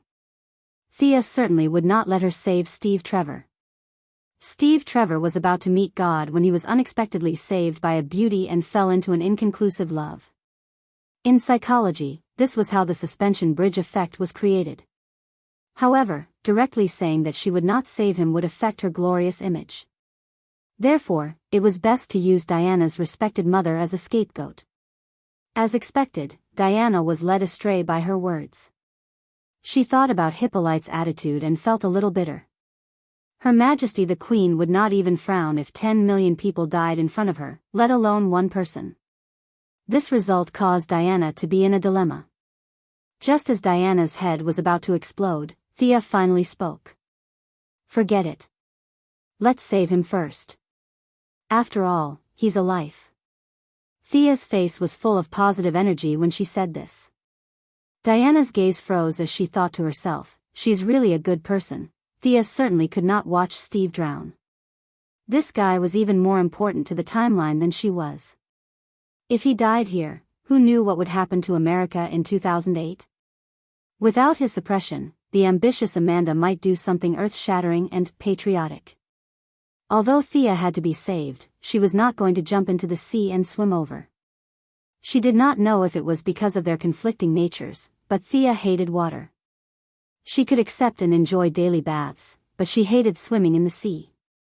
Thea estimated the distance. The place where the plane crashed was outside the anti-magic area, so her magic could still work as usual. She muttered softly and chanted an incantation. A large silver hand appeared in front of Steve Trevor. In his inexplicable horror, the hand violently grabbed him by the collar and pulled him out of the cockpit. It then flew slowly to the shore. Diana had seen Thea's magic many times in the past 6 months. At first, she was surprised, then envious, and now, she was used to it. Now that Diana saw the people being rescued, her own interests and hobbies surged into her heart. Hey, can you pull that plane back? I'm a little curious. Huh? A plane? Thea looked at the old single-winged Fokker plane that had broken into 3 pieces. The original plot did not have this part. Although this request was difficult for others, it was not difficult for her. She took out her silver moon longbow and condensed a magic arrow. She estimated the distance. It was only 3,000 meters. The arrows attached to the magic ropes were stuck to the fuselage. In the hands of the 2 girls with unscientific strength, the fuselage seemed to be non-existent. The fuselage that had broken into 3 parts was quickly pulled back by their great strength. As the giant magic hand sent Steve Trevor to the shore, Diana was a little hesitant. Is that a man? Thea was too lazy to answer such a childish question. She turned her face away and ignored her. Diana hugged her elbows and fell into deep thought. Should she study the man first or the plane first? In the end, the light of humanitarianism prevailed. Those machines could not escape anyway. Diana was a little excited and pulled Thea to see the man. It was the first living man she had ever seen in her life. Thea knew that the war was about to begin. The Germans and Hippolyte would appear one after another. The Germans did not care, but she did not want Queen Hippolyte to think that she was the one who saved Steve. She did not want Queen Hippolyte to think that she was the one who saved Steve and then kick her out of Paradise Island to appease the islanders, leaving her daughter behind. According to Sia's conjecture, the two-faced Hippolyte was completely capable of doing such a thing. That would be too unfair. She could not go and fight Ares, could she? Diana had to leave the island. This was an important event in the timeline. Thea unconsciously slowed down a few steps. She instantly cast a suggestion spell to reduce her presence. You're a man. Diana revealed her 8 white teeth, which she thought were very amiable, and looked at Steve, who was in a daze, with a smile. At this time, Steve was so frightened by the giant's silver hand that he almost peed his pants. It was the first time he encountered such a supernatural thing. Before he could wake up, he was pulled back to reality by Diana's voice. A man? What the hell was that? Steve Trevor looked at Diana, who was smiling like a flower in front of him. He was not surprised.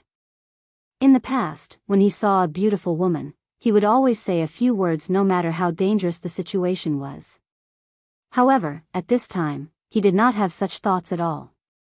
His mind was filled with thoughts such as, her teeth are so white.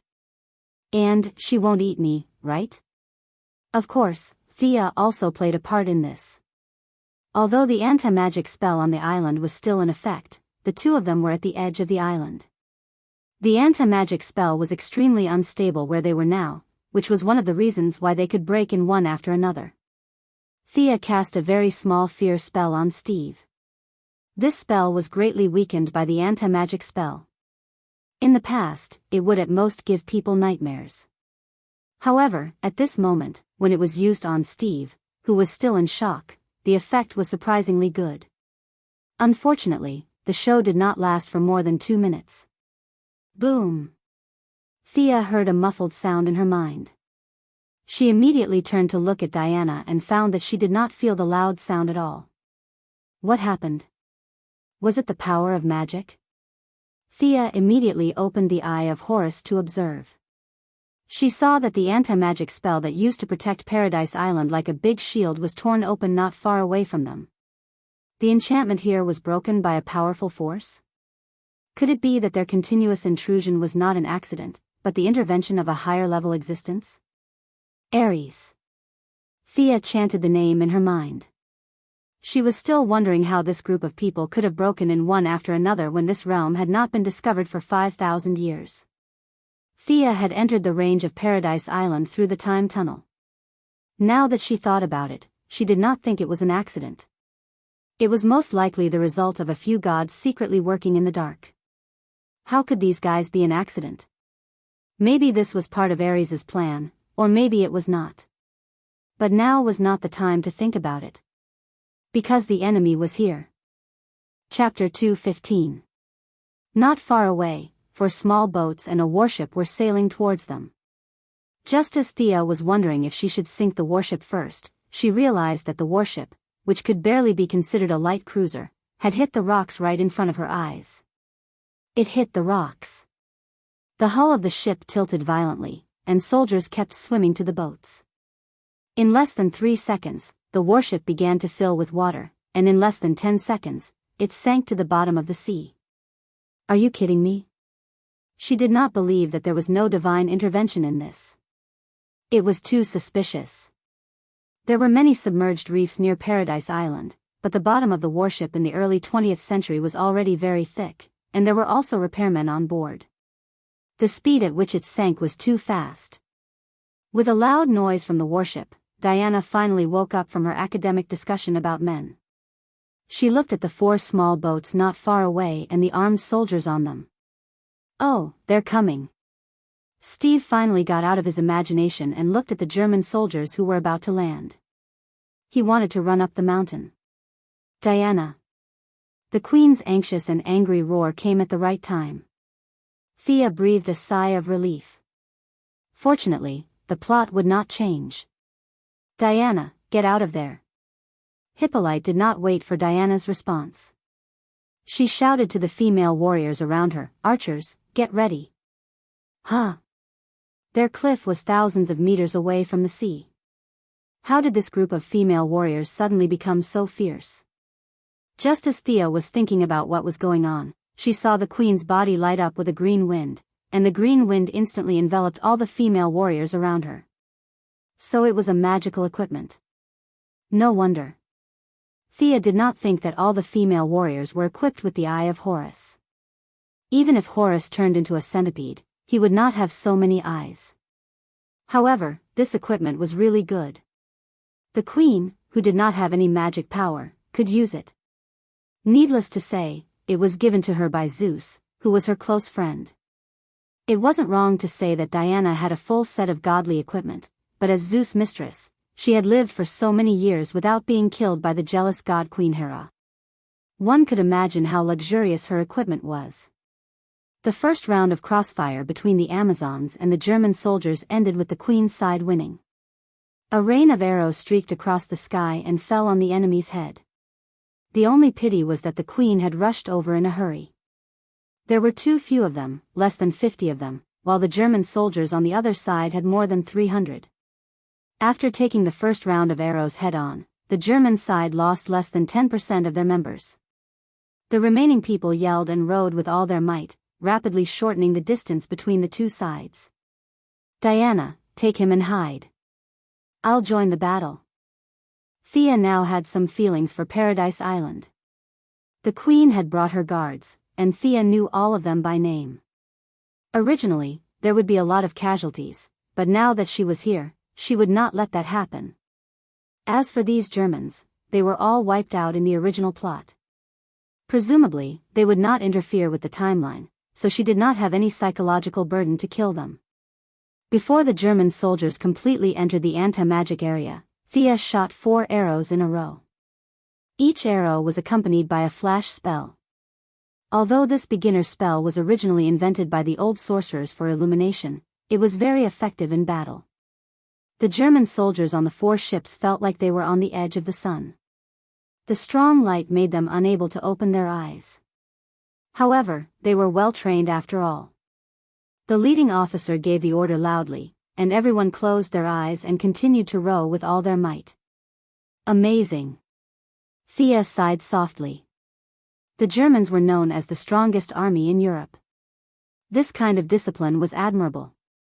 However, due to her standpoint, she shot the leading officer dead with some respect, but soon, she was stunned. The Germans' command system was not completely paralyzed. After shooting a captain dead, a lieutenant immediately took over. After 2 lieutenants were shot dead, a second lieutenant took over the command. They were really elite soldiers. Compared to the American soldiers in the 21st century who could not walk without a GPS, these people were worthy of being called elite. However, admiration was one thing. Thea did not stop at all. She stood there like a mountain and kept shooting arrows. She aimed at the German soldiers who had raised their guns. Just as she shot and killed 17 soldiers, the female Amazons also shouted and jumped down from the cliff to join the battle. The Germans recovered quickly. The second lieutenant kept giving orders, and the team of more than 200 people moved quickly like a machine. The metal bullets began to show their power on the battlefield. The second lieutenant with a big beard, who might have been very stylish at the time, but looked a little dirty in Thea's eyes. He touched his beard and looked contemptuously at the female Amazons who were gathering. Natives? Haha. Let them see the power of science. His contemptuous look made Thea angry. Natives my *SS. I haven't even said that you have a big beard. The people of the 21st century were mocked as natives by the people of the 20th century. She could not tolerate it. Shooting him with a bow and arrow would be letting him off easy. Thea was ready to take him back and let him see the torture of the natives. She instantly cast the wind walk spell on herself. With the blessing of divine power, the power of her spells was much stronger than before. She rushed toward the bearded man as fast as lightning. Fire! The bearded man did not know that he was in danger. Seeing that many soldiers had regrouped, he loudly gathered the soldiers and pointed their guns at the female warrior who jumped down from the cliff. Bang bang, the sound of gunshots rang out continuously. There were 50 rifles aimed at the female warrior who was rushing over. Thea's dynamic vision was instantly activated. From the analysis of the trajectory, she could see that many female warriors would be shot. They might not know the power of guns, or they might be fearless. Of course, Thea could not just watch them die. She did not have time to catch the bearded man. She ran at full speed, like an arrow, and rushed to the crossfire area. Although she was far from the speed of the Flash, her instantaneous speed at this time exceeded 800 kilometers per hour. In the face of this kind of old-fashioned Mauser rifle, she passed through the crossfire area like a gust of wind. Fearing that stray bullets would cause accidental injuries, she wrapped her hands with magic and intercepted all the bullets that were shot at the female warrior in midair. You have science, I have magic. Sia shouted this sentence out loud. She didn't care whether the bearded man understood her or not. She just shot the bullets in her hand in the opposite direction like scattering flowers. She did not practice with hidden weapons, nor did she deliberately aim. She used her mental power to roughly determine the direction. She did not pursue any lethality. She threw it with all her strength just to deter this group of enemies. Da-da, the sound of a large number of horses' hooves could be heard. The queen took more than 30 guards around the bottom of the cliff and began to charge at the flank of the German soldiers. The two sides were very close, and many people were stunned by Thea's attack. It was not until the queen, wearing a gorgeous-looking armor, charged into the German team that they were shocked. The formation was directly broken up, and they could only try to stop the Amazons' attack in twos and threes. Chapter 2:16. At this moment, the queen was as valiant as a valkyrie. She rode on a tall white horse and slashed left and right with a long sword. Wherever she went, it was as if she was invincible. Thea could see spiritual light that ordinary people could not see. She was almost dazzled by the magic effects on the queen. At a rough glance, there were 7 or 8 pieces of equipment with different effects. There were some that increased attack and defense, and there seemed to be some kind of halo effect. The combat power of the female warriors was obviously higher than usual. This was the level 1 Smuff that was armed with epic equipment by the max-level main account Zeus. Thea watched the queen slashing the German soldiers like they were vegetables. At this time, she deeply understood Zeus's love. The anti-magic domain to protect the Amazons from the outside world was all a lie. The real thing was to protect his mistress. Looking at the queen's godly equipment, except for the king of gods, the rest of the gods would be beaten up by the queen if they entered Paradise Island in their true form.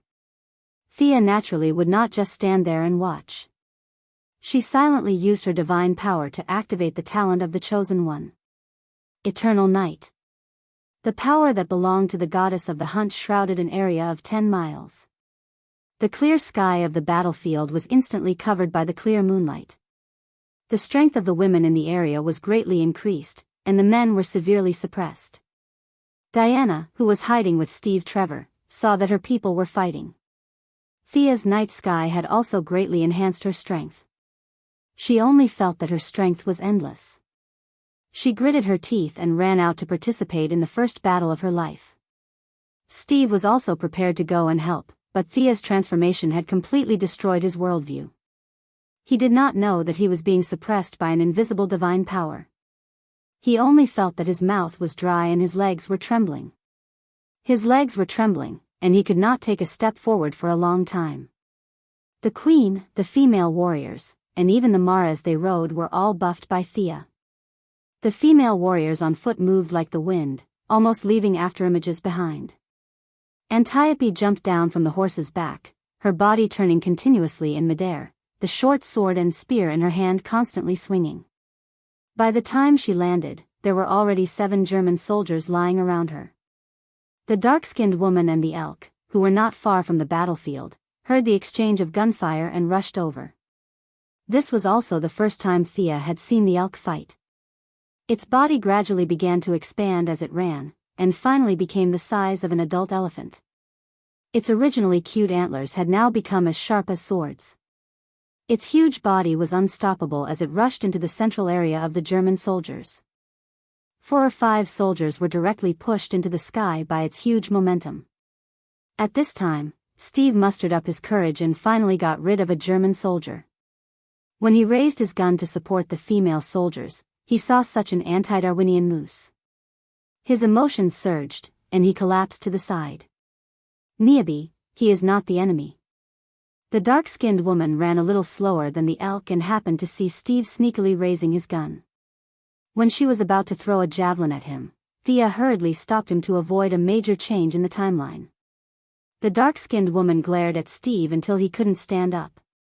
Then she rushed into the battlefield with a roar, the javelin in her hand shooting out instantly. She was different from the female warriors.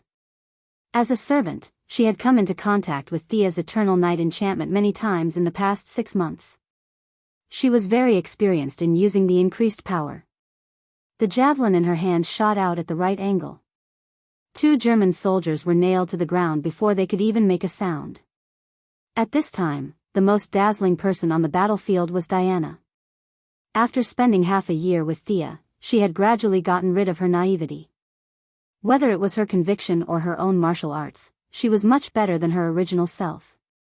Especially when she saw a queen's guard fall to the ground, the anger in her heart washed away the fear of entering the battlefield. Charging, whirlwind slash, shield bash. It was as if she didn't know fatigue, constantly rushing left and right on the battlefield. On the other hand, the German soldiers were greatly weakened. They were originally inferior to the female warriors in all aspects. Now, with the Queen's halo and Thea's discriminating buff, they found that their opponents came and went like lightning, while they were as slow as 80-year-old men. More and more German soldiers fell in pools of blood. Under the heavy psychological pressure, a few of them finally shouted loudly to surrender. Mother. When Diana heard that the other party was about to surrender, the righteous belief in her heart regained the upper hand. She quickly ran to Hippolyte and asked. Due to the heavy casualties of the female warriors and the death of Antiope, neither the Queen nor Diana mentioned anything about surrendering. They ignored everything and killed all the Germans. However, at this time, Antiope was not even injured, let alone killed. One of the female warriors was seriously injured and 2 were lightly injured. None of them were life-threatening.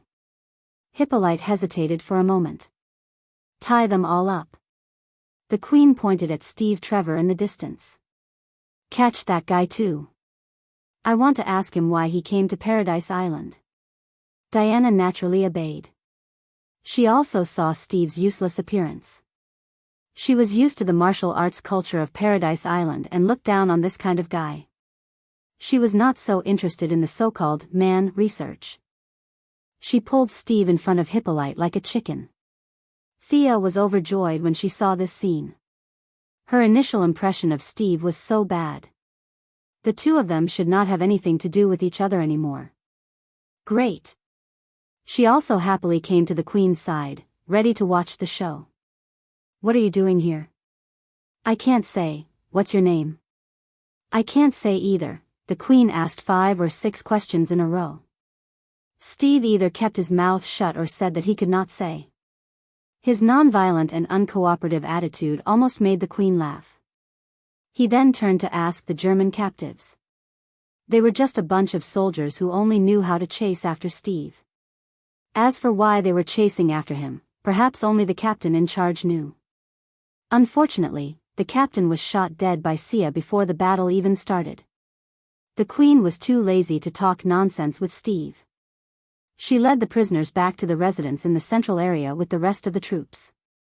Thea, as the chosen of God, was also lucky enough to participate in Steve's small trial. This was the first time she had seen the mantra lasso. To be honest, the divine artifact's divine power was not strong. In terms of divine power alone, it was a relatively weak divine artifact. However, she did not know what the original creator wanted to do. He added a trace of the power of the rules in the forging process, causing the divine artifact's grade to rise rapidly. This kind of power of the rules was almost unbreakable in the material world. Anyway, Thea could not find a way to resist the mantra lasso. Thea could not think of a way to break it, and Steve, a mere mortal, was even more helpless. He told her everything he knew from the beginning to the end. Chapter 217. Regarding his claim that Germany wanted to dominate the world, how righteous the Americans were, and how selfless Steve was, fighting for the liberation of all mankind, the people of Paradise Island, represented by the Queen, just treated it as idle chatter. No one took it seriously. Sia, on the other hand, was a little speechless. These words were said under the truth lasso, and to Steve, it was the absolute truth. In his heart, he really thought that Germany was evil and America was righteous. He was willing to sacrifice himself for the sake of his country. Such a noble sentiment made Sia sweat. Compared to him, Sia's patriotism was not even as big as a sesame seed. This child was still young, similar to the patriotic young man in Marvel who also added Steve as his friend. Both of them did not realize the filth of politics. The war has been going on for 4 years. 27 countries have been involved. 25 million people have died. Countless innocent old people, women, and children have been slaughtered. The power of weapons has never been as great as it is today. I have to go back and save my people. At the end of his speech, Steve was sobbing uncontrollably. Except for Sia, who knew the truth of the history, everyone else was moved. Mother. This must be Ares's doing. Diana instantly came to such a strange conclusion through her own worldview. Thea wanted to say that Ares was wronged. This god was so wronged. What did the greed of mankind have to do with the god of war? How could he just put the blame on Ares? The good things were done by the wise leaders of mankind, and the bad things were done by the evil god Ares. In the beginning, Ares's only priesthood was war. However, during the long campaign of putting the blame on Ares, mankind automatically helped Ares to get a lot of priesthoods such as conquest, bloodthirst, destruction, and so on. Ares was pulled from the neutral camp to the evil camp. Hearing her daughter's words, Hippolyte was confused at first. However, she quickly recalled the evil and heartless stories that she had instilled in her daughter. She was embarrassed and speechless. Diana ignored everyone's strange looks and confidently explained her theory, from myths and legends to the current state of the world, and finally concluded, only Ares has such a powerful ability to do so many immoral things. Finding that no one responded to his description, he could only turn to Thea for support.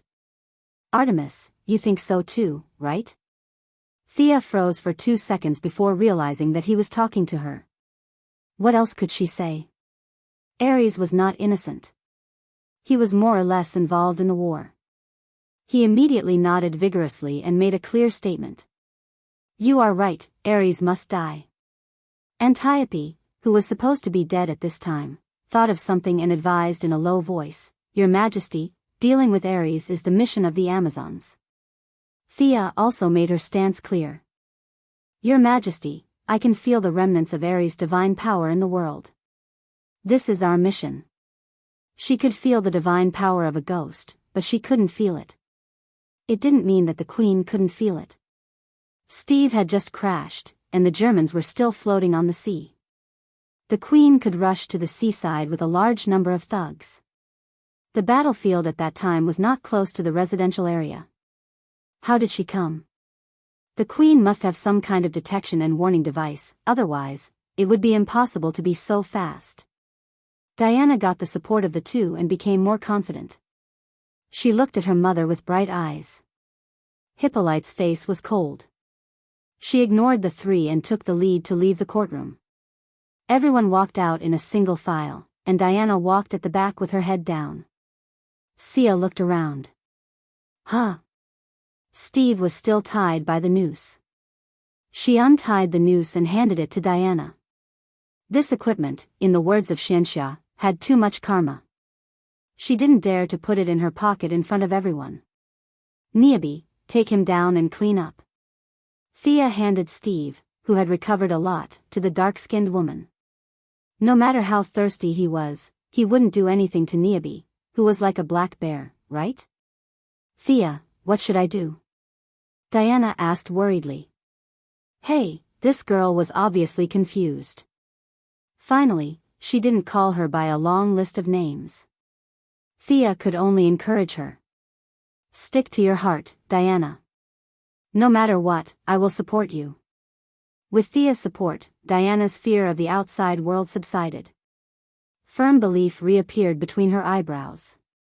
She told Thea to go back and wait for her, and hurriedly left alone. What was she doing? Thea thought to herself. Was she going to get the deceptive Godslayer? This girl was so lucky.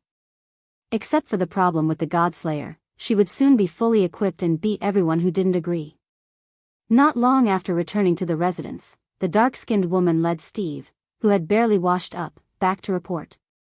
Mr. Trevor, do you have any further plans to stop the war? Thea saw Steve staring blankly at the bread she baked the moment he entered the house.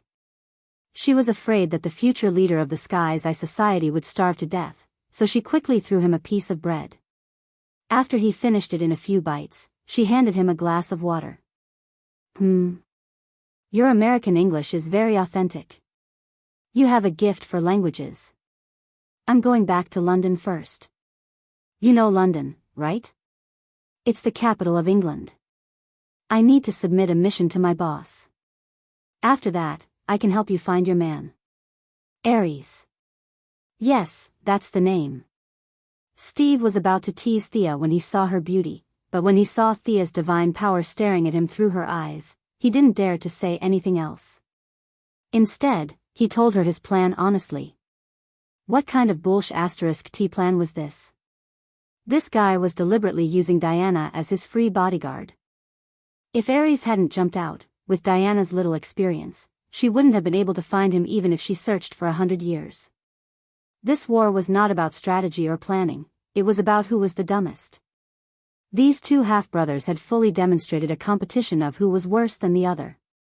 Although this mission was stupid, and the outcome of the battle had nothing to do with the world, Thea had no choice but to participate in this so-called epic battle with them in order to collect enough energy to go home.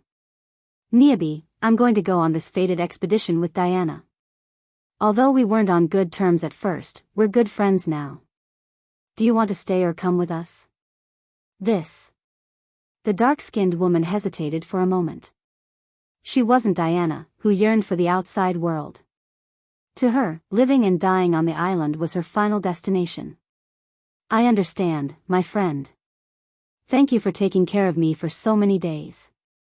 I'll now give you back your freedom. I'll discuss your matter with the Queen and let you return to the Amazon. Chapter 218. Thea did not wait for the woman's response. Instead, she took out her longbow and gently touched the woman's shoulder, canceling the verbal contract between the two. The woman was so touched by Thea's kindness that she knelt on the ground and sobbed. Steve did not understand Greek, so he did not know what they were talking about. He could only stare blankly at them. After crying for a while, the woman realized that it was not the time to express her feelings. So, she bowed to Thea. This was the normal procedure, and Thea did not stop her. Watching the woman leave in tears, Thea felt a little sad. The next time they met would probably be more than 100 years later, if Hippolyte still allowed her to come to the island. At the same time, Thea was thinking about who to hire for the job of feeding the elk. But before she could think about it for long, the dark-skinned woman ran back and handed an exquisite jade box to Thea. Artemis, this is the treasure of the lost Amazons. We abandoned the Greek gods and went into the arms of the Egyptian gods. It was not until 2,000 years ago that we returned to Paradise Island, but we can no longer activate the magic on it. Perhaps you are its master. She stuffed the jade box into Thea's hands and nodded before she could refuse. Then, she left like a gust of wind. What is this? It's so mysterious. Thea first studied the jade box. It was square and airtight, and even her psychic power could not penetrate it. It should be a special box.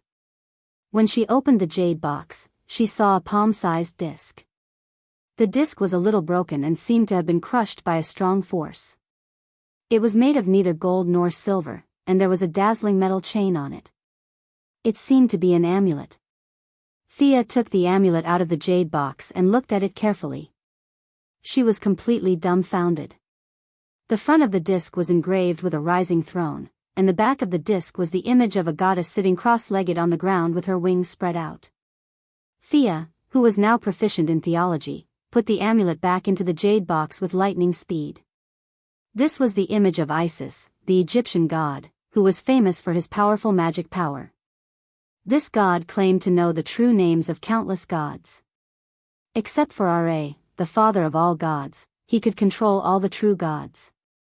He was now on the side of the Greek gods, and he was an activist with the identity of an elector. He could not get along with the Egyptian gods. More importantly, this goddess of boundless magic was the mother of Horus. Although Thea often deceived herself by saying that Horus could live for more than 200 years, she knew that this matter could not be hidden from the eagle's efforts to avenge him. How could Isis, the mother of Horus, not know what the eagles knew? The dark-skinned woman was not trying to trick her. Although she only glanced at it, she knew the effect of the amulet. It was really a fool's move. As long as a person with a certain amount of spiritual power wore this amulet, he could use the remaining magic power in the amulet to be possessed by Isis. In ancient times, Isis might come in person, but now, in the era where the gods were living under subsistence, she could only be a projection. But Thea did not dare to take the risk. What if Isis rushed into the main material plane to avenge her son's death? Perhaps they could kill him together with Diana. After that, they would kill his son and his wife. Would it be time for Osiris to make his appearance next time? At that time, she and the Egyptian gods would become mortal enemies. Although there was a great chance that she could get a pair of eyes of Horus, it would be a terrible thing. It was normal that the dark-skinned woman and the others did not respond to this amulet. This was the anti-magic field set by Zeus, and there were no gods at the level of the king of gods here. Even Diana, his daughter, was suppressed like an ordinary person, let alone this amulet from an enemy god. After so many years, it was tenacious to have only a few cracks and not be broken into powder. Sigh, what should I do? This amulet was full of magic power. She was reluctant to give it to the dark-skinned woman, but she did not dare to use it. Fortunately, all the modern gods were dead. Otherwise, this amulet would have been sensed as soon as it left Paradise Island. After thinking for a while, the only stupid idea that Thea could think of was to use a dark spell, the greater energy absorption spell, to continuously absorb the magic power from the amulet and feed it back to herself. But Thea's magic was far from enough at this time, so she could only put this idea aside for now. Artemis, are you still willing to help me? Just as Thea lowered her head and thought about what else she could do to deal with this amulet, Diana rushed in.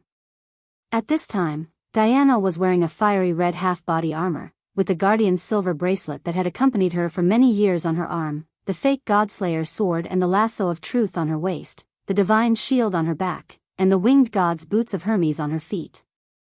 Thea's eyes lit up at the sight of her shiny godly outfit. She was so envious. Thea had been waiting for this moment for half a year. She said firmly, Diana, I'm willing to help you. This must be the mission that the gods sent me here. The so-called mission was a theory that Thea had come up with in the past half a year. In order to continue their friendship, she had to make an explanation for her disappearance after the war. It was best to blame everything on the gods. In the meantime, no matter what Diana imagined, she could blame it on the gods. Let's go. Diana was happy that the two had come to an agreement. She pulled Thea and walked out. Thea took 2 steps before she remembered Steve. She quickly turned back and pulled Thea with her. Diana was a little confused about why she brought this man with her. Thea's explanation was that the outside world discriminated against women, and having a man by her side could solve a lot of problems. Discrimination. Diana was furious when she heard this word. She did not care about her secret plan. She grabbed Steve and wanted to ask him what was going on. Do you have female soldiers in the outside world? Steve shook his head without hesitation. Do you have female generals? Steve thought about it carefully. It seemed that he had never heard of such a thing. He continued to shake his head. How could that be? This question was too vague. Even a professor would not be able to answer it, let alone a soldier like Steve. He could only shake his head again. Women have no status at all? It's not written in the books. This time, Diana did not ask poor Steve. She asked Thea, who she thought was very wise. It's not that they don't have any status at all. The highest leaders in several countries are women. Thea then sprinkled a handful of salt in Diana's bright eyes. But they don't have any real power. As for the books you mentioned, I can only say that those books were written by men. Women don't have the right to publish them for now. These words made Diana dizzy. She stared at the only man in the room with an unfriendly face. If it were not for her kindness, she would have stabbed a few holes in him with the Godslayer. Chapter 219. Although Thea was determined to break them up, she could not watch Diana, who was now in a bad temper, stab Steve to death. After comforting Diana, she returned to the room and changed into her Kevlar combat suit. Wearing the suit again after so many days, it was as if she had returned to the days when she was fighting a bloody battle in Gotham. Looking at the Amazon half-body armor that she had worn for more than half a year, Thea thought that even if she came back 100 years later, Hippolyte might not let her on the island. It was a souvenir, after all. She kept it in the bloodline imprint. When she put it in the bloodline imprint, Thea realized that the armor could be considered a piece of magical equipment, but its effect was extremely weak. Seeing that Diana was still waiting for her outside the door, Thea looked at the furniture in the room. If she could come back again, it would be 100 years later. She gently closed the door and walked out of the small house that she had stayed in for half a year. Let's go. Diana did not know that the two of them would not be back in a short time. She only thought that Thea had made a lot of determination to help her. She held her hand and whispered words of comfort in a low voice. As a follower, Steve's eyes were very sharp. He immediately noticed that Thea's clothes were different from the others. It was dark red and had a very beautiful appearance. Was this the local clothes? You must be kidding me. Steve compared it to the female warrior's armor that he saw during the day. No matter how he looked at it, he felt that it was a completely different style. However, Steve did not ponder for long. He found that the very anti-Darwinian elk that he saw during the day was following them. He quickly walked 2 steps to the 2 women, pointed at the elk that was following them, and whispered, "That elk is following us." Thea looked at him and did not say anything. How interesting. I called it over. I haven't even summoned my unicorn yet. Won't you faint when you see the unicorn? That's our oracle, our friend, Diana kindly explained. Steve's mouth was wide open. This elk is amazing. It can grow. This is against Darwinian evolution. Do you know Darwin? Anti-Darwin? Thea's eyes lit up when she heard the word. Steve was about to explain the latest human research to these uncivilized natives when Thea ran to the elk and hugged its head happily. You've been with me for so long, but I've never thought of a good name for you. Just now, that sidekick reminded me. Anti-Darwin. Fandral Stag Helm. What do you think of the name? The elk rolled its eyes in a very human-like manner. Thea did not feel embarrassed at all and said, Fandral in that world dreamed of having a pair of antlers that symbolized the great druid. You're much happier than him. It's settled then. Thea, who had trouble naming, felt as if a huge burden had been lifted off her shoulders. She sighed with a face full of happiness, and her footsteps became lighter. Have you made up your minds? The 2 girls had not gone far from the central settlement when Hippolyte and Antiope both emerged from the shade of the trees. Mother. Your Majesty. There was a moment of silence. Artemis, can I have a word with you? Hippolyte unexpectedly went to Thea first. Why are you looking for me? Thea was a little confused. It seemed that there was nothing for her to do here, but she respectfully went to the side to listen to what the Queen had to say. But the Queen's first words shocked her. You're not from this point in time, are you? Are you from the future? This. Thea looked at the Queen's very calm expression. It seemed that the Queen was certain of this matter, and she could not think of an excuse even after racking her brains. You don't have to rush to deny it. I have followed the King of Gods to witness the prosperity and decline of the Empire, the birth and death of species, and I have also been in contact with time travelers. I just want to ask you 2 questions. Who knows the future? Your Majesty, please speak. In the face of this knowledgeable Zeus mistress, Thea was really helpless. God knows what equipment she had on her, so she could only try to be as humble as possible. Is Diana in danger on this trip? Will her honor be recognized in human society? This trip was scary but not dangerous. For the first question, Thea answered very straightforwardly. If you ignore the fact that you gave her the Godslayer, there might not even be a scary answer. As for the second question, Thea thought for a moment before she said word by word, human society will not recognize a demigod at first, but in the end, they will recognize Diana's heroic deeds. Then I'm relieved. Keep this as a souvenir. Paradise Island will always welcome you, the Queen said as she handed Thea an emerald green ring and walked towards Diana with a smile on her face. Oh my God, Thea felt touched the moment she saw the ring.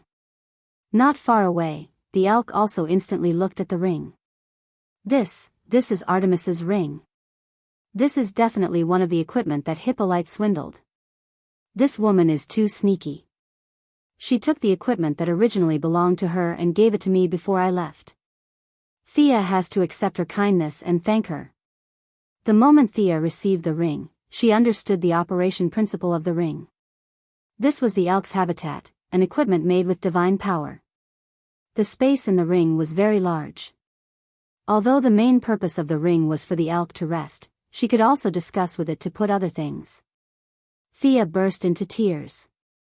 Finally, she had a space ring. Finally, she didn't have to force the equipment into the unicorn's space. Thea, who had suffered a lot, thought of another matter. Your Majesty, about Niabi.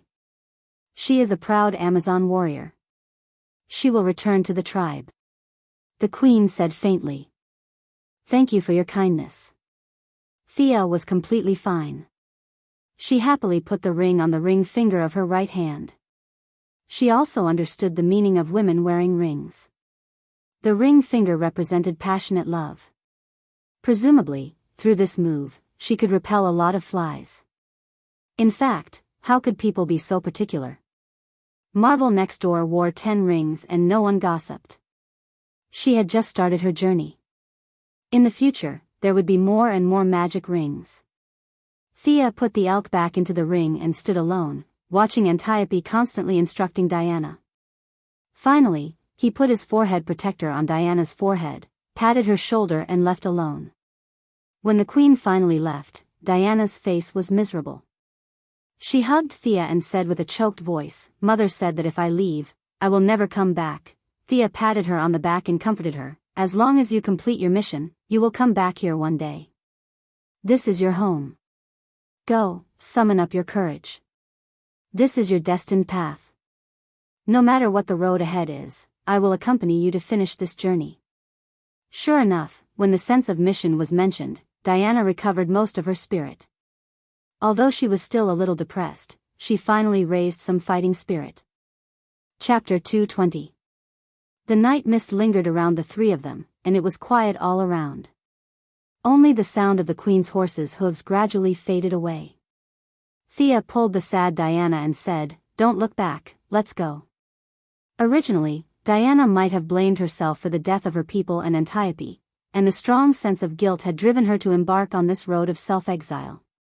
But now, Paradise Island was almost intact, and there were a few more German captives for the female warriors to study in their spare time. Although the sense of mission in her heart had not diminished at all, the motivation to leave was obviously not as strong as in the original timeline. Although Thea could not guess the reason, she could see that Diana's intention to leave was a little shaken by Hippolyte's words. She could not say too much to comfort her. Anyone who knew that they would never return to a place where they had stayed for 5,000 years would hesitate.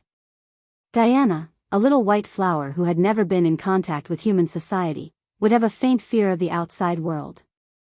She had to force herself on him. Thea forced Diana onto the boat. As for Steve, he had already jumped onto the boat and waited for them. This boat doesn't seem to have any oars, right?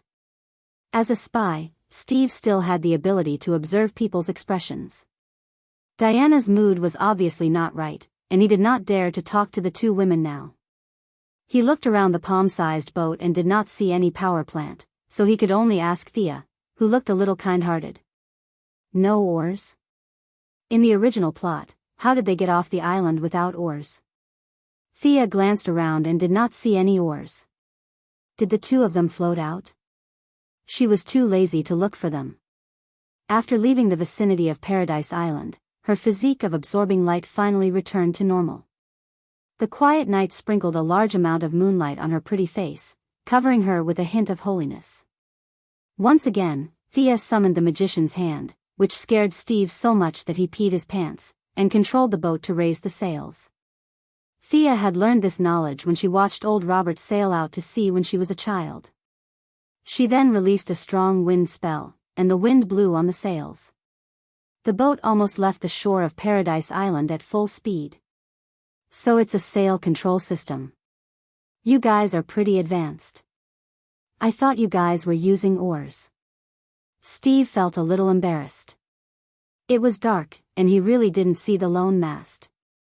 In order to make himself look less stupid, he quickly explained. Thea waved her hand, too lazy to listen to his explanation. Do you know where we are now? Or how far is it from London? You don't even know where you are? Steve despised them in his heart. After all, they were uncivilized natives. However, he still said politely, I was flying from Germany to England. I don't know how the route deviated from the sea. I should be in the North Sea now. Do you know the North Sea? Cut the crap. I know the North Sea. The Quinn Group had a branch in Norway, but that was a century later. Thea had been to Europe when she was a child, and she had seen some of the landmarks. Now that she was treated like a barbarian by Steve, she couldn't help but feel annoyed. She felt the magic power in her body. Under the night sky, the consumption of her spells would be reduced to a certain extent. Putting magic power on the surface of her body, she slowly rose into the air while Steve looked as if he had seen a ghost.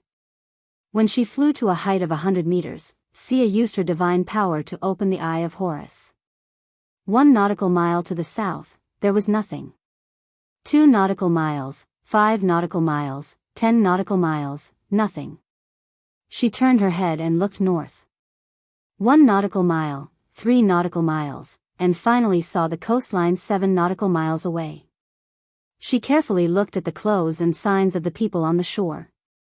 She looked away and slowly landed on the boat. She looked at Steve, speechless. North Sea, my ass. This is the Eastern Mediterranean. 7 nautical miles to the north is Crete. It was impossible. In the movie, the two of them didn't use oars.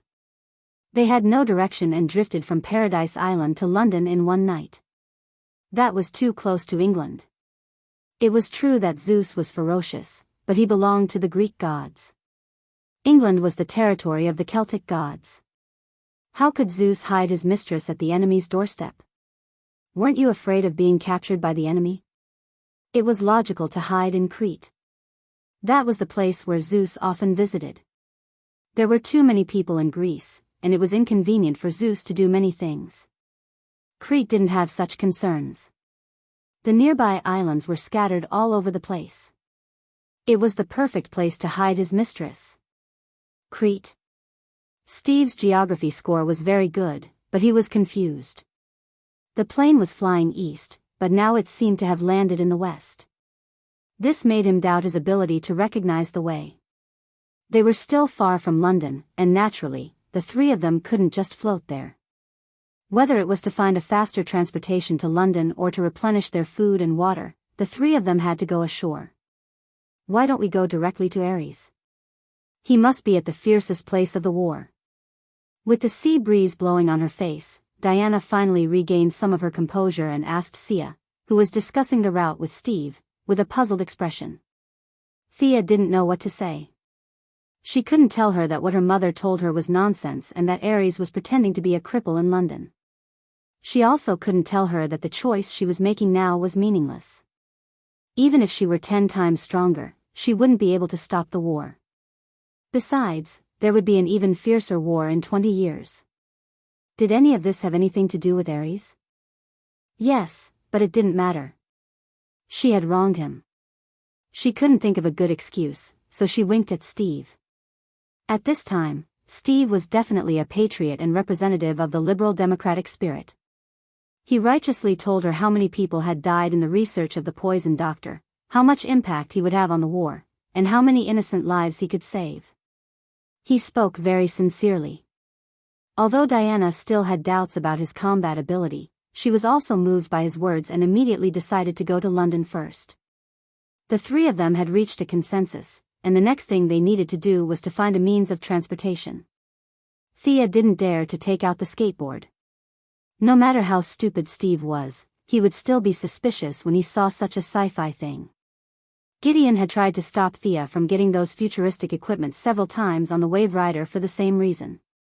Who would be more foolish than the other? Reverse engineering could reverse engineer many things.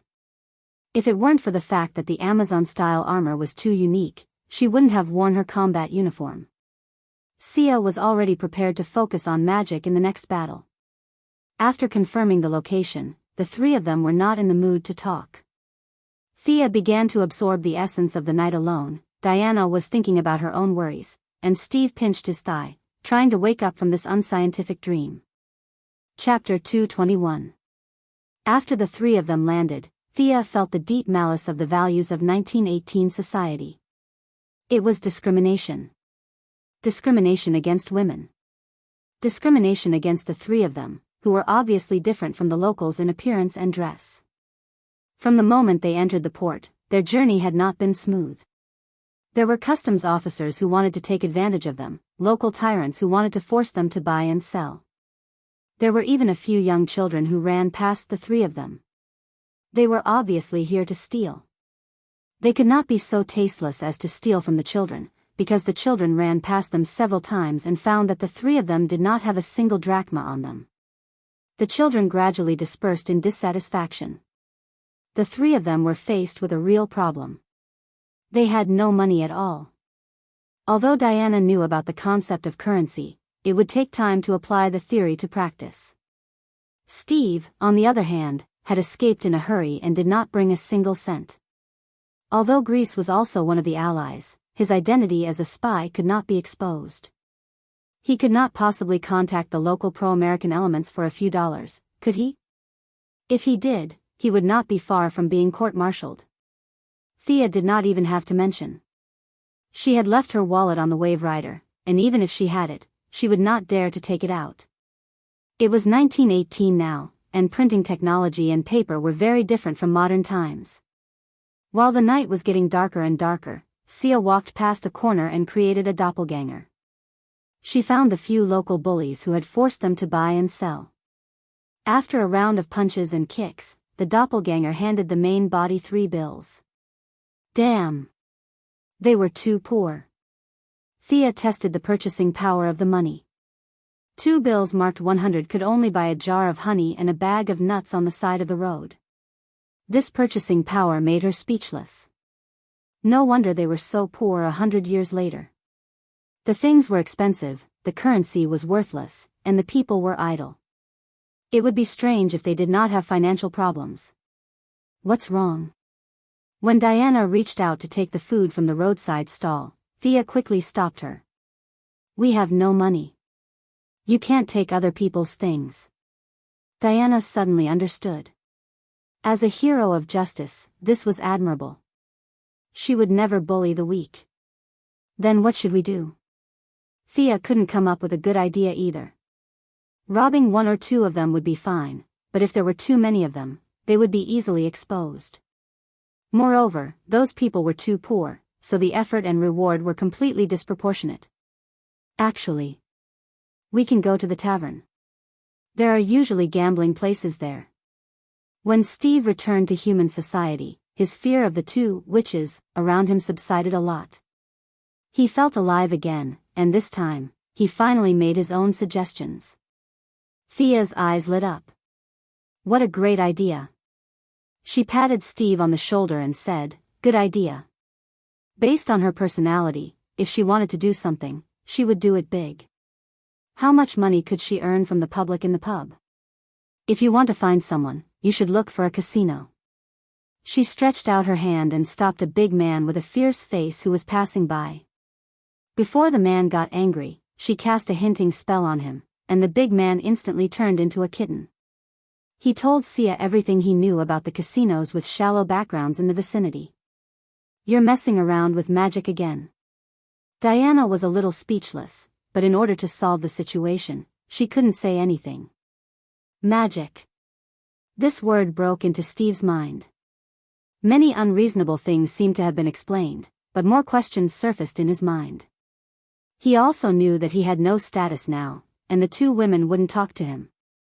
He could only observe silently. I only won $20,000, and this is it, these people are too weak. Thea's ambitious money-making plan was defeated at the first stage. Her X-ray vision was still very sharp, but the casino's psychological tolerance was too low. It was only 20,000, and the so-called boss jumped out, crying and complaining about how difficult it was for him. The kind Diana could only drag Thea out, which led to the previous conversation. However, this amount of money was too little. The 3 of them found a slightly more luxurious casino. Sia also felt that she had been too cautious before. How could there be any experts in such a remote seaside town?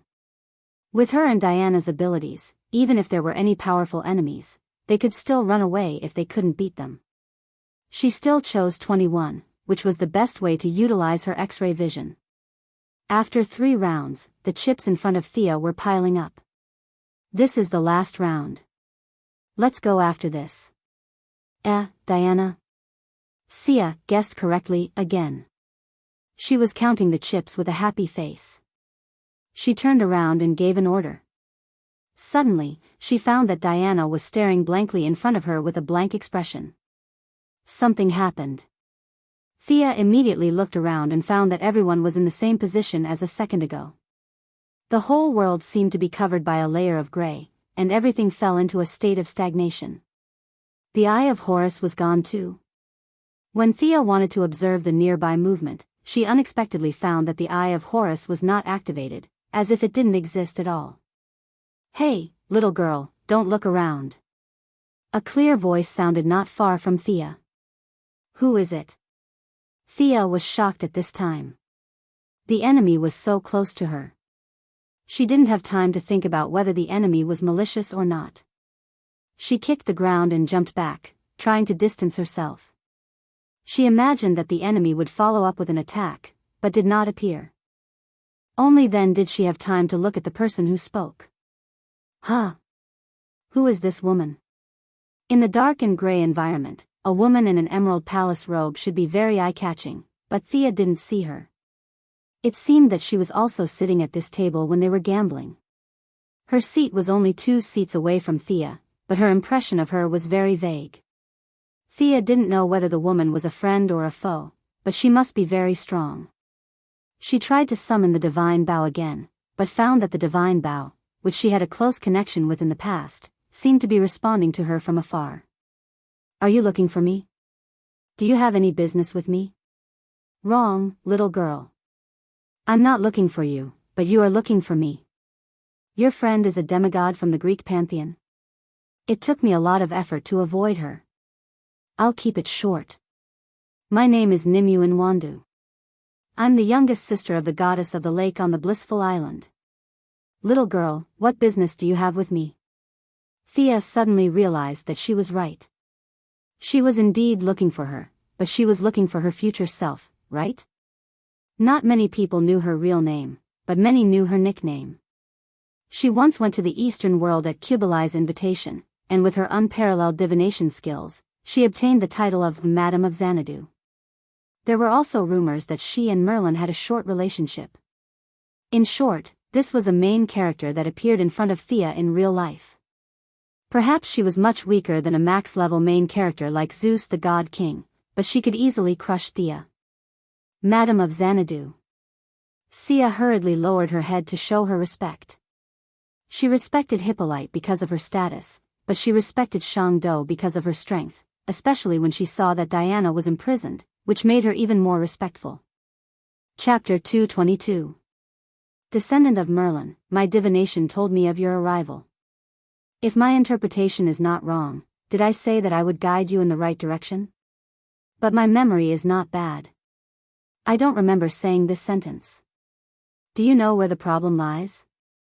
Madame Xanadu asked casually as she tidied her nails. Ouch! Thea complained in her heart. How could these people who had lived for thousands of years be so smart? If Hippolyte could guess it, so could she. Didn't they say that time travel was very secretive and high-end? If anyone could guess it, what's the point of being secretive? Seeing that she lowered her head in silence, Madame Xanadu's amber eyes turned. Did I say it in the future? The future me asked you to find the present me to guide you in your magic power cultivation? Yes, madam. Thea immediately admitted. She did not remember what the swamp monster said. At that time, the swamp monster's words were very vague. The activation of the bloodline could be considered as guidance, and looking for the person to guide you in person was also considered as guidance. But now that she said it herself, Thea naturally took advantage of it and admitted it first. She did not expect that Madame Xanadu did not even look at her and said lazily, "Nonsense. You are indeed the descendant of Merlin. His nature of spouting nonsense is almost inherited." Humph. After saying that, she looked at Thea's horrified eyes and changed to a more comfortable sitting position. I am such a casual person. How could I make such a solemn promise? You must have made it up. Thea was embarrassed and speechless. She had seen the casual nature of this person. She was afraid that she just said it casually in the space and time of 2008. After saying it, she forgot about it. She did not take it to heart at all. Thea had a strong sense of crisis and constantly sought the path of self-learning. Otherwise, she might not be able to give her guidance even when the time came. Madame Xanadu lit a woman's cigarette and took a puff. A golden light flashed beside her hand, and a card appeared on the round table. The cards moved on their own without any wind, rapidly rotating. The whole thing emitted a rhythm that Thea could not understand. In the end, they all returned to silence, with only a bronze card hovering in the air. Madame Xanadu picked up the card and looked at it attentively. Then, she showed the card to Thea and saw an old man with a white beard giving a lecture. Enlightenment? Give pointers? Everything seems to be explainable. Judging from the cards, do I really need to give you some pointers? Speaking of which, did the future me ever give you any pointers? Did the future her give him any pointers? Thea was in a bit of a dilemma. Normally, she would have been enlightened if she had successfully activated her bloodline, but she could also say that she had not. Divination was like that. It could only provide 30% of the truth, and the remaining 70% had to be guessed. She gritted her teeth and stomped her feet. Anyway, this was not the only way out of magic. Seeing that the two of them were somewhat related, she would not attack even if she was angry, right? In fact, Thea was not afraid of fighting. Through the constant summoning, Artemis's silver moon longbow was getting closer and closer to her. As long as she had the divine bow in hand, she could use Zeus's lightning arrow to shatter this spatial rift. Then, she could contact Diana to form a team. Even if she could not defeat her, running away would not be a problem. No. You did not give me any pointers in the future. Thea observed her expression nervously. Madame Xanadu was stunned by the result of the card. Originally, she passed by Crete because she thought that there was something related to her here. She was just curious and did not expect to find out about the future. Things suddenly became serious, and she drew 2 more cards in a row to be cautious. The result was even more vague, but one thing was certain: Thea was indeed related to her. Madame Xanadu, who had relied on her divination skills to deceive people for thousands of years, was a little shocked. Damn it. What do you mean by related? The two of them were indeed related to Merlin, but was it related to the pointers? Unfortunately, the card could not speak. Madame Xanadu rested her chin on her hand and thought about it. Anything related to the future was not a small matter, so she had to be careful. After thinking carefully for a long time, she finally looked up at Thea. Descendant of Merlin, I am a little busy. She could not help but blush when she said that, but she still calmly continued. I am very busy. I don't have time to teach you, but I can provide you with clues to find someone who can teach you. After saying that, without waiting for Sia's response, he reached out his hand and grabbed more than 10 cards from the void. The cards were lined up in a row and placed on the table. Choose one of these cards and hand your future to fate. Let the supreme existence choose your future path for you. Nonsense. Thea had always scoffed at fate. If fate had arranged everything, she would still be drunk in the Star City bar. Do you think I have nothing better to do than come to 1918 to gamble? However, Madame Xanadu was determined. She had no intention of taking her as a disciple, and Thea was not interested in being a psycho. Perhaps choosing a card was the real pointers. She scanned the cards again with her X-ray vision, but it was still useless. The cards looked the same from the back, and she could not feel the slightest magical fluctuation when she touched them with her right hand. Thea kept thinking about all kinds of numbers in her mind. She was ranked second in the family, followed by Merlin and the 12 Knights. Her time of travel was Wednesday. She came up with a lot of numbers, and each of them seemed to be meaningful. However, she also knew that these were useless. She still had to rely on herself in the future, and it did not have much to do with who was the guide. She made up her mind and pointed to the second card on the left. Are you sure? Madame Xanadu received her confirmation and flipped the card open. On the card was an infantryman wearing cotton clothes and holding a spear. Not only was this infantryman shot in the knee, but his body was also densely covered with arrows. Who is this guy? Which sorcerer would be shot like this? Thea suppressed her thoughts and waited for Madame Xanadu to read the card. A veteran who died in battle. Considering that this matter involves me and Merlin. This guy's family history can be traced back to Arthur's time. Madame Xanadu seemed to have seen Thea's puzzled face and helped her to analyze it. This card is very new, which means that this person died not long ago. Since it involves Arthur, it means that he is also British. A veteran, which means that this person's status is not high. He is not a general nor a king, just an ordinary soldier. Combine these clues and go find him. The descendants of the veteran will provide you with the knowledge you need. This is your destiny. It was like looking for a needle in a haystack. Even in the 21st century, when Thea had money, connections, and the internet, it was difficult to find him, let alone in this dark time period. Fortunately, she had done a lot of preliminary work in Star City, and she had done some research on several famous sorcerers.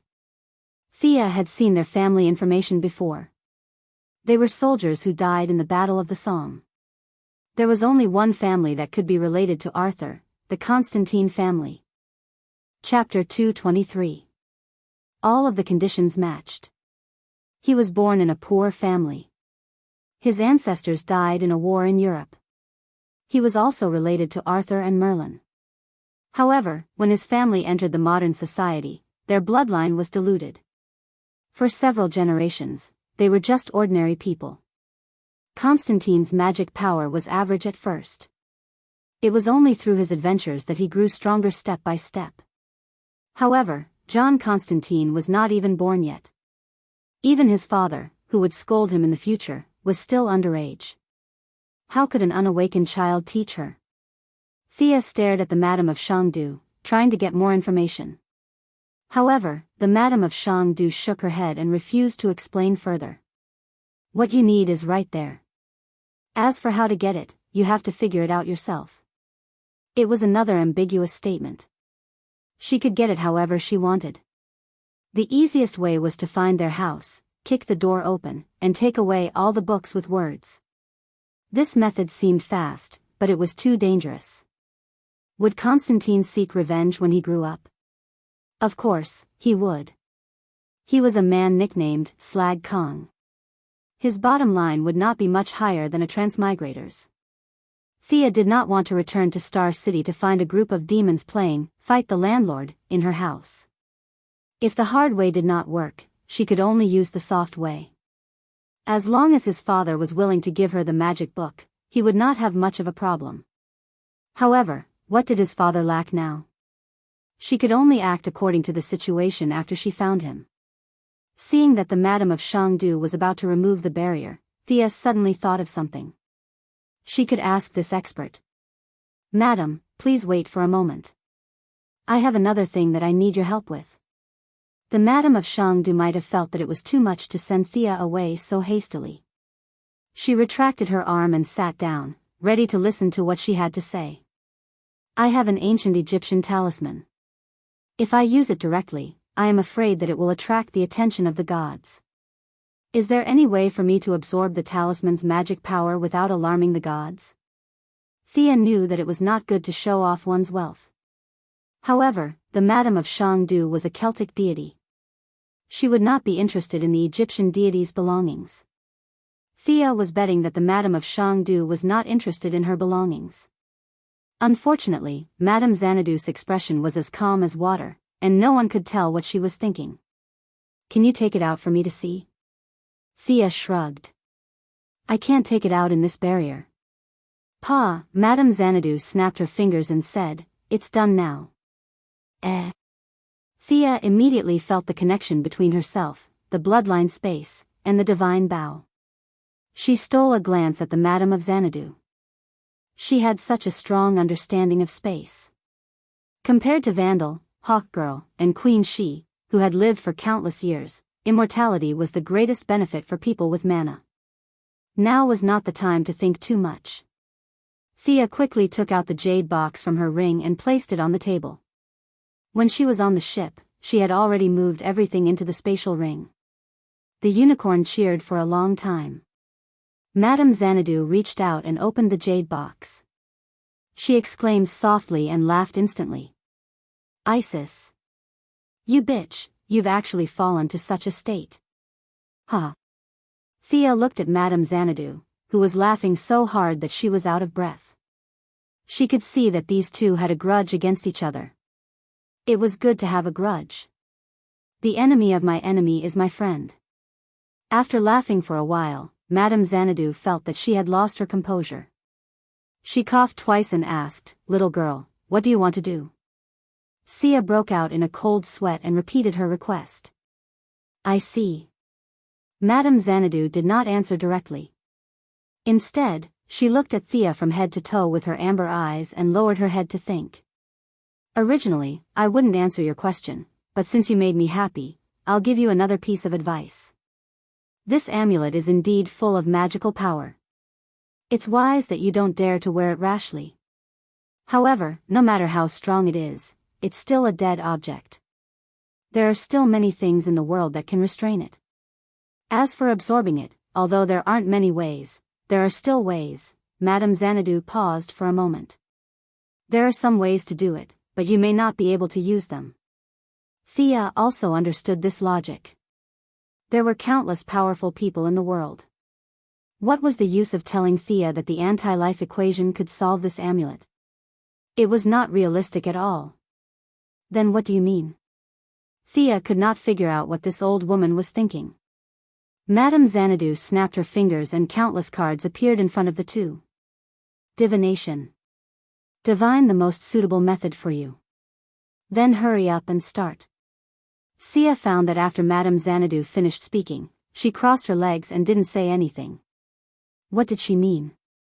Thea's brain spun a few times. Fortunately, she was smart enough to understand immediately. What the hell, she wanted something. She definitely did not want money, so it could only be magical equipment. Thea tried to take out the black mist dagger and shook it. Madame Xanadu did not even lift her eyelids. As expected, this dagger's level was too low. Thea rummaged through her bag again. This seemed to be quite suitable. She took out the orb of Horus that she had found on Purgatory Island. With the fall of Horus, the magic power of the orb had inevitably begun to decline. She had temporarily sealed it and planned to return to Star City to absorb it. Now, for the big amulet of Isis, she could only sacrifice the small orb of Horus. The orb of Horus attracted Madame Xanadu's attention. She looked up and down at Thea again. "Descendant of Merlin, as the chosen one of the Greek gods, are you going to fight to the death with the Egyptian gods?" At the mention of this, Thea almost cried. She did not want to. Who knew that the enemy gods she met back and forth were all from Egypt? Coincidentally, they were from the same family. She was also wronged. She had no way to reason with them. Now, she had to explain that she was innocent. The Eye of Horus and the divine blood were all given to her by others. She had to be believed first. She nodded and accepted the fact that she was the sworn enemy of the Egyptian gods. Madame Xanadu was a little moved. She weighed the orb and said encouragingly, "Using your son's things to exchange for your mother's things. You're doing a good business. I see that you're a pleasing junior. Let me help you with divination this time." Thea pursed her lips. "Do you think I'm a noob? Your divination costs nothing. You make it sound like you're the one who suffered a great loss." After receiving her reward, Madame Xanadu didn't waste any more time. Her 10 fingers continuously swept across the cards as she chanted an unknown incantation. It wasn't until her eyes turned white that she finally grabbed a card and stopped. The card faced Thea and flashed. There was a demon drawn on it. An old man was lying in front of the demon, and a sword was stabbed into the old man's side.